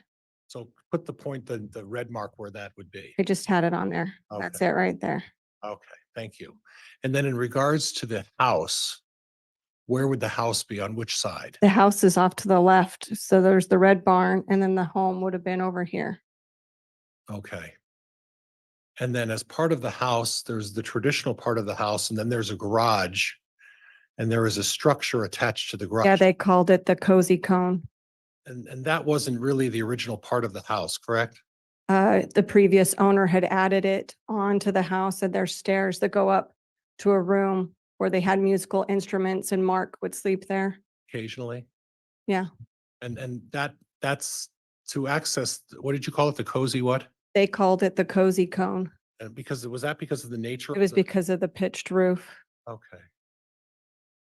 Okay, and I'm going to try to slow down so we don't interrupt each other. Yeah, sorry. That's okay. And that cozy cone, you asked, and you've been inside the house, is that right? Yes, I have. And that cozy cone is accessed by going out into the garage and then to the back. Objection, Your Honor. Counsel's testifying. I'd move to strike. Sustain. You know how you would access? Hold on, Mr. Pryor. Sustain, that question is stricken. Jurors to disregard. Thank you. And do you know how you would access the cozy cone from the garage? There's a hallway and a staircase that goes up.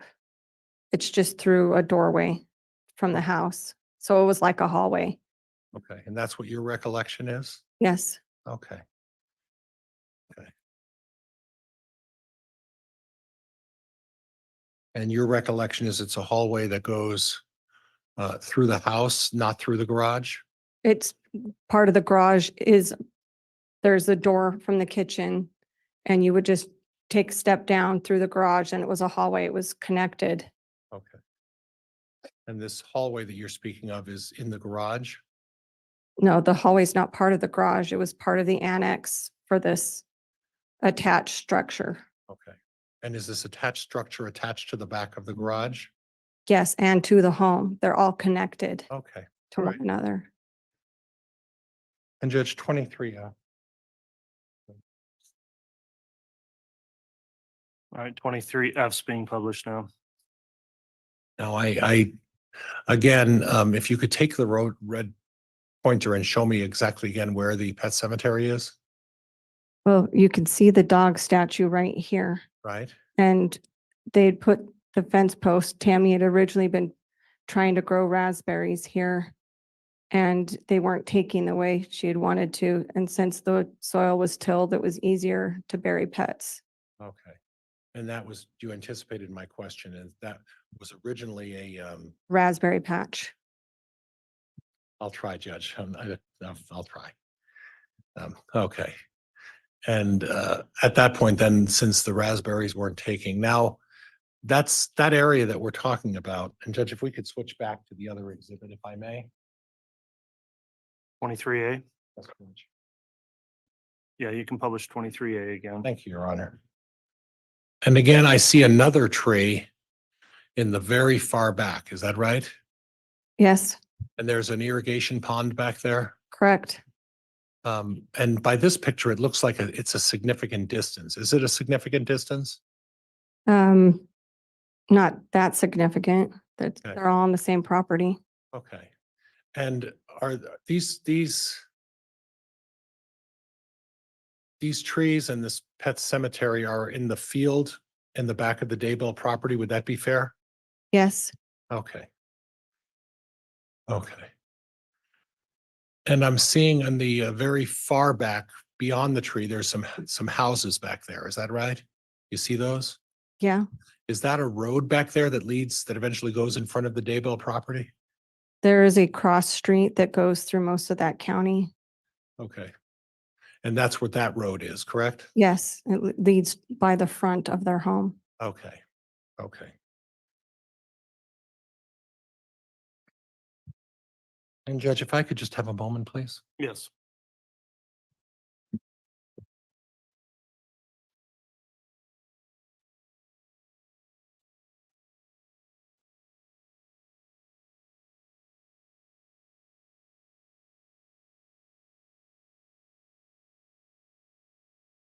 That's all I have, Your Honor. Thank you very much.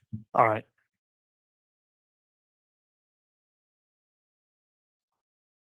Ms. Blake, does the state wish to redirect?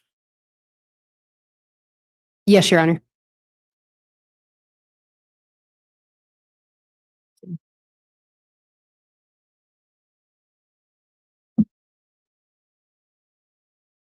You were asked some questions about Chad and Tammy's kids, and I think you responded you really haven't been in contact with them. Correct. Why is that?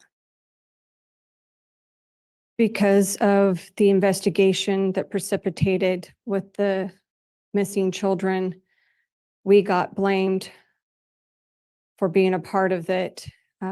Chad, There's no foundation to establish when we say we got blamed. Sustained.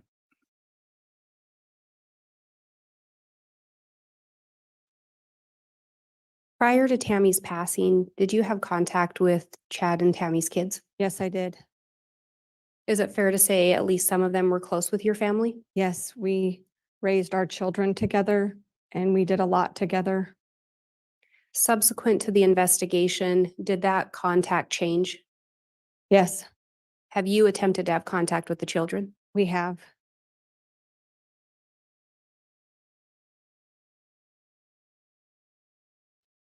You were asked about the pet cemetery and whether or not you knew every pet buried in it. Do you recall that question? Yes, I do. And you indicated you knew of some pets that were buried around there? Yes. At some point, did you learn of something or someone else that was buried in Chad's backyard? Yes. And what was that? 2 children. I have no further questions. All right. Thank you, Ms. Blake. That'll conclude the testimony then of Ms. Gwilliam. Feel free to take a moment if you need before you go ahead and step down. She's not subject to the exclusionary order, so I don't know if she's under subpoena or either side wishes to address whether or not a subpoena is in effect. She is not under subpoena from the state, Your Honor. If she had been, we would release her at this point, but she is not subject to the exclusionary rule. And Judge, she's not under subpoena from the defense, so there won't be any recall. All right. Thank you.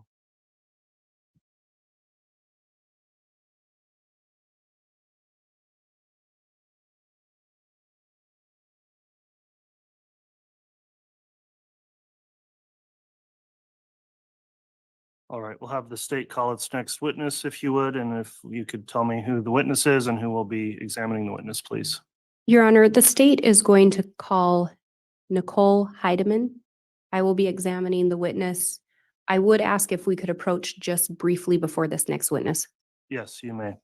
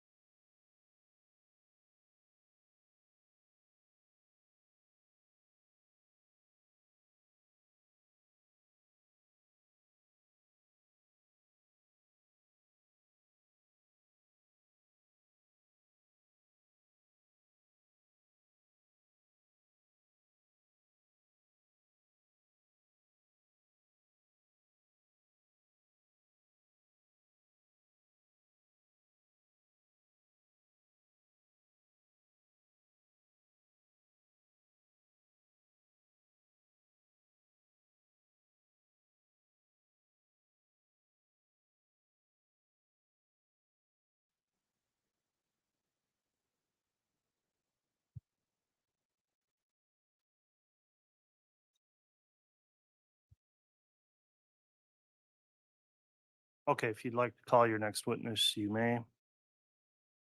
The state will call Nicole Heidemann.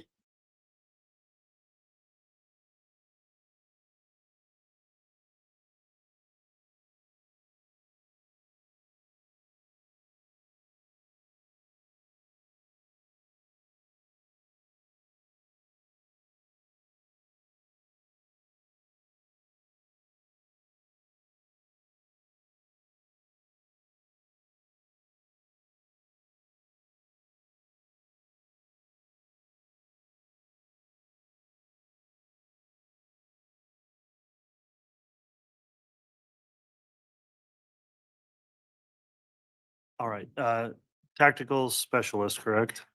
Heidemann, been a while since you were here testifying, but you were previously here. Given the length of time, I am going to have the clerk please administer an oath again to you. Thank you.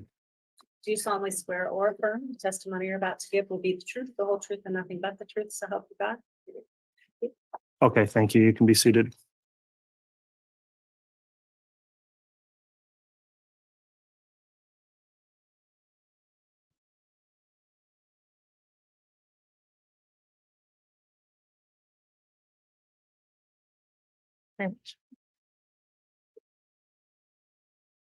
All right, tactical specialist Heidemann, if you would just confirm whether or not you've watched or observed any trial testimony since you were here earlier on in the trial and testified. I have not, sir. Okay, have you talked to anyone else, including anyone from your agency or any other law enforcement office about testimony they have given?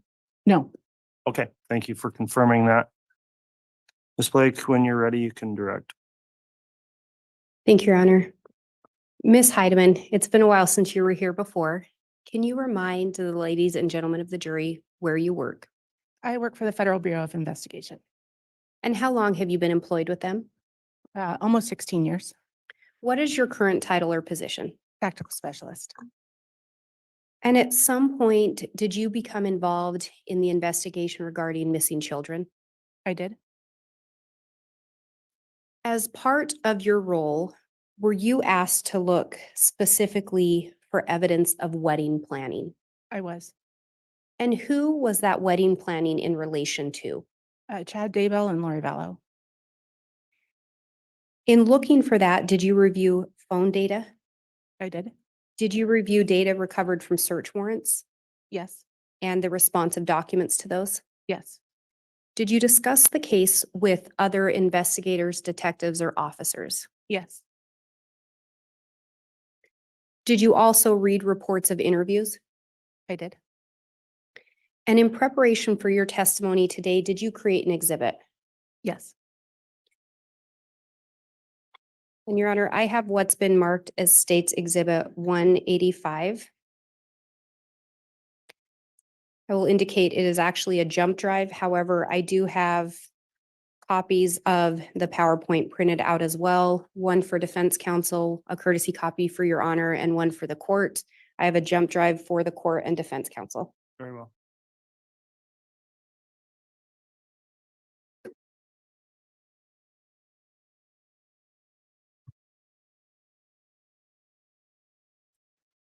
And if I may have the witness handed the paper copy.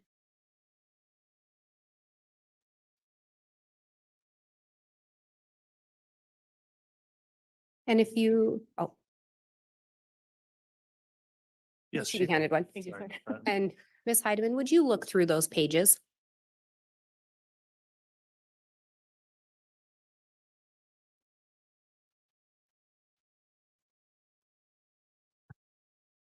Okay. Do those appear to be an accurate depiction of the exhibit you created? They do. Do you, and again, in reviewing the material in creating this exhibit, was it quite voluminous? It was, yes. Do you feel that this exhibit would aid the jurors in understanding the evidence? I do. Would this exhibit aid you in your testimony today? Yes. Your Honor, I'm going to move for admission of State's Exhibit 185. Any objection? No, Judge. All right, exhibit 185 is admitted. Your Honor, I would ask to be allowed to publish. You may publish.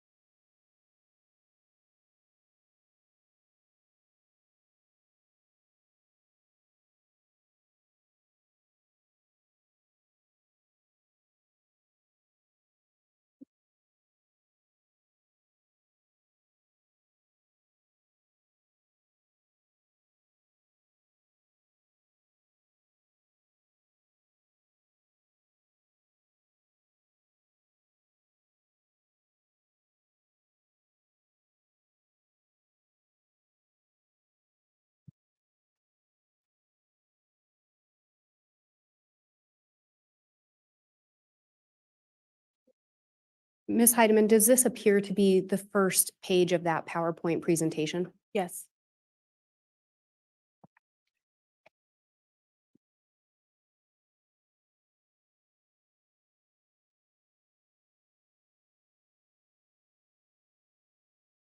Can you tell us what we're seeing on this slide?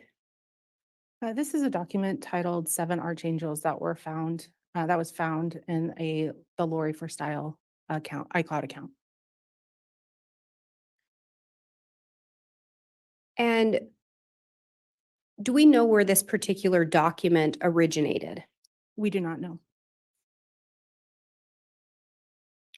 Were you able to determine if it was sent to the Lori for Style iCloud account? It was saved as a PDF in the media section on the account, but I don't know I can't say how it got there or when. Was there something about this particular document that stood out to you in relation to your investigation?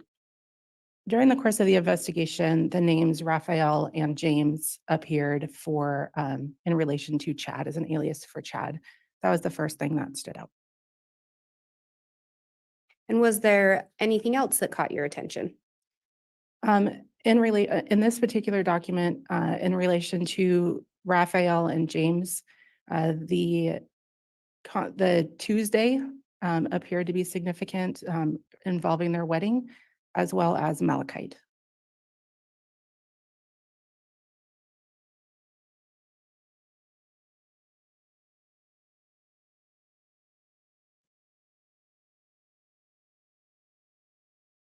And is this that same content just enlarged?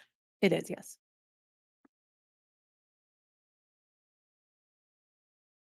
And then what are we seeing on this slide? Similarly to the previous document, it was also saved in the Lori for Style account in the media section with no really identifiers as to how it or when it got onto the iCloud. It was titled Presiding Council of Archangels. And similar to the previous document, we see the same names of Methuselah, James, and Raphael. But this time it's also in relation to Elena or Angel Lily. And then down on the bottom, again, we have the concept or the symbolism of Tuesday, Raphael and Lily, and the color green. Do you know when Chad and Lori were married? It was on a Tuesday, November 5th, 2019. And on the previous slide, there had been mention of malachite. What color is malachite? It is green.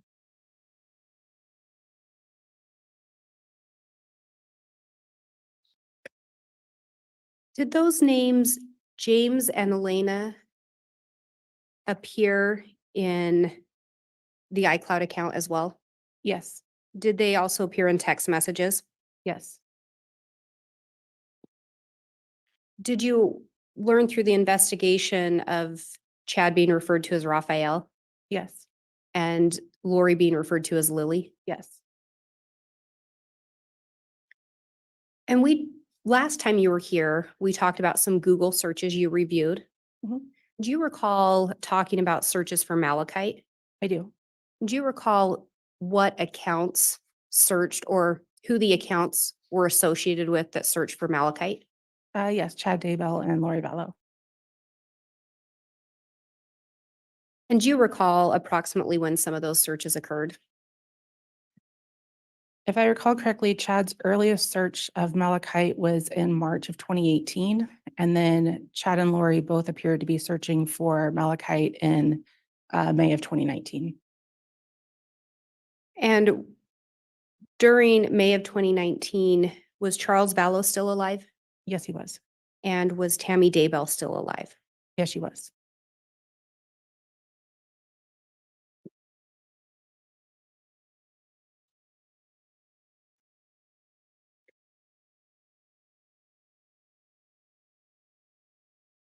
And again, do these pull out and highlight the things that caught your attention? Yes.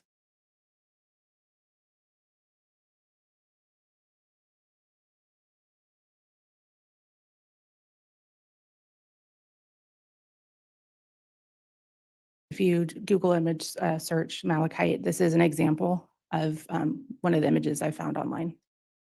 So this was not found within the accounts. It was not, no. And we talked about those searches. Is that what we're seeing here? These are, yes, the leader searches in 2019, correct.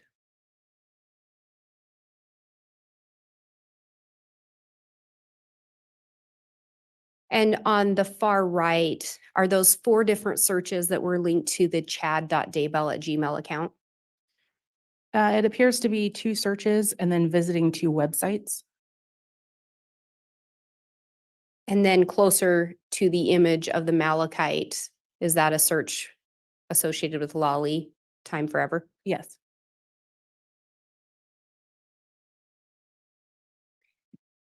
Through the investigation or your review of these documents, did you discover that there were attempts to purchase some wedding rings? Yes. Can you tell me about the first attempt? On August 14th, 2019, Lori purchased 2 glow-in-the-dark malachite inlay titanium rings from Etsy site Serenity Rings, and provided a shipping address of 5531 South Four Peaks Place in Chandler, Arizona. Do you know who that address was associated with? With Lori Vallow.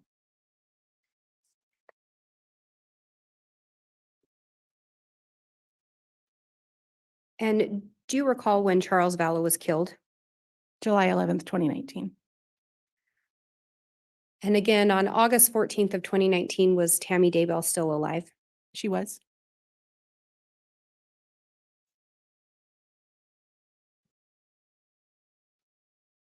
And then did you find another attempt to purchase rings?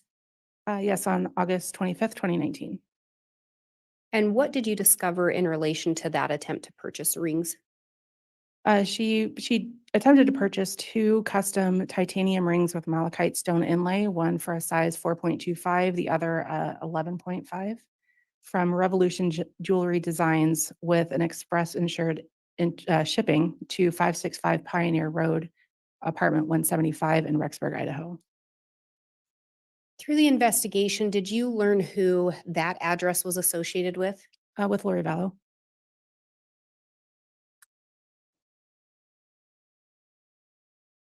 Did you learn whether or not there was ever a successful purchase of malachite wedding rings? Yes. And what did you learn in relation to that? On October 2nd, Lori purchased 2 wedding rings. One Gems on Click, choose your gemstone color, square natural silver, sterling silver prong ring for women, and a Southwestern style malachite gemstone inlay wedding band, sterling silver unisex ring.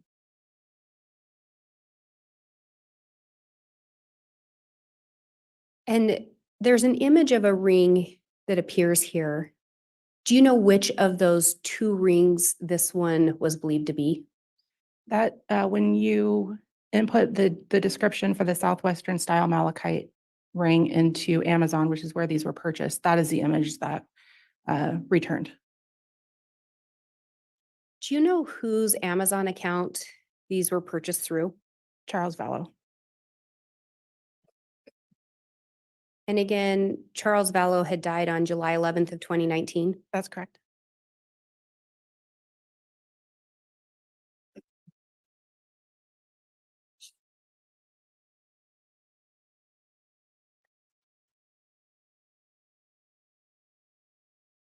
And what are we seeing on this screen?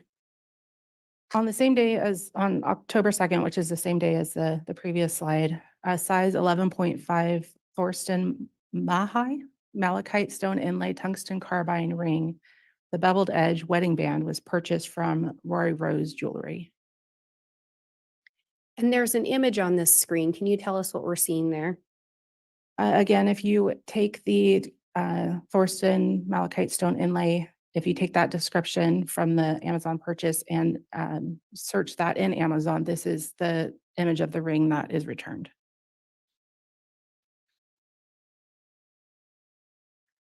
Did you find something else in relation to this particular ring? That ring was returned and repurchased as a size 11 And did you determine approximately when that was done? on October 4th, 2019. And when that was returned, was Tammy Daybell still alive? Yes, she was. And do you know when Tammy died? On October 19th, 2019. Or she was pronounced dead, October 19th, 2019. And was there something else in relation to that ring? It was the size 11 was returned and repurchased again as a size 10 on October 25th, 2019, and did not appear to have been returned. Was there anything that stuck out about the image of this ring to you? It appeared similar to a ring Chad was wearing in their wedding photos.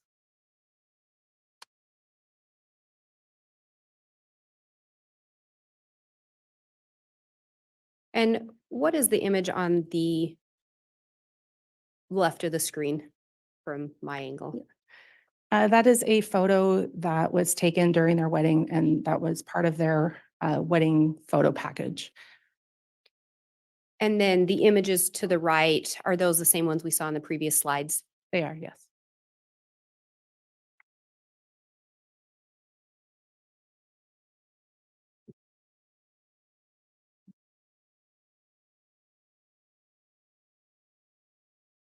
In relation to the investigation, did you also review some messages sent between devices associated with Lori and Chad? Yes. What are we seeing on this particular screen? This is an SMS, or more commonly referred to as a text message, originating from a 515 number attributed to Chad to one of Lori's phone numbers saved in the Lolly Time iCloud account. And could you tell what date this was sent? July 13th, 2019. And could you please read the message into the record? Concerning the 2 weeks, BYU Idaho's graduation is July 23rd. Adam is getting his bachelor's and Leah and Joe are getting their associates. They are all walking in the same commencement ceremony. I feel she will be gone by then, but I will still have that hoopla to deal with because a lot of my and Adam's family are coming and will stay for July 24th. So I believe that's why the Lord hinted I might not get to be with you until that is over. Please ask about that. Do you know who Adam is in relation to Chad? Adam is Chad's son-in-law, And do you know who Leah is? Chad's daughter. And what about Joe? Again, Chad's son-in-law, yes. Were there certain things about this message that stood out to you? Yeah, it seems to provide a date of when she will be gone by then and that they will be together. And that, you know, family's in town and that he may not be able to get to be with her, Lori, until that is over. And when it talks about her being gone, was Tammy, or she will be gone, was Tammy still alive at this time? She was.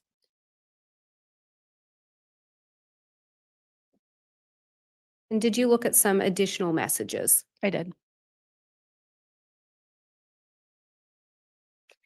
And if we start with that first message, could you tell who it appeared to be sent from and who it was sent to? From Chad to Lori. And could you tell what day these messages were exchanged? On July 22nd, 2019. So the first one that appears to be from Chad to Lori, could you read that into the record? Love you. Going with Garth in an hour to the other side of heaven too. Missing you desperately, but so excited to be with you. And then that next message there, can you tell who it appears to be sent from and who it appears to go to? From Lori to Chad. And can you read that into the record? Do you want the emojis? Yes, please. You will love it, heart emoji. And then the next message there, can you tell who it appears to be sent from and who it's sent to? From Chad to Lori, not as much as I love you. And then the one after that? From Lori to Chad, I love you. You will enjoy the scenery. It looks like Kauai a lot. And the one, and the next one? From Lori to Chad, hopefully we'll be there. Hopefully we will be there someday soon together. And the following message? From Chad to Lori, that is the plan. And then the final message on there? Again, from Chad to Lori and my greatest desire.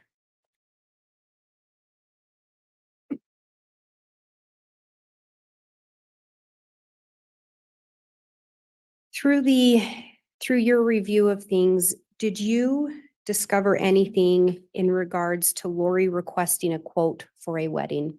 Yes. And what did you learn? Lori emailed a request or filled out a request form on October 30th, 2019, requesting a wedding on a Kauai beach for November 5th, 2019.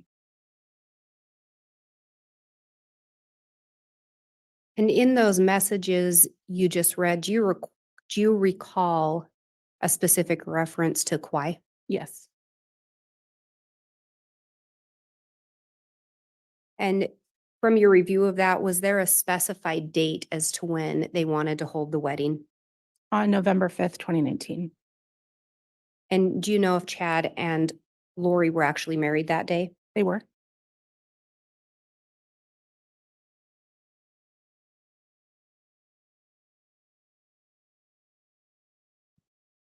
And again, what day of the week was November 5th?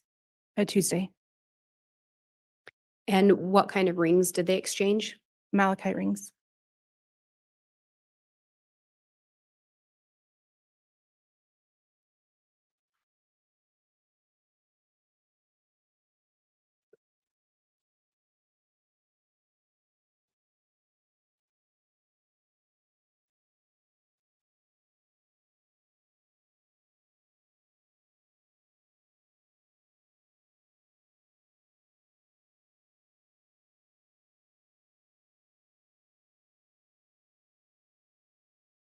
And Ms. Heidemann, as part of the investigation, were you also asked to look at some temple attendance records? Yes.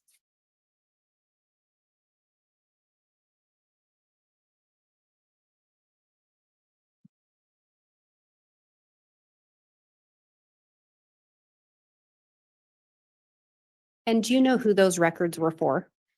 Chad Daybell and Lori Vallow. Your Honor, I have what's been marked as States Exhibit 230. I have a copy for counsel, the court, and a courtesy copy for Your Honor. All right.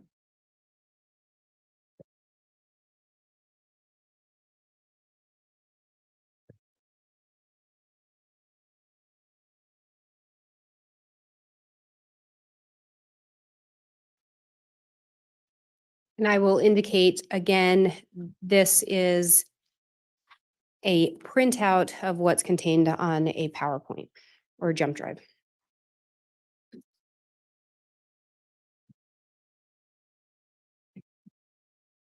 Or excuse me, not that one. In looking at those records, the 230, do you recognize those? I do. Are those in fact some documents that you reviewed? Yes, they are. In relation to the attendance records, was there a specific time frame you were asked to look at? I received a subpoena return, so I don't recall off the top of my head what the time frame of the subpoena was now. And you just looked at the responsive documents in relation to the subpoena parameters? Correct, yes. Your Honor, I believe that these documents have previously been stipulated to. All right. Any objection to the admission of Exhibit 230? No, Judge. Exhibit 230 is admitted. And in your review of these, Ms. Heidemann, were you specifically looking for dates that Chad and Lori were at the temple together? Yes. And in your review of these, did you end up creating a summary exhibit? I did. And do you believe that it would aid you in your testimony today? Yes, And do you believe it would aid the jurors? yes. Your Honor, I have what's been marked as State's Exhibit 394. Again, I have a copy for counsel, the court, and a courtesy copy for Your Honor. This is the one that is, has a jump drive as well. Very well.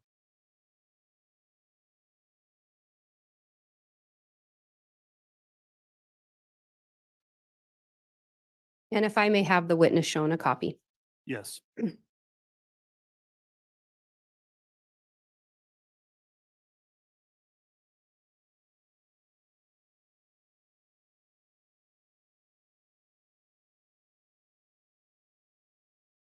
And Ms. Heidemann, does this appear to be an accurate depiction of the exhibit we were just speaking about? It does. Your Honor, I would move for admission of State's Exhibit 394. Any objection? For demonstrative purposes, Judge? Yes, I think is that correct? It's a summary exhibit.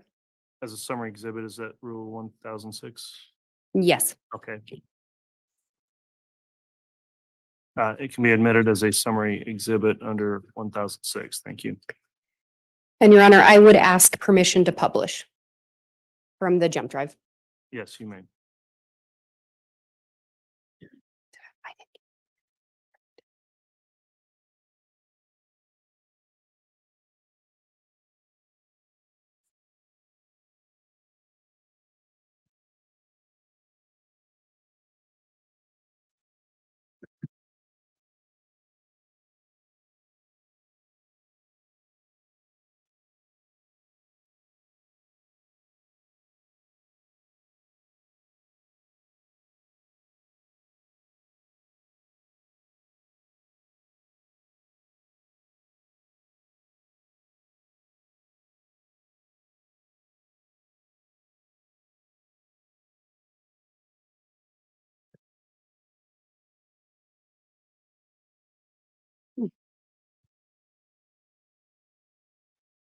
And Ms. Heidemann, when you look on here, again, and I think this depicts when Charles Vallow passed away, were there temple visits where Chad and Lori were both at the temple prior to Charles passing? Yes. And how many visits did they have at the temple prior to his passing? 3. In relation to that first visit, was there anything that stood out about that one to you? Yes, in a story, so that temple visit corroborates some information, some evidence in a story where Chad and Lori or James and Elena are sealed in mid-November 2018 in the temple. And when we talk about the story, what story are you referencing? It's a story that law enforcement has termed the James and Elena story, just for ease of reference. It's a story of James and Elena and how they meet and the initial relationship. And so there was indication that James and Elena were at a temple around that same time. Correct, yes. And then in relation to that April 27th visit, can you see which temple they were at depicted there? Yeah, the Houston, Texas temple. Was there something about that particular one that caught your attention in relation to the investigation? Yes, and there was an email sent from a KK Walker email account that was created by Lori requesting Chad visit or come to Houston to speak at a children's camp in Houston on April 27th, 2019. And when you're looking at these temple visits, do you know how the visits are logged? It's my understanding that there are access or cards that they scan that is unique to each individual, and it captures the date and time of the scannings. And you were reviewing the records of those scannings? That's correct, yes. And with these first 3, were the scans of Lori and Chad's cards relatively close together? Yes. And when I say relatively close, could you give an approximation? Within seconds to a minute or 2. And are you aware when Lori moved or about when Lori relocated to Rexburg? Approximately September 1st, 2019. And are you aware when Tammy Daybell died? October 19th, 2019. And between Charles' death and Tammy's death, how many temple visits did you locate where Chad and Lori were together? 3. Was there anything different about the timing on any of those visits in relation to the scanning of the cards? The September 17th visit was a little bit longer. It was approximately 25 minutes between when, and I apologize, I don't remember who went first, between Chad and Lori scanning their cards. And then subsequent to Tammy's passing, did you locate another temple visit? Yes, on October 29th, 2019.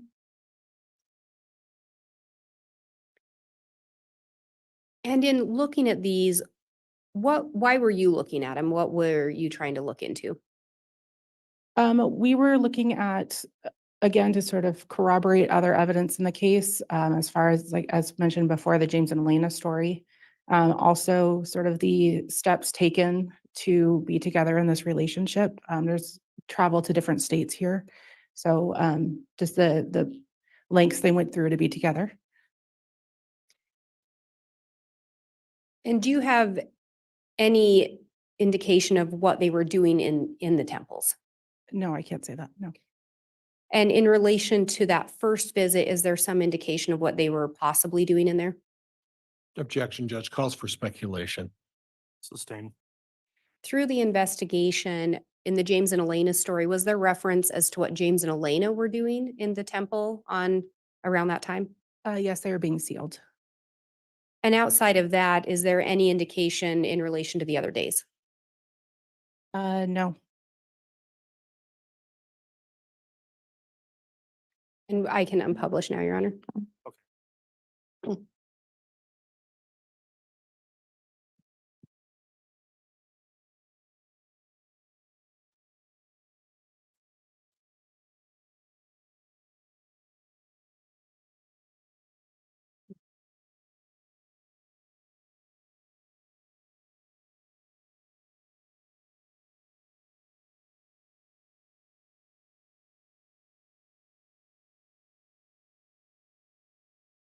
And Ms. Heidemann, we've referenced the James and Elena story.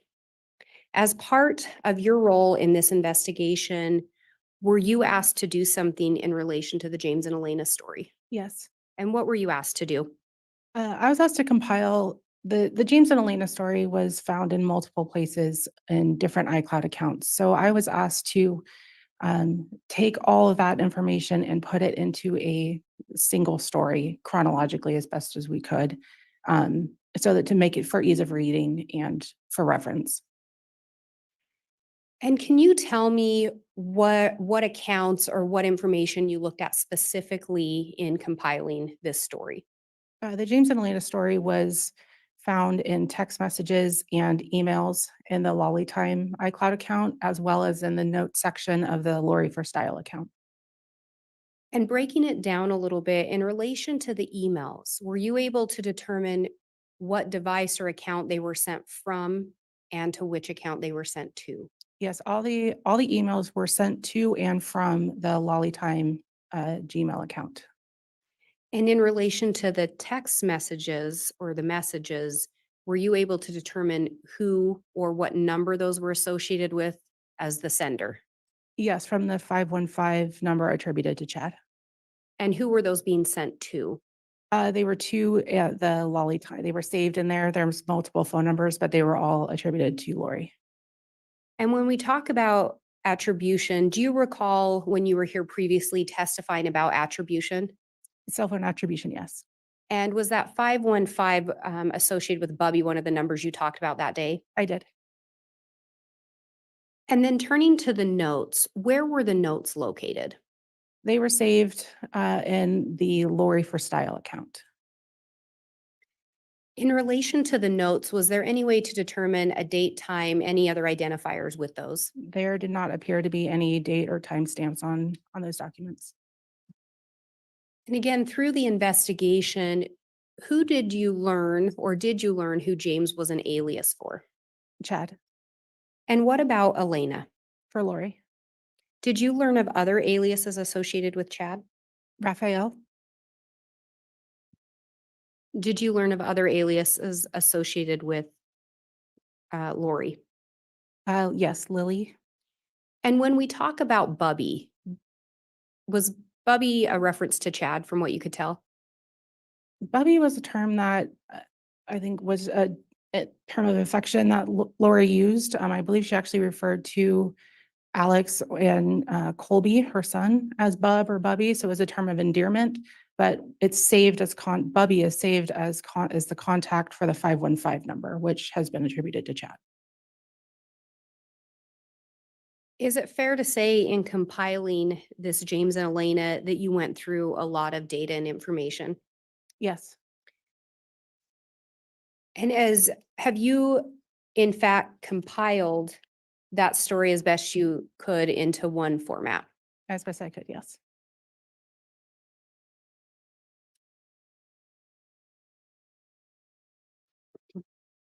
And did you in fact prepare an exhibit with that compilation? I did. And Your Honor, I have what's been marked as States Exhibit 184B. I have it on jump drive format, a copy for counsel, a copy for the court, and then in the printout copy, I have a courtesy copy for Your Honor as well.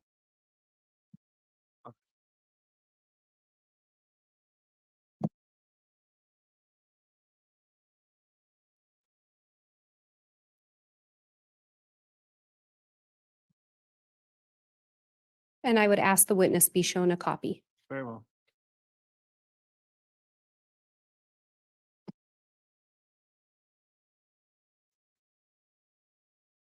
And Ms. Heidemann, if you would look through those pages.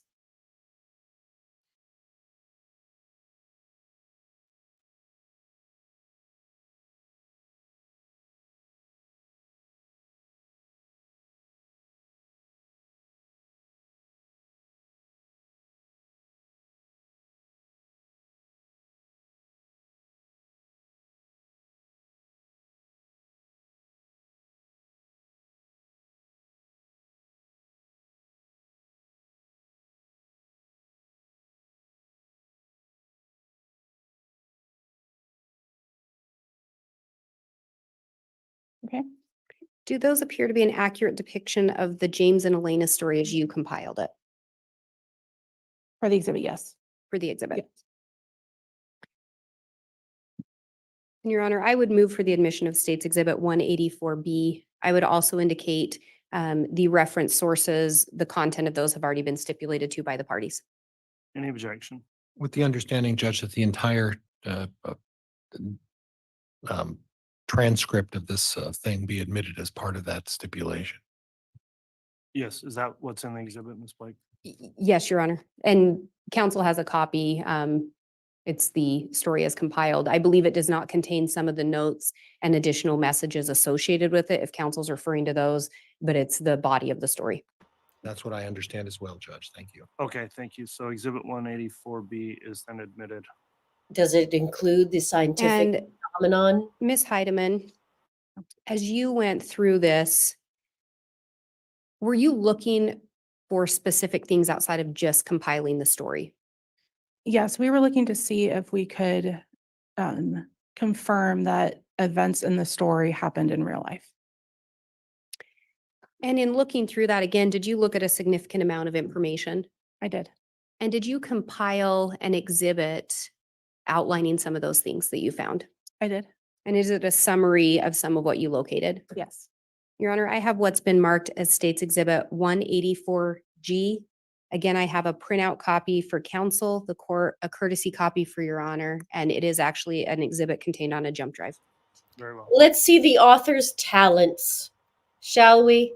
The author and his multitude of talents. Thank you.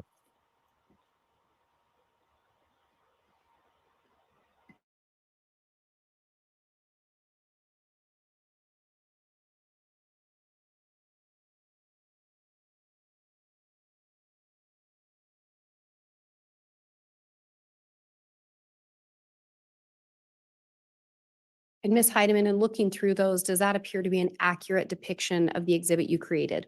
It does. And do you believe it would aid you in your testimony today? Yes. Do you believe it would aid the jurors in understanding your testimony? Yes. The state would move for admission of State's Exhibit 184G. Any objection? No objection, Judge. All right, exhibit 184G is admitted. And Your Honor, may I please be handed the jump drive of 184G? Yes. The judge is like, do we have to? Yes, I guess you're gonna have to. And if the witness does not still have it, may I have her handed State's Exhibit 184B, the printout? The limpidity of it all. Oh, you guys, it took me 2 weeks to even do this And video. Your Honor, I would ask to publish State's Exhibit 184G. You may publish.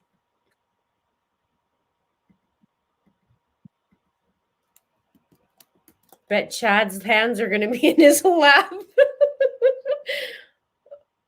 Here we go.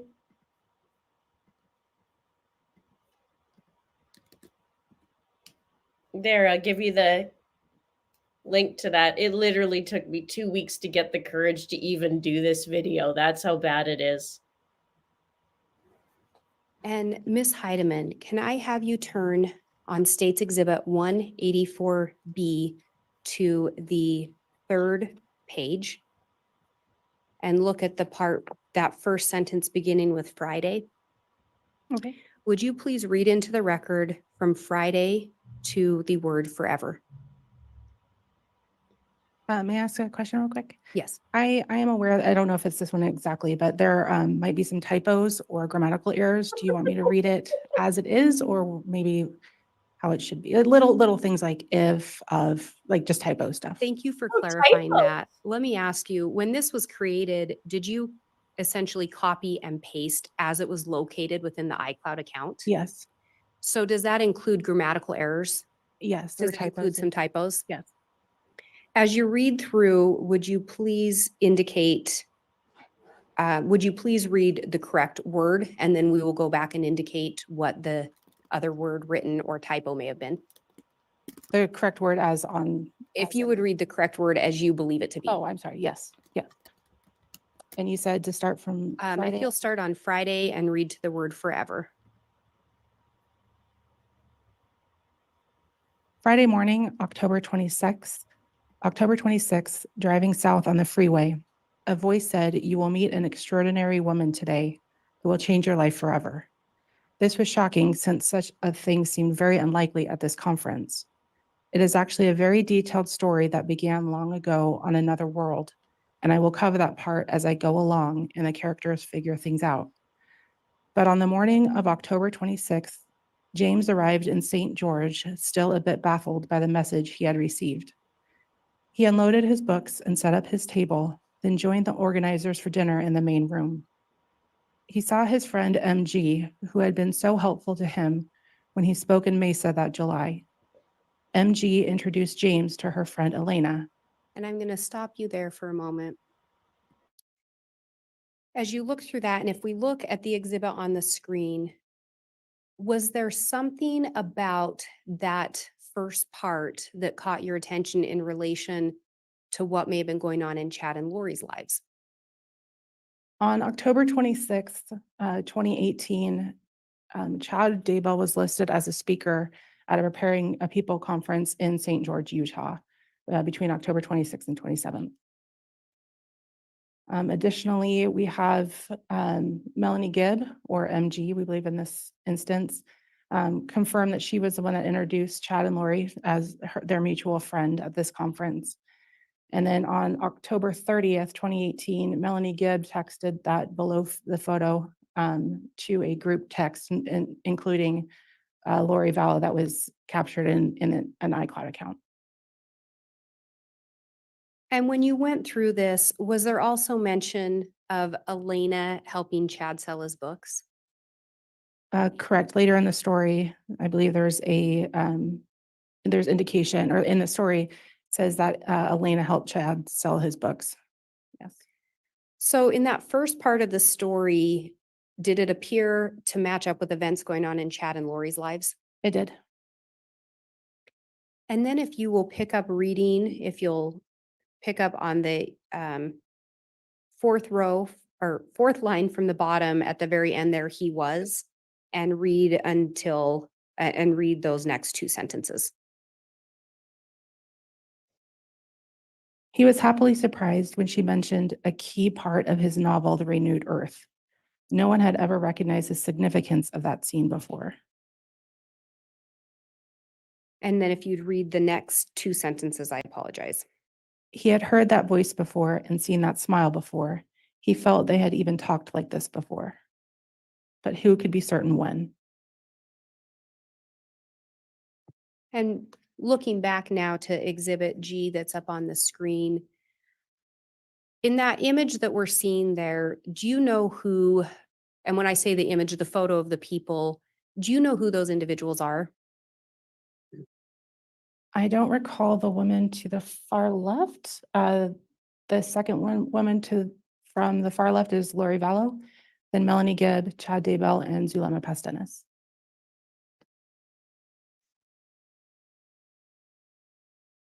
And you just read about a novel, The Renewed Earth.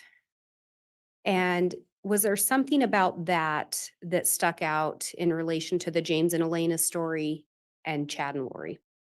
In the James and Elena story, he claimed to have written a novel titled The Renewed Earth, and Chad Daybell also wrote a novel entitled The Renewed Earth.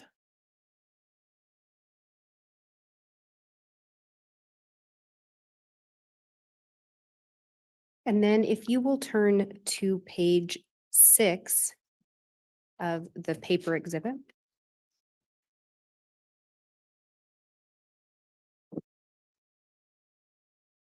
And if you will start reading that first sentence and read the first two sentences into the record. I must clarify that James is a very difficult person to get information from. He has been blessed with great knowledge, but 99% of the people he knows do not realize that. And then if you will skip the next couple sentences and pick up with he knew, she, and read to the end of that paragraph. He knew she was one of the very few people on earth he could trust. James's spirit was so excited at this revelation that he shattered a thick veil that had been placed between these two souls during their mortal lives. The thick veil had been placed because of the unique, unparalleled love James and Elena had shared in previous lifetimes. That veil had prevented them from finding each other until this appointed day that would be remembered throughout the heavens as the true beginning of a spectacular mission that would save millions of souls and defeat the forces of darkness. Was there something about this particular section of the story that stood out to you? I believe the thing that stuck out the most was their spectacular mission, and then the concept of darkness. The light and dark was a concept that came up pretty frequently in the investigation.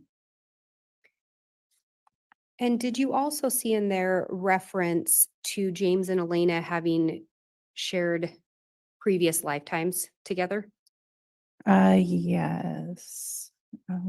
or shared love in a previous lifetime? Yes. Let me get, oh yeah, there we go.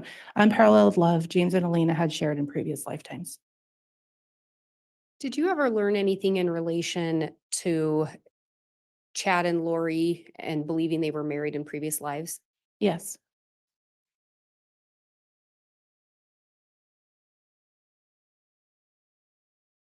And then if you'll turn to the next page, page 7, and looking at the top there, could you read from James' physical attraction and read in the first two sentences? James's physical attraction to Elena was almost overwhelming, but he was equally drawn to the spiritual energy that was radiating from her. As they talked, it was confirmed to him that they had indeed been married before and were eternal companions.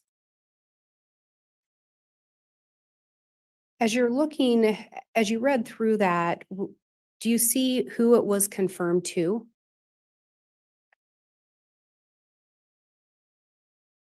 So James it's confirmed to James And James was known to be an alias for who? for Chad.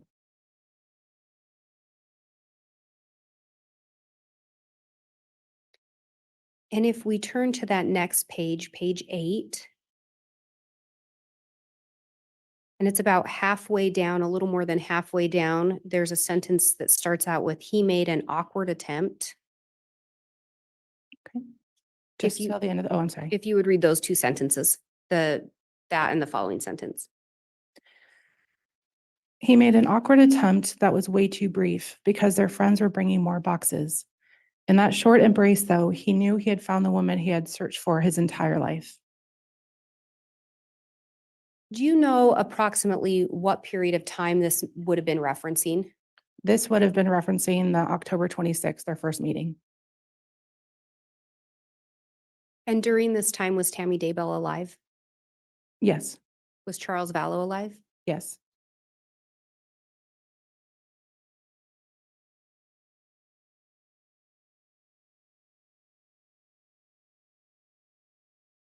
And if we now skip to page 12.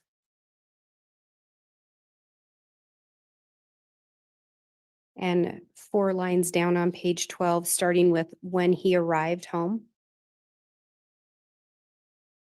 If you could read that and the next sentence into the record. When he arrived home, he searched the internet for anything about her, but there was nothing. She was a fascinating mystery that he wanted to spend the rest of eternity with. Was there anything in relation to this that stuck out in regards to the investigation? Yes, through the review of Chad's Google searches, Chad Googled Lori the same day that he met her on October 26, 2018, this is about a day off, but it's around the same time frame. So in the story, James is searching Elena, correct? Correct, And in real life, Chad was searching Lori Vallow. correct. And if we go to the next page, 13. And about 4 lines down, there's a sentence that starts with, "He was able to help clarify." Would you read from there to the end of that paragraph? He was able to help clarify many of the promptings and impressions she had felt in recent years. She knew she had lived on Earth before, and James was able to clarify when. They had been married before on this Earth and other times on a previous Earth. Their love truly spanned the universe and eons of time. They knew the Lord had brought them together again for a crucial mission that only they could accomplish as a united couple. During the next week, they spoke every day for at least an hour, but often longer. They hungered to know everything about each other. This was a new experience for James, to open up and share the true feelings of his heart. But he knew he could trust her completely. The bond between them was intense, and only the vast distance between them kept their passion for each other from roaring into a blazing inferno. She quickly became his best friend, or better said, 2 best friends had reunited, and their prior love was now ignited in a wonderful heavenly way.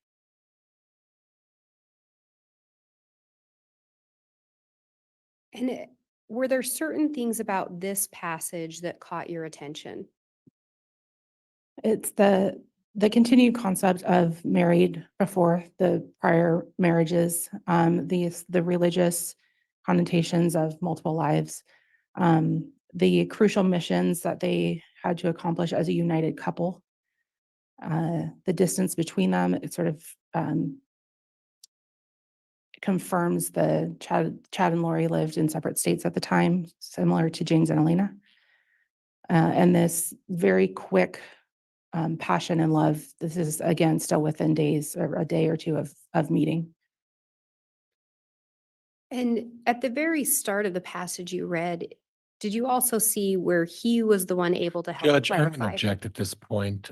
This is becoming counsel testifying during this introduction of the evidence. It's leading, I'll sustain.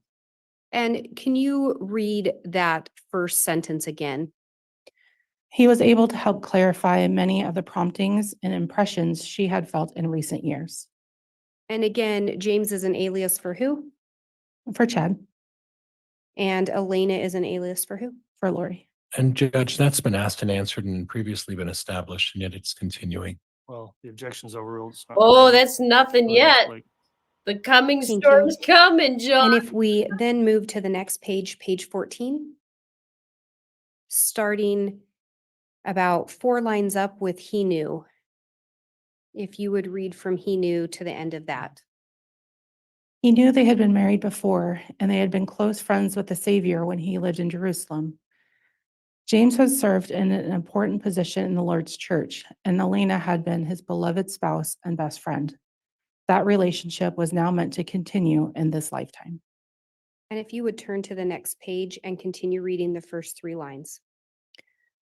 In Jerusalem, James and Elena had enjoyed tremendous intimacy. Their physical desire for each other was unmatched, and they were fortunate that they could be alone morning, noon, and night, and they seized every chance to passionately express their love to each other. And then if you skip down to the bottom, the 3rd line from the bottom, starting with he knew they, and read through the end of that passage. He knew they were meant to be married again and the complete important missions. He knew they were meant to be married again and complete important missions together before the second coming. He was ecstatic that she was receiving confirmation of these things as well. And was there something about this particular section that stood out to you? There were a couple items. Again, the continuation of this relationship continuing through this lifetime. The statement that says they were fortunate that they could be alone morning, noon, and night, and seized every chance to passionately express their love.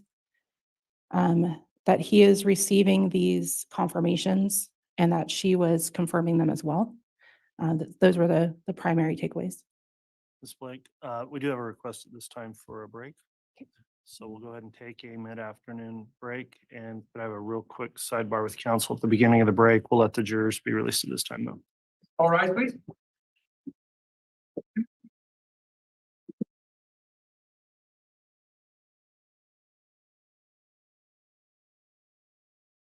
I can't even.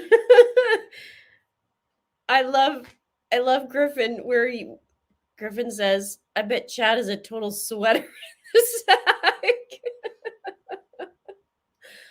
Okay, let's see if I can pull. Hang on, let's see if I can pull one of my videos. Oh, okay. It is 40 minutes long. Maybe we might have to, maybe if I could speed it a little bit. I don't know if it'll get the same je ne sais quoi. But let's just try, shall we?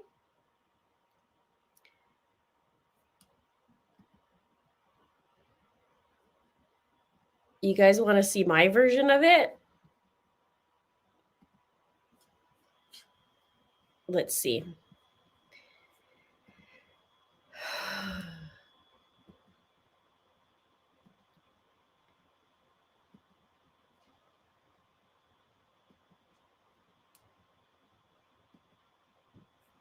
I just have to make sure I get through the ad first.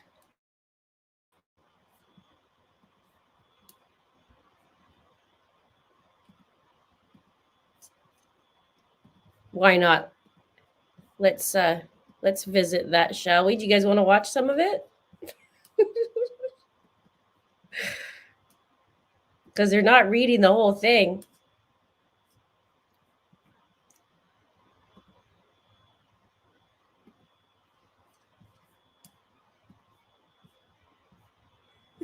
Okay, hang on.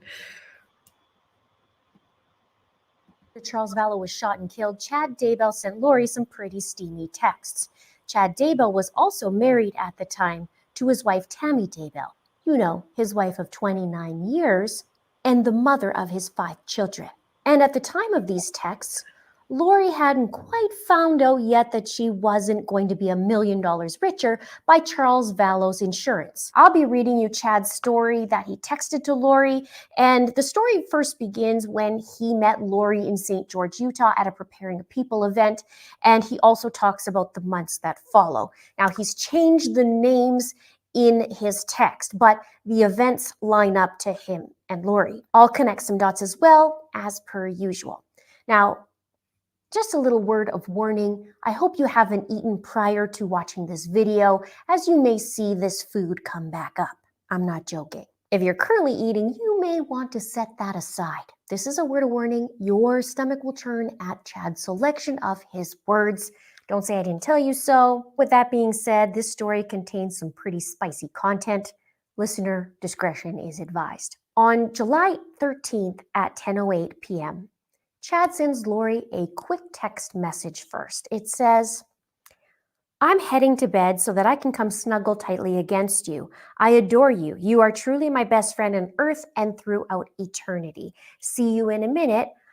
Heart emoji, heart emoji, heart emoji, kiss emoji, kiss emoji, kiss emoji, fire, fire, fire emoji." This was dated in July, which means it was 3 months before Tammy Daybell died. So Chad would be heading to bed to snuggle tightly against Lori, but he'd be hopping into bed with Tammy. The Chandler Police Department released the detailed information on Chad's text, and the document says, "On July 14th, 2019, I noticed that Chad began to write Lori a story that was sent in many text messages throughout the day. The story seemed to be a romance novel of sorts about them, but the names were changed to James and Elena.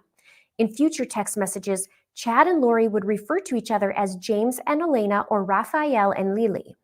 The following is the story that I observed between email and text messages. The text is just as it appeared in the messages and has not been corrected for grammatical errors. Note, I will also read it as is. As for the names, James and Elena might sound familiar to you, as Chad had included them in his zombie rubric, aka his hit list as I call it. Chad believed he was James the Just and married to Elena. He also believed, according to his zombie chart, that they had 7 kids together, including JJ and Melanie Boudreau / Pulowski. Now, James the Just was a brother of Jesus and one of the leaders of the early Christian community in Jerusalem. He was also known as James the Righteous. And Elena is the daughter of Jesus's half-brother Judas, who's married to James the Just. Now, I just did a little bit of a chart trying to see, like, wait a minute, who goes where? That would be the uncle husband, Elena marrying James the Just. It's very interesting. Now to the texts. So Chad and Lori met in October of 2018 in St. George, Utah at a Preparing a People event. Now, Melanie Gibb and Lori were already thick as thieves at this time. They had met 2 weeks before.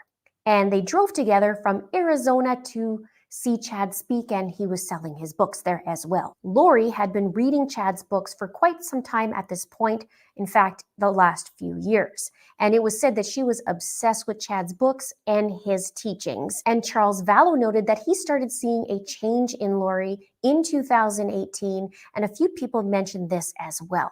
So Chad's story begins the day he met his precious Lori back in October of 2018.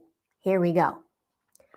Friday morning, October 26th, driving south on the freeway, a voice said, "You will meet an extraordinary woman today who will change your life forever." This was shocking since such a thing seemed very unlikely at this conference. It is actually a very detailed story that began long ago on another world, and I will cover that part as I go along and the characters figure things out. But on the morning of October 26th, James arrived in St. George, still a bit baffled by the message he had received. He unloaded his books and set up his table, then joined the organizers for dinner in the main room. He saw his friend MG, Melanie Gibb, who had been so helpful to him when he spoke in Mesa that July. MG introduced James to her friend Elena. When their hands touched, he felt a shock pass through him and his heart started beating fast.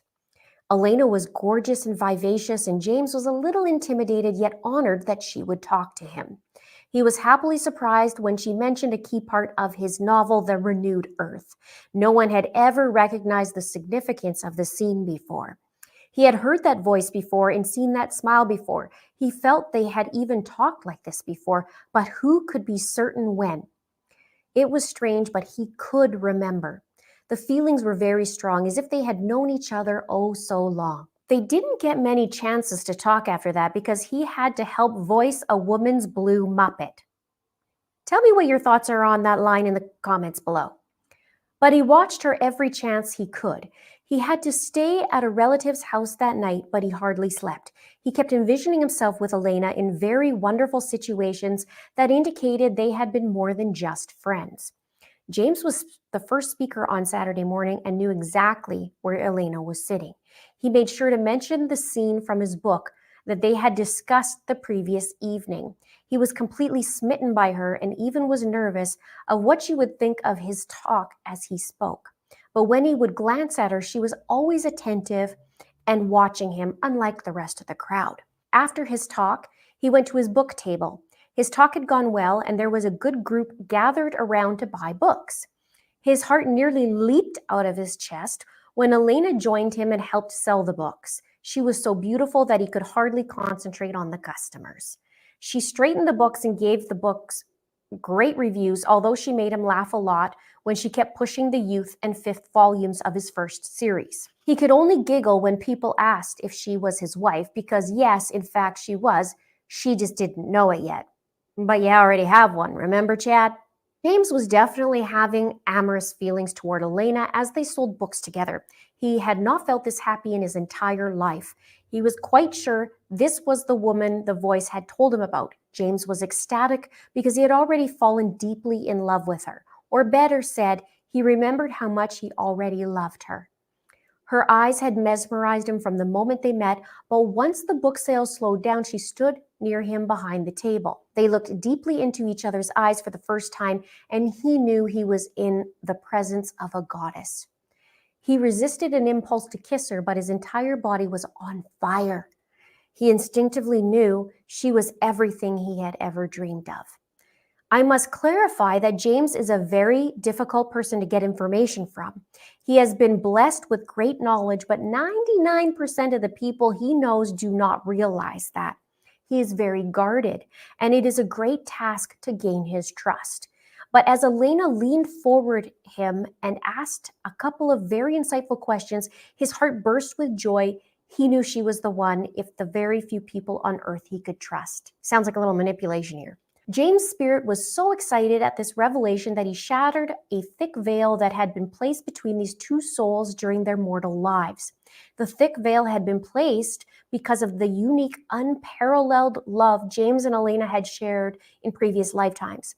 That veil had prevented them from finding each other until his appointed day that would be remembered throughout the heavens as the true beginning of a spectacular mission that would save millions of souls and defeat the forces of darkness. James' physical attraction to Elena was almost overwhelming, but he was equally drawn to the spiritual energy that was radiating from her. As they talked, it was confirmed to him that they indeed been married before and were eternal companions. He had glimpses of them walking dusty paths together, and he realized they had been married during the life of Jesus Christ, and they had been very close to him. Now, note, Chad said that they were married several lifetimes before, aka several probations, and Melanie Gibb mentioned this in an interview with Nate Eaton, and also it was mentioned that Chad told Lori that right away when they met, that they had been, husband and wife before.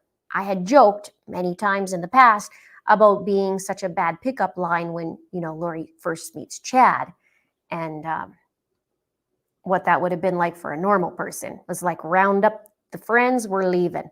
Here's where we start getting a little spicy. At this time, their spirits could not be restrained any longer, and a long-awaited makeout session took place in that lobby. This was manifest in the mortal world to James and Elena through this scientific phenomenon known as loin fire. So cringy. As they talked, James had a burning desire to make love to her, but he wasn't sure she felt the same way. But they could not stay away from each other. One time she was sitting in a couch near his table, and he took a seat on a chair about 5 feet from her. She began to squirm and covered her body with her hands. She asked him, "What are you doing?" He wasn't aware of what she meant. All he knew was that if Bruce Porter, who hadn't been giving them the evil eye, a child would have been conceived on that couch. Now, I wonder if this hands all over the body was the famous $1 million richer line. Do you remember that?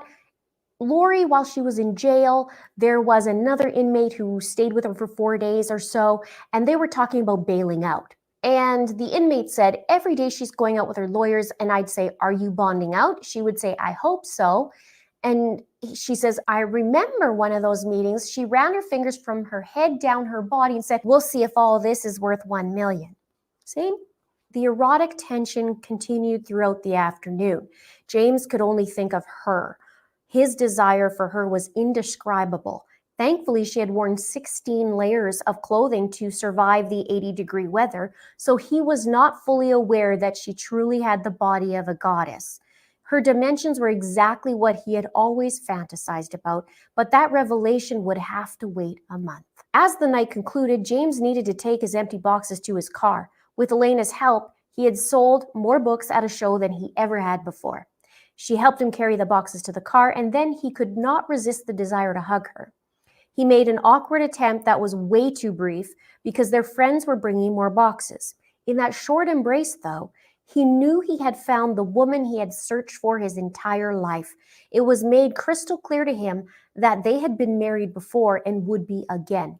He once again had to fight off a powerful urge to kiss her and somehow disguise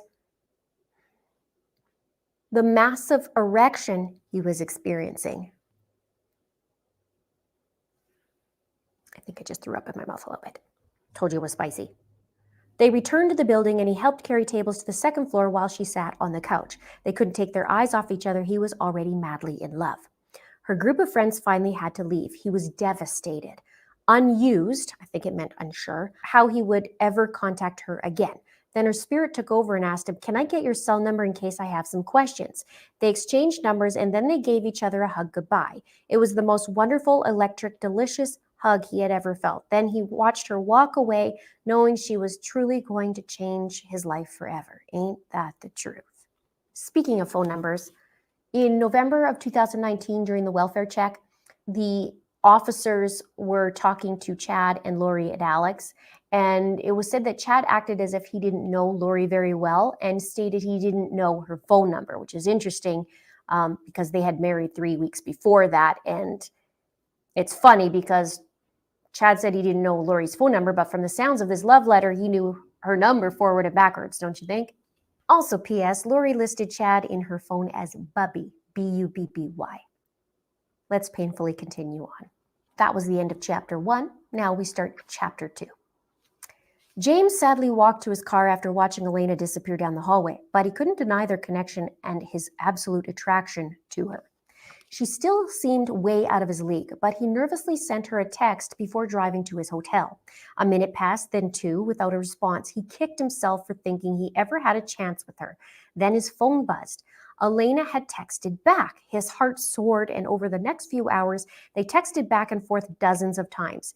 He knew she was staying at home in Tokerville, and he desperately wanted to drive there and whisk her back to the hotel for a night of reconnection and romance. He twice got redressed during the night to go see her, but the spirit gently said, "Have patience, everything will work out as it's supposed to." Or, "Hey Chad, you're married, remember?" How about that's what the spirit said?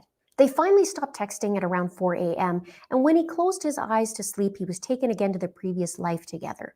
The intense passion of their lovemaking was a sight to behold. He knew it would be difficult, but he could be patient if it meant he could experience that type of love just once in his life. As he lay in the hotel bed, it was as if her spirit had joined him. They wrapped around each other and kissed gently, then intensely, and the emotions they shared were not of this world.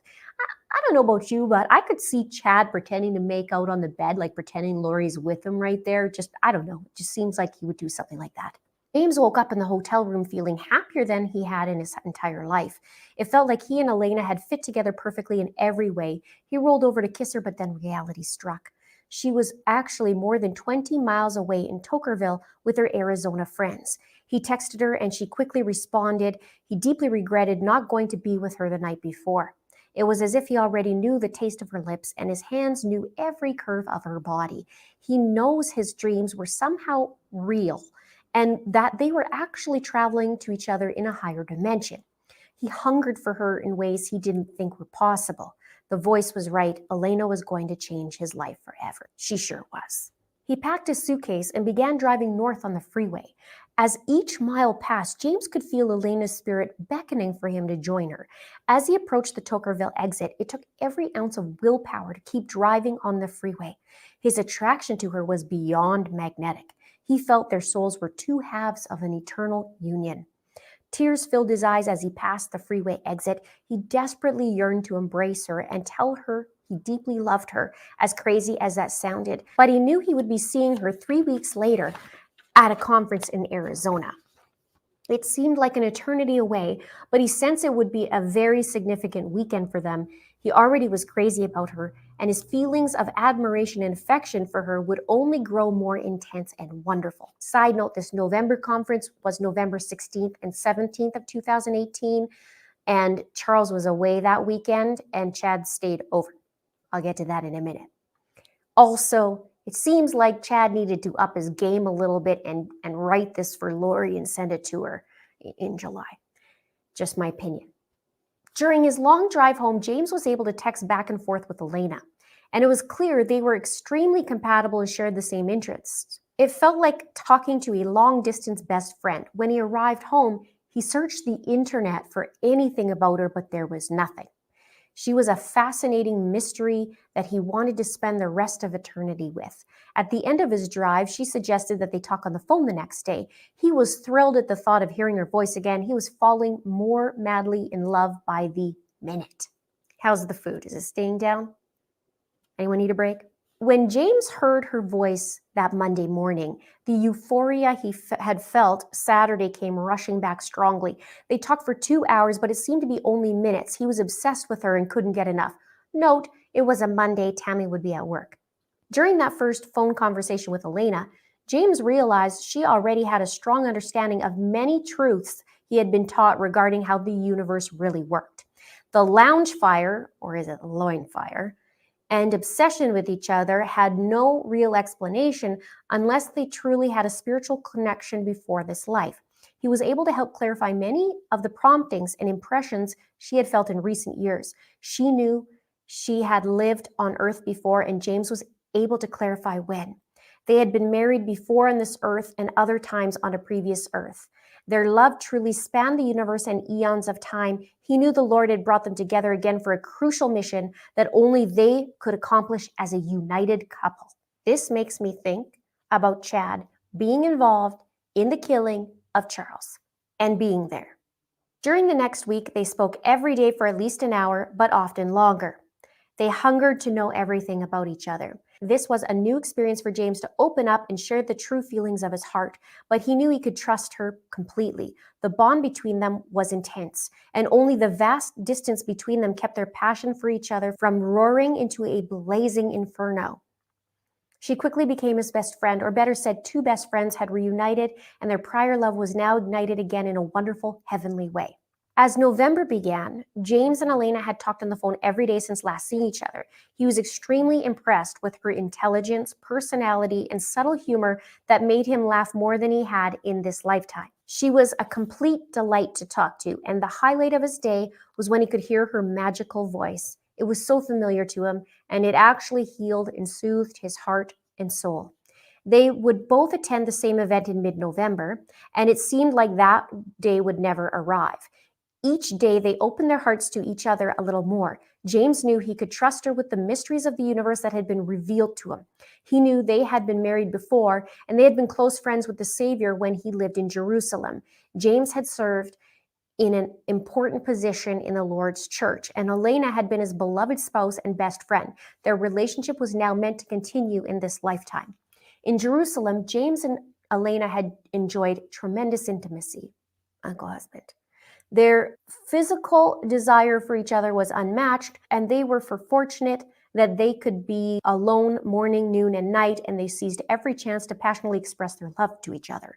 They simply could never get enough, even after many years of marriage. Everyone knew they were crazy about each other, and they were a wonderful example of how spouses should cleave together in love and unity. James had visions of how they would happily and joyfully pleasure each other in his office.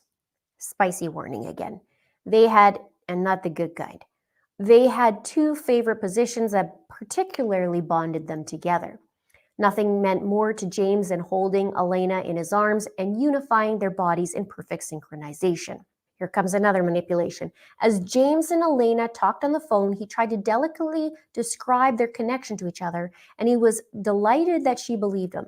He also shared that they had been married other times in a previous world, and she accepted that information as well.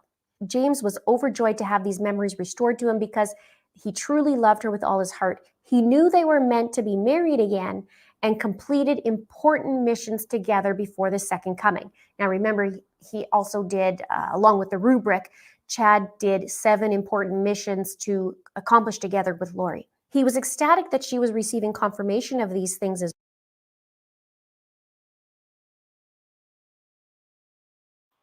Hang on, guys.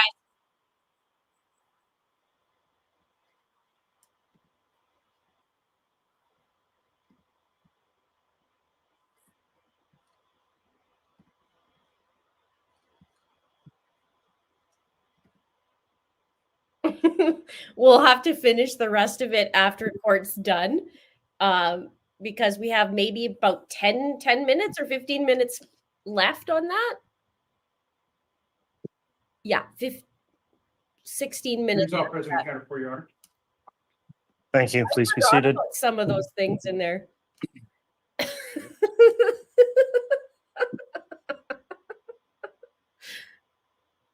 All right, thank you, Ms. Blake. You may continue with your direct examination whenever you're ready. It took me 2 weeks to get the courage to do that video. Thank you, Your Honor. And if I may again publish State's Exhibit 184G.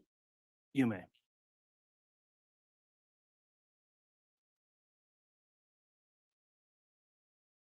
I wish they read the whole thing. And Ms. Heidemann, if you would turn to page 19 on 184B.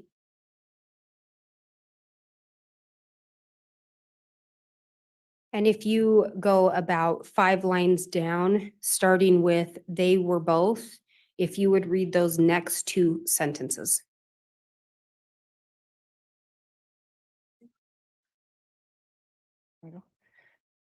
They were both aroused, but knew there were limitations on what could occur that night. But they kissed for nearly an hour and pressed against each other tightly. And then if you skip down about 3 lines up from the bottom, starting with "they knew," if you would read to the bottom into the record. They knew they would see each other again in the morning, but the separation seemed too long. But they knew that the long wait to find their eternal match had come to an end, and James was overjoyed beyond description. James and Elena had agreed to visit the temple the following morning.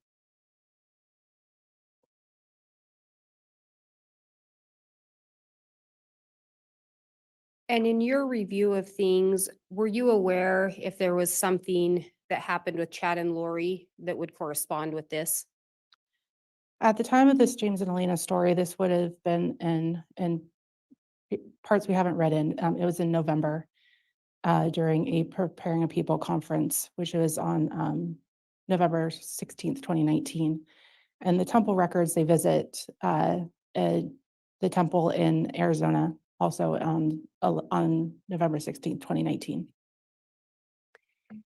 And if we look back to the exhibit that's being published, 184G, before we move on from this, when we talk about the renewed earth, were you aware whether Chad wrote books? He did, yes. And is this one of the books that he had written? Yes.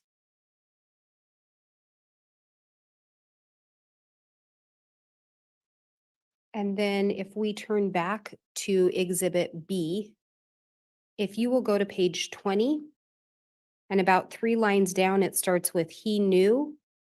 And if you would read the next 3 sentences into the record. He knew he was in the presence of an exalted goddess who had returned to Earth to perform a special mission. This mission included being with him, and they would progress together as translated beings. The full plan wasn't yet completely clear to him, but the immense power radiating from her confirmed his belief that she was among the greatest women in the universe. Was there something about that particular passage that stood out to you? We have again the special mission. It included to be with him, and they progressed together. There's also indication of a full plan, despite it wasn't completely clear to him yet, but there is reference to a plan. And then if we move to the next page, 21, and starting with the second sentence, beginning with "they had," would you read down to just before the last two sentences? So ending in the sentence "unified their souls." Got it. They had only known each other for 3 weeks, but two lonely, misunderstood souls had finally found their best friend that they could trust and confide in. They arrived at the temple, and they both felt they should do sealings together. They were soon seated in a sealing room facing each other. Elena looked so stunning as she smiled at him. She seemed calm while he felt quite nervous. Their opportunity soon came to kneel across the altar from each other, and as the sealer pronounced those sacred words, James and Elena knew they were now sealed as husband and wife for eternity. As the earthly sealing was taking place, a similar scene involving their spirits was happening on a higher plane, where they kissed and unified their souls. So in looking at that particular passage, were there some things that stood out to you? So if you put this passage in context with the temple records, then they were doing a husband and wife sealing ceremony in the temple in October 2018. And you said October, I'm sorry, November 2018. I'm sorry. so they met in October of 2018. Correct. And this would have been in November 2018.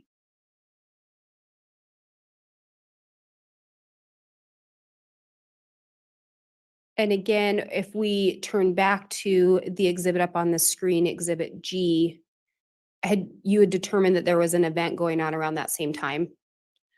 Correct. There was a Preparing a People conference in Mesa, Arizona, from November 16th to 17th, 2018, in which Chad Daybell was listed as a speaker.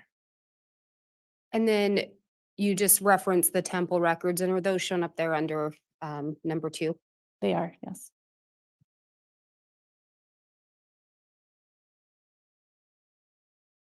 And if we now turn to page 23 of Exhibit B. And about 6 lines down, so a little over halfway, starting with "they helped clean," would you read the rest of that from there and the rest of the passage into the record? They helped clean up the conference, and Elena graciously allowed James to stay in a spare bedroom at her home that night. They visited with other friends until after midnight, then they all went to bed. James anxiously hoped Elena would join him in the spare room. It took a while for everyone to settle into their beds, but once the house quieted down, James opened his door slightly and saw the wondrous sight of Elena approaching the room.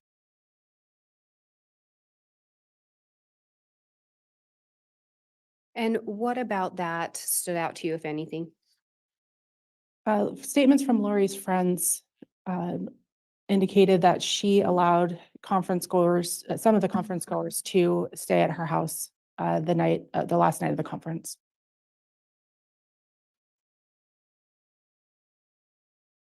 And then if we turn to page 27.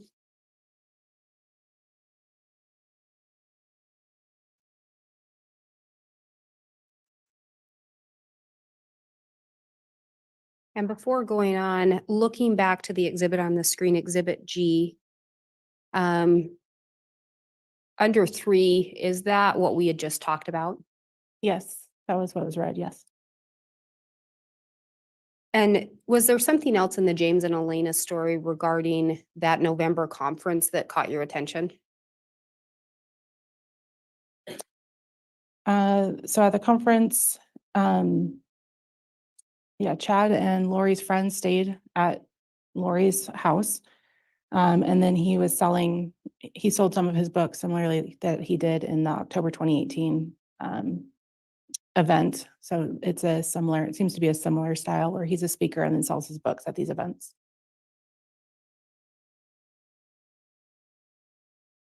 And on the bottom of page 27, that last sentence, and then continuing on to the following page, if you would read the last sentence of 27 and the first 3 sentences of page 28.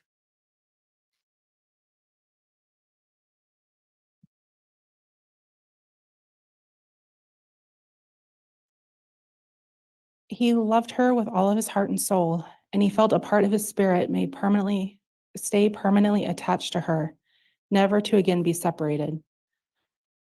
Elena was part of a successful podcasting team, and she invited James to record an episode and share his life story. He came into town the night before, and they met at a favorite rendezvous. The magnetic energy pulsated once again through their bodies.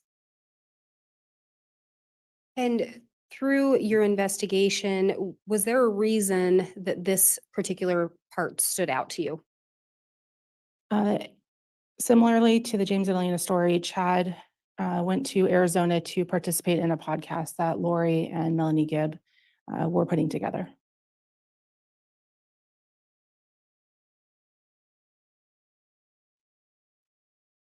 And then if we turn to page 30.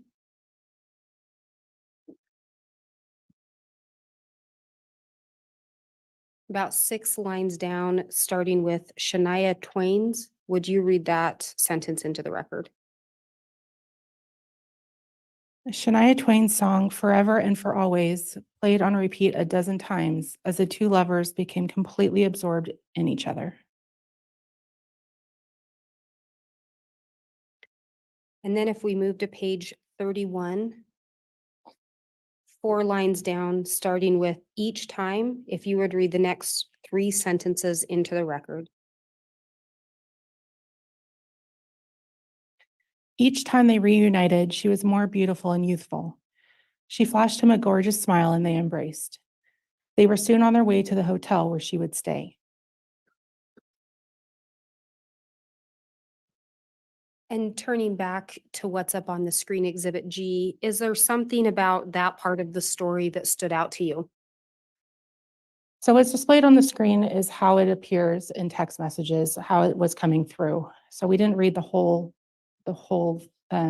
passage into the record, but it starts with James eagerly awaited it in his hometown airport for Elena to arrive, his hometown being Rexburg, Idaho.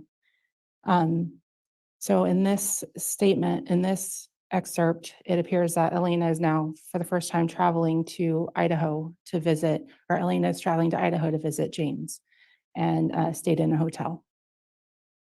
And then there's some notes down at the bottom. Were there other things that indicated Lori may have been in the Idaho area?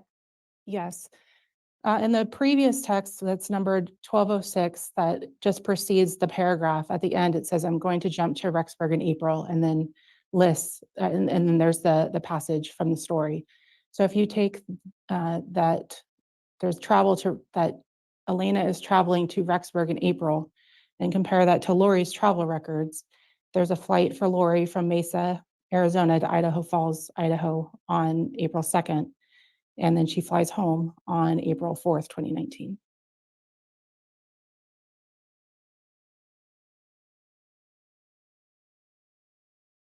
And during this time, was Charles still alive? He was. Was Tammy still alive? Yes. And if we turn to page 32 of Exhibit B. And on the second line beginning with but during, would you read that down to the sentence? About 6 lines of that down to where the sentence starts with the same. So ending in that sentence every way. I'm sorry, and you said start with but during? Start with but during, Sorry yes, about that. please. I lost my spot. But during James's latest mission, his wife had died back in Jerusalem. He was unsure what was next for him. Suddenly, Jesus appeared to him as he walked along and told James that he would become the bishop of Jerusalem and that he should marry his niece, Elena. James's attitude quickly brightened. There was something very special about Elena, and he knew they would be very compatible in every way. And then if you go on to the next page 33, would you start with the Savior down to the sentence ending in instantly awakened and read that into the record? The Savior then told them there was no reason to wait, especially with James's new calling as bishop. Jesus invited them to kneel across from each other. He then sealed them together for time and eternity. Both James and Elena were shocked at how quickly everything had taken place, but as the sealing was performed, it was as if their eternal bond was revealed. True love immediately blossomed, and their physical desire for each other was instantly awakened. What, if anything, about those passages stood out to you? We have the sealing again. This is in Jerusalem time, so this is a prior life for James and Elena they were sealed. So it's this concept of the multiple lives, them being married, and it being blessed by Jesus. So those concepts. They were shocked at how quickly everything had taken place. And the true love, physical desire was instantly awakened. So it's the same sort of prior marriages, prior relationships. And looking back to the page 32, that very first sentence. 32? Yes, page 32, and the sentence starting with "but during." Was there something about that in the story that caught your attention? So just to read the sentence again, but during James's latest mission, his wife had died back in Jerusalem, and he was unsure what was next for him. This is the only time that a wife is mentioned during the story, and James's wife had died at this in the story as well. And then if we turn back to page 33, at the very bottom, second line from the bottom, starting with "then James," would you read from that through the end of that passage? Then James placed his lips on hers, and sparks flew between them. He pulled her close to him and whispered, "I love you, Elena. I always have, and I always will." And Your Honor, may we please approach? Yes. It's too bad that they didn't read all of it, because obviously the jury can get the fuller, idea, the full idea of what it's about.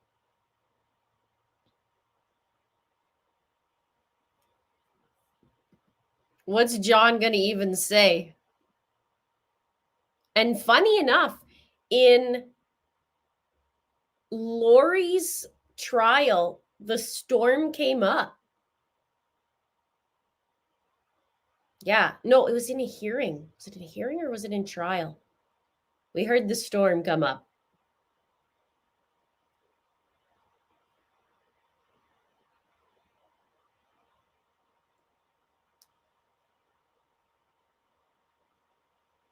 I put the full link for those who are doing the replay and they want to see the video in its entirety. I put it up. I will do it once we're finished court. I'll play it. And then I was able to sneak in to go get a chiro from a different chiropractor guy. So I'm going to go do that. See if he can get rid of this pain.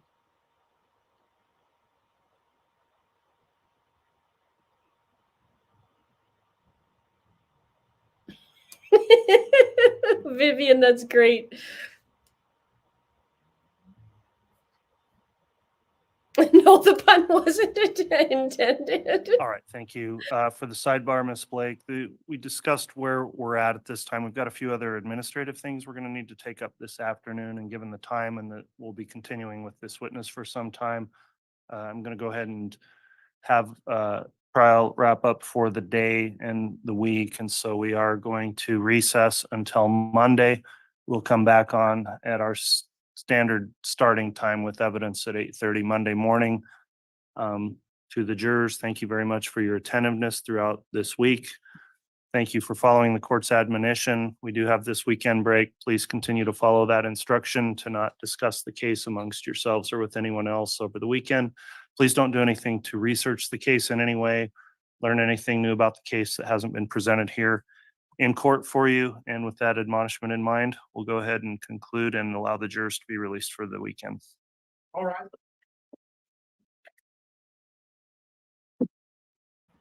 Okay, you guys want to watch the rest of the other of the video? Thank you.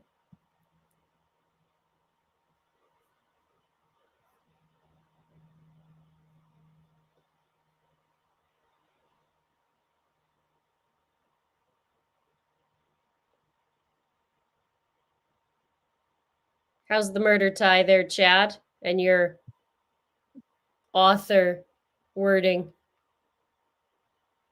All right, thank you. We are going to go off the record, but I do have some scheduling discussions with counsel. We'll go ahead and clear the courtroom and I'll talk to counsel privately once the courtroom's been cleared here. If counsel will stay behind, the witness may also be excused until Monday, and we'll be in recess. Thank you, everyone. All right. Okay.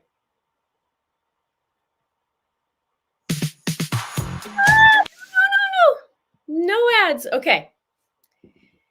Let's play the rest of that. Notable, look how different in color I am compared to my summer color.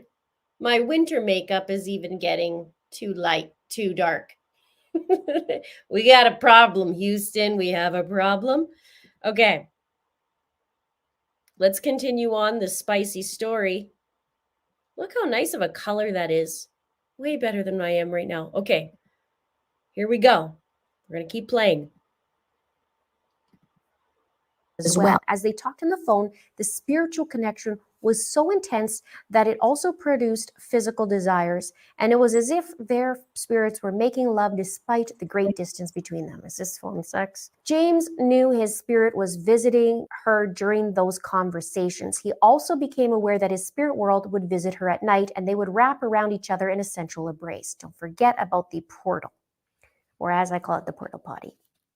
Kissing her was so wonderful and real, and he knew that the next time they saw each other, he needed to kiss her.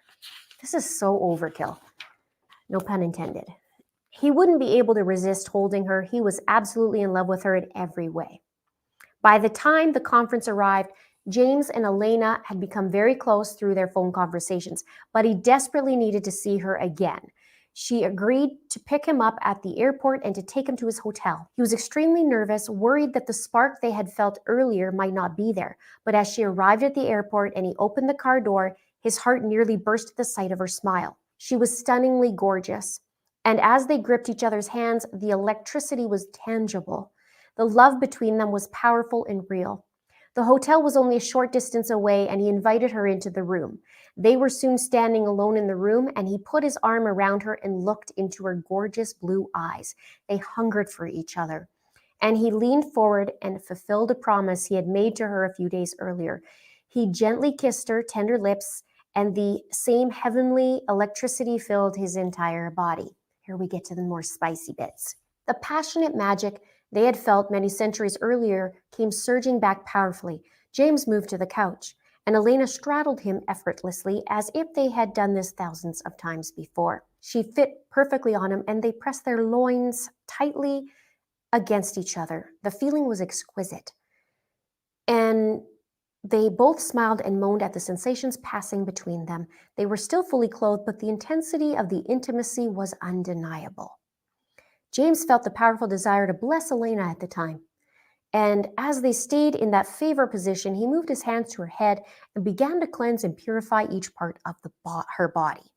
He could feel the pains and troubles she had endured throughout her life being removed from her soul and being taken outside and destroyed. James' hands worked their way down her body and lingered briefly on her beautiful breasts. She truly had the body of a goddess, and he was experiencing an indescribable mix of physical and spiritual ecstasy. He soon concluded the cleansing of her body from head to toe, then filled her body with the balm of light and love. James could see the happiness in her eyes, and instinctively their mouths came together again. The fire was burning strongly with them both, and as their kissing grew more intense, he gently said, "I love you, Elena." Those words sparked a frenzy within them. Their tongues effortlessly entwined and their hips gyrated in a smooth, erotic rhythm. Two lovers, long separated, were finally united in heavenly bliss. After a few minutes of excitement, pleasure, and fun on the couch, James and Elena both felt compelled to change into more comfortable clothing. James out in some athletic shorts and a blue shirt, and Elena put on a stunning black top and tight leggings. The top revealed just enough but not too much, and James was overjoyed at the sight. Now wait a minute, did Lori have a change of clothes when she got to the hotel? That's interesting. James took her in his arms and they smiled at each other. The vibration in the room was intense and their hearts reached out to each other in a glorious reunion. James gently touched the sides of Elena's breast and he was in ecstasy. She stood on her tiptoes and gave him a sensual kiss that sent electricity throughout his body. I think we get the picture, Chad. They moved toward the bed and were quickly entwined around each other. She was so beautiful, loving, and enchanting that James could hardly breathe. They were both aroused, but knew there were limitations on what could occur that night, unless you're married. But they kissed for nearly an hour and pressed against each other tightly. Toward the end of the evening, Elena laid, laid, on her stomach at the end of the bed, and James caressed her fabulous body. He grasped her perfect bottom with both hands, and she expressed how much she loved that. We know that for sure because we saw Chad groping her in the storage unit in October, right before Tammy was killed.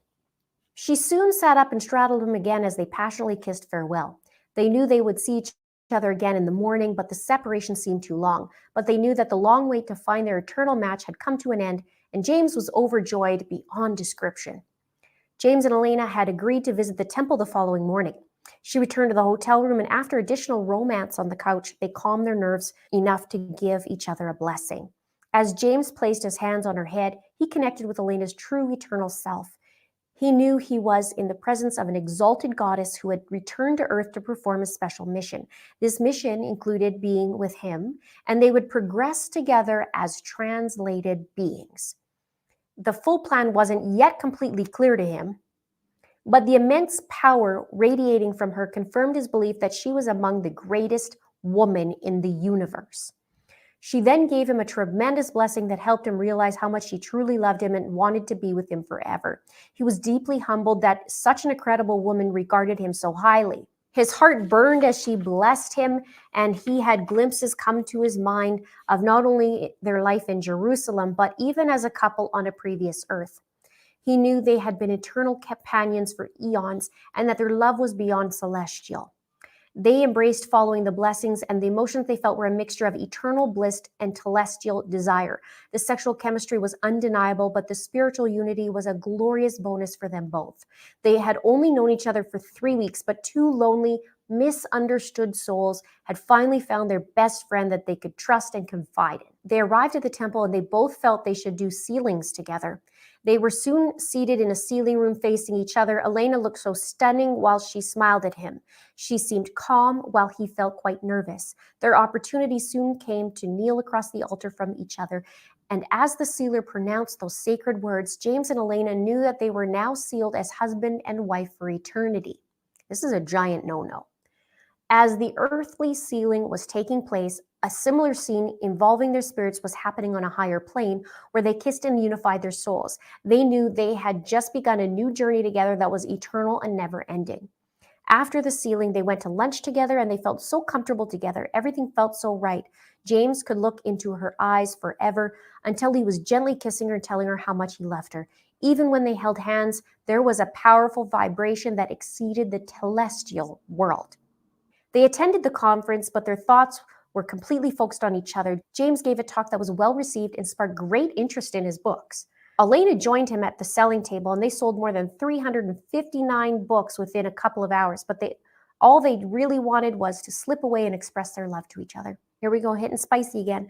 They went to dinner with some friends, but afterward they were able to find some time alone. They drove to a secluded area and slipped into the back seat. Elena was wearing a pair of incredibly sexy jeans, and as she straddled James in the back seat, he once again grasped her fantastic bottom. She pushed him back into a reclining position, and their loins fit perfectly together. And I'm sure they were on fire. They kissed passionately and rhythmically pulsated against each other. Their love was intense and undeniably real. James was now madly, crazily in love with her, and it was so wonderful to know she felt the same way about him. One powerful moment happened earlier that day when Elena was listening to another speaker while James stayed at the table, but he thought he had heard Elena say, "Come stand behind me." He went into the room and saw her standing against a wall. He moved behind her and they discreetly touched. After a few minutes, he checked his phone and saw she had texted him that very sentence at the stone he heard her voice. It was a wonderful testament that they were already communicating with each other on a higher level. They helped clean up the conference, and Elena graciously allowed James to stay into a spare bedroom at her home that night. They visited with other friends until after midnight, then they all went to bed. That's when that gathering happened at Lori's house while Charles was away on business. James anxiously hoped Elena would join him in the spare room. It took a while for everyone to settle in their beds, but once the house quieted down, James opened his door slightly and saw the one. Give me 30 days and I'll make you go viral on short form. And if we don't get you 1 million views, you don't pay. If you had 100,000 followers, how easy would it Wondrous sight of Elena approaching the room. They locked the door behind her and quickly got under the covers. He was wearing his athletic shorts to make him look athletic, and she was wearing tight, thin leggings and a loose top. They clung to each other and kissed desperately, hungrily. James placed his hands under her top and caressed her splendid breasts. She moaned happily and wrapped her legs around his waist. Note, sounds a little bit like Lori already had lots of practice because she did that to her brother at the family home, meaning Lori and Alex's parents' home, as described as Alex's first ex-wife. She would hop up on Alex, wrap her legs around him, and bounce up and down, it was said, mimicking, intercourse. Only 2 things, layers of material separated their loins. God, I hate that word. And they could feel each other's most intimate body parts in detail. The intensity and spiritual vibration exceeded anything either one of them had ever felt before. They knew their spirits were actually intimately joined together, and it felt like they had left the celestial world. Elena soon got on top of James, and the rhythmic ecstasy continued for several more minutes. Toward the end, they both removed their tops and they pressed their bodies together skin on skin. They fit together perfectly, and their kisses were deep and frenzied. Their desire for each other was beyond compare. Okay, now I think this morning's breakfast is coming up. As the reunion in the spare room came to a conclusion, Raphael, which is supposed to be James, but he interchanged them here, Raphael knew Elena was his perfect match. They longed to stay entwined together, but it would be best to separate and get some rest. But by 6 a.m., James couldn't stand to be away from her any longer. He slipped into her bedroom and stood at her bedside. She was unbelievably gorgeous, and he greatly desired to join her in the bed and continued the previous night's activities. But there were other guests in the house who weren't yet aware of their sizzling love for each other. So he gently touched her shoulder to awaken her. Her eyes opened, then she reached up and grabbed his arms and to pull him into the bed. He smiled, realizing she wasn't fully awake and had likely been dreaming of him. He simply whispered that he loved her and hoped she would go walking with him through the neighborhood. James and Elena had enjoyed a walk together the previous morning along the quiet streets of her gated community. Lori had a gated community. The central attraction between them had been intense, and they had touched shoulders and held hands as they walked. They were like magnets that couldn't be separated. She had worn exercise leggings that drove him crazy with desire. The leggings emphasized her perfectly sculpted bottom, and it took all of his willpower not to pull her to him and grasp that bottom firmly and powerfully with both hands while kissing her passionately. I think Chad's a butt man. They went walking again that next morning. Unfortunately, a friend invited herself along, Melanie Gibb, but James and Elena were still completely engrossed in each other. He had to catch a flight home later that morning, but he was able to give Elena a special blessing before departing. As he placed his hands on her head, he felt their spirits connect with a surge of power. At that moment, his only desire in life was to be with her as always through eternity, and that desire was continued to intensify. During the blessing, he was shown the great missions they would perform together. He knew this was an eternal union that would forever change the world. Tears filled his eyes to be in the presence of his holy goddess, and he was nearly overcome by the spirit as he sensed her true place in the universe as a majestic archangel. Then the investigator talks and says, in reading this story, the dates mentioned in the story in general were consistent with how Lori and Chad met and started their new relationship. In a follow-up message from Lori to Chad, she indicated that she loved their story. I was wondering if what her response was, but they didn't put that in there. Would have loved the details on that. Oh yes, Chad, more. Continuing to review records, I observed numerous text messages between Lori and Chad in which they were fighting off evil spirits that were attaching themselves to others. Chad would often score people for Lori and talk about their propensity for being influenced by intruders. The following is a sample of this rationale as observed on July 22nd and the 23rd. Chad says there are only 272 threes left, and none of them have occupied a body before. They are down to their last reserves. I'm glad I caught Elroy. I feel he was aiming to hide out and then get into JJ. What do you think that means? Let me know in the comments below. Now I'm not done. Oh no, there's more. Chad texts Lori and says, tonight I figured out who I feel like. I'm a grown-up version of Harry Potter who has to live with the Dudleys in this little space under the stairs. Every few weeks I get to escape and have amazing adventures with my goddess lover. But then I have to return to my place under the stairs feeling trapped, but I sense permanent freedom is coming. Interesting here that he says every few weeks I get to escape. Because I would like to know how many times since that October, since he met her, and in that next year, how many times he went to go see Lori. That's important. And I want to know when he visited Lori right before Charles died, during Charles died, or right after. I know he did right after, but I wonder if it was a few weeks before that or around the time. I've always wondered that. Maybe they can't actually pinpoint it. So about a month later in August, Lori is a little bit ticked off at Chad, and she says, you should give all of your love and your attention to your wife and family. I'm just a distraction. Go have fun with your family. I really do want you to. I just can't be in the way anymore. If things change, we can talk. We have nothing until things change anyways. Chad must have flipped his lid on that. I mean, he'd probably have to write another chapter just to get her on a good books on that. But a few months after that, on October 5th, he messages Lori and says, hello, sweet angel. Big news about Tammy. Please let me know if you're awake and can talk. I love you. Now, the day before this text, Chad sent Tammy to go see her family out of town. And he says, not fully sure of the timing for removal, but once her actions verify the differences, I don't want to wait. And I think I believe Tammy found out there was something going on, and her behavior was a little different before she died. So I wonder if Chad was like, yep, there's a zombie. And he called her Viola. He said, Tammy had been taken over by a demonic entity named Viola. And then we know Tammy died. So there is his long verbal diarrhea. And this is, besides being disgusting, this is super sad. He's married to Tammy. Charles was married to Lori. Charles gets killed. Tammy gets killed. They're screwing around. And Chad has to puff out his chest and make him look better than he is.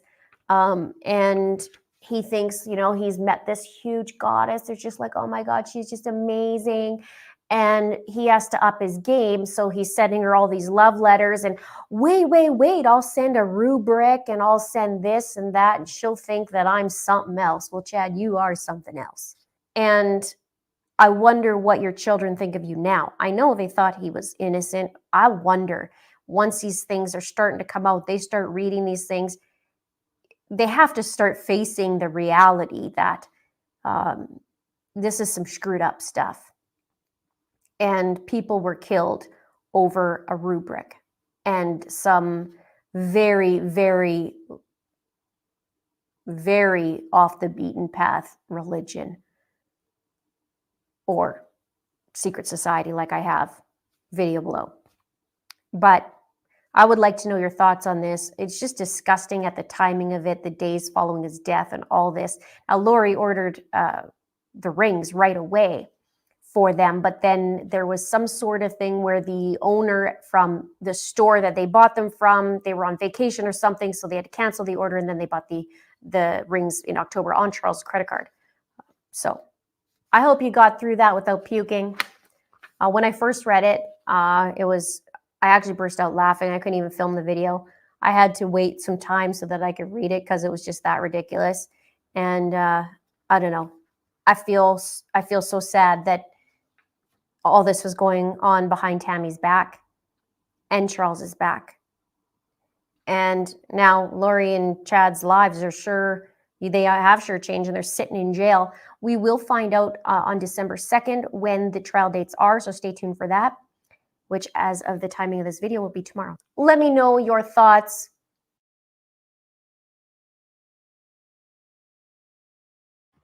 All right, so that was, when did I do that? Spicy. That was back in December 1st, 2021. So that was 3.5 years ago. Wow.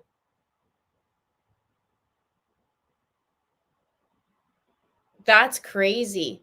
Did you guys notice as soon as I said I felt bad for Tammy? Her thing was up. Look at the color difference. I need some sun. I need some sun. Well, I'm glad you guys could watch that with me. And even though it's terrible, I'll be with you guys for a couple minutes, and then I got to go run. I was able to get into the chiro, which is not my regular chiropractor, but it's another dude who can help me out, and I don't even care. I was trying to see if I could get a massage, but they're all booked. But we need to get this back taken care of so that I can get to doing proper videos again, and I'm not sitting in the dark for hours. So, yeah, I forgot a lot of that video too. So I'm glad you guys were able to watch it. And be here with me today. It's very awesome. I love you guys. Thank you for hanging out. And we're going to do this all over again next week. We're going to be on day 22 next week. So maybe look through the playlist this weekend. See if you feel like watching some more videos and catching up on some things. I would be interested to see some of my old videos in what I kind of was connecting dots before we even knew. That'd be interesting. I love that you guys all get along. It's been so great. It is the best chat ever. I love you guys very much. So happy Mother's Day to those moms out there, except for Lori and Letitia and Corey Richins and a few of them. They don't get a happy Mother's Day. Everyone else does. The video is with my editor. I have to now review it. So now I got to run to the chiropractor, come back, review the video, make notes, send it to the editor, and then hopefully we'll get it out. So, and then I'll write some new stuff. Gracie says, I just found this channel last week. You get a lot of my timeline. Awesome. Well, welcome aboard. It's a great community, and I have tons of videos on this case. So feel free to go check out over 200 of them. All right, you guys, have a great weekend. I will have a video sometime once I get this all done and this back and headache gets handled. Okay? Bye, guys. Love you.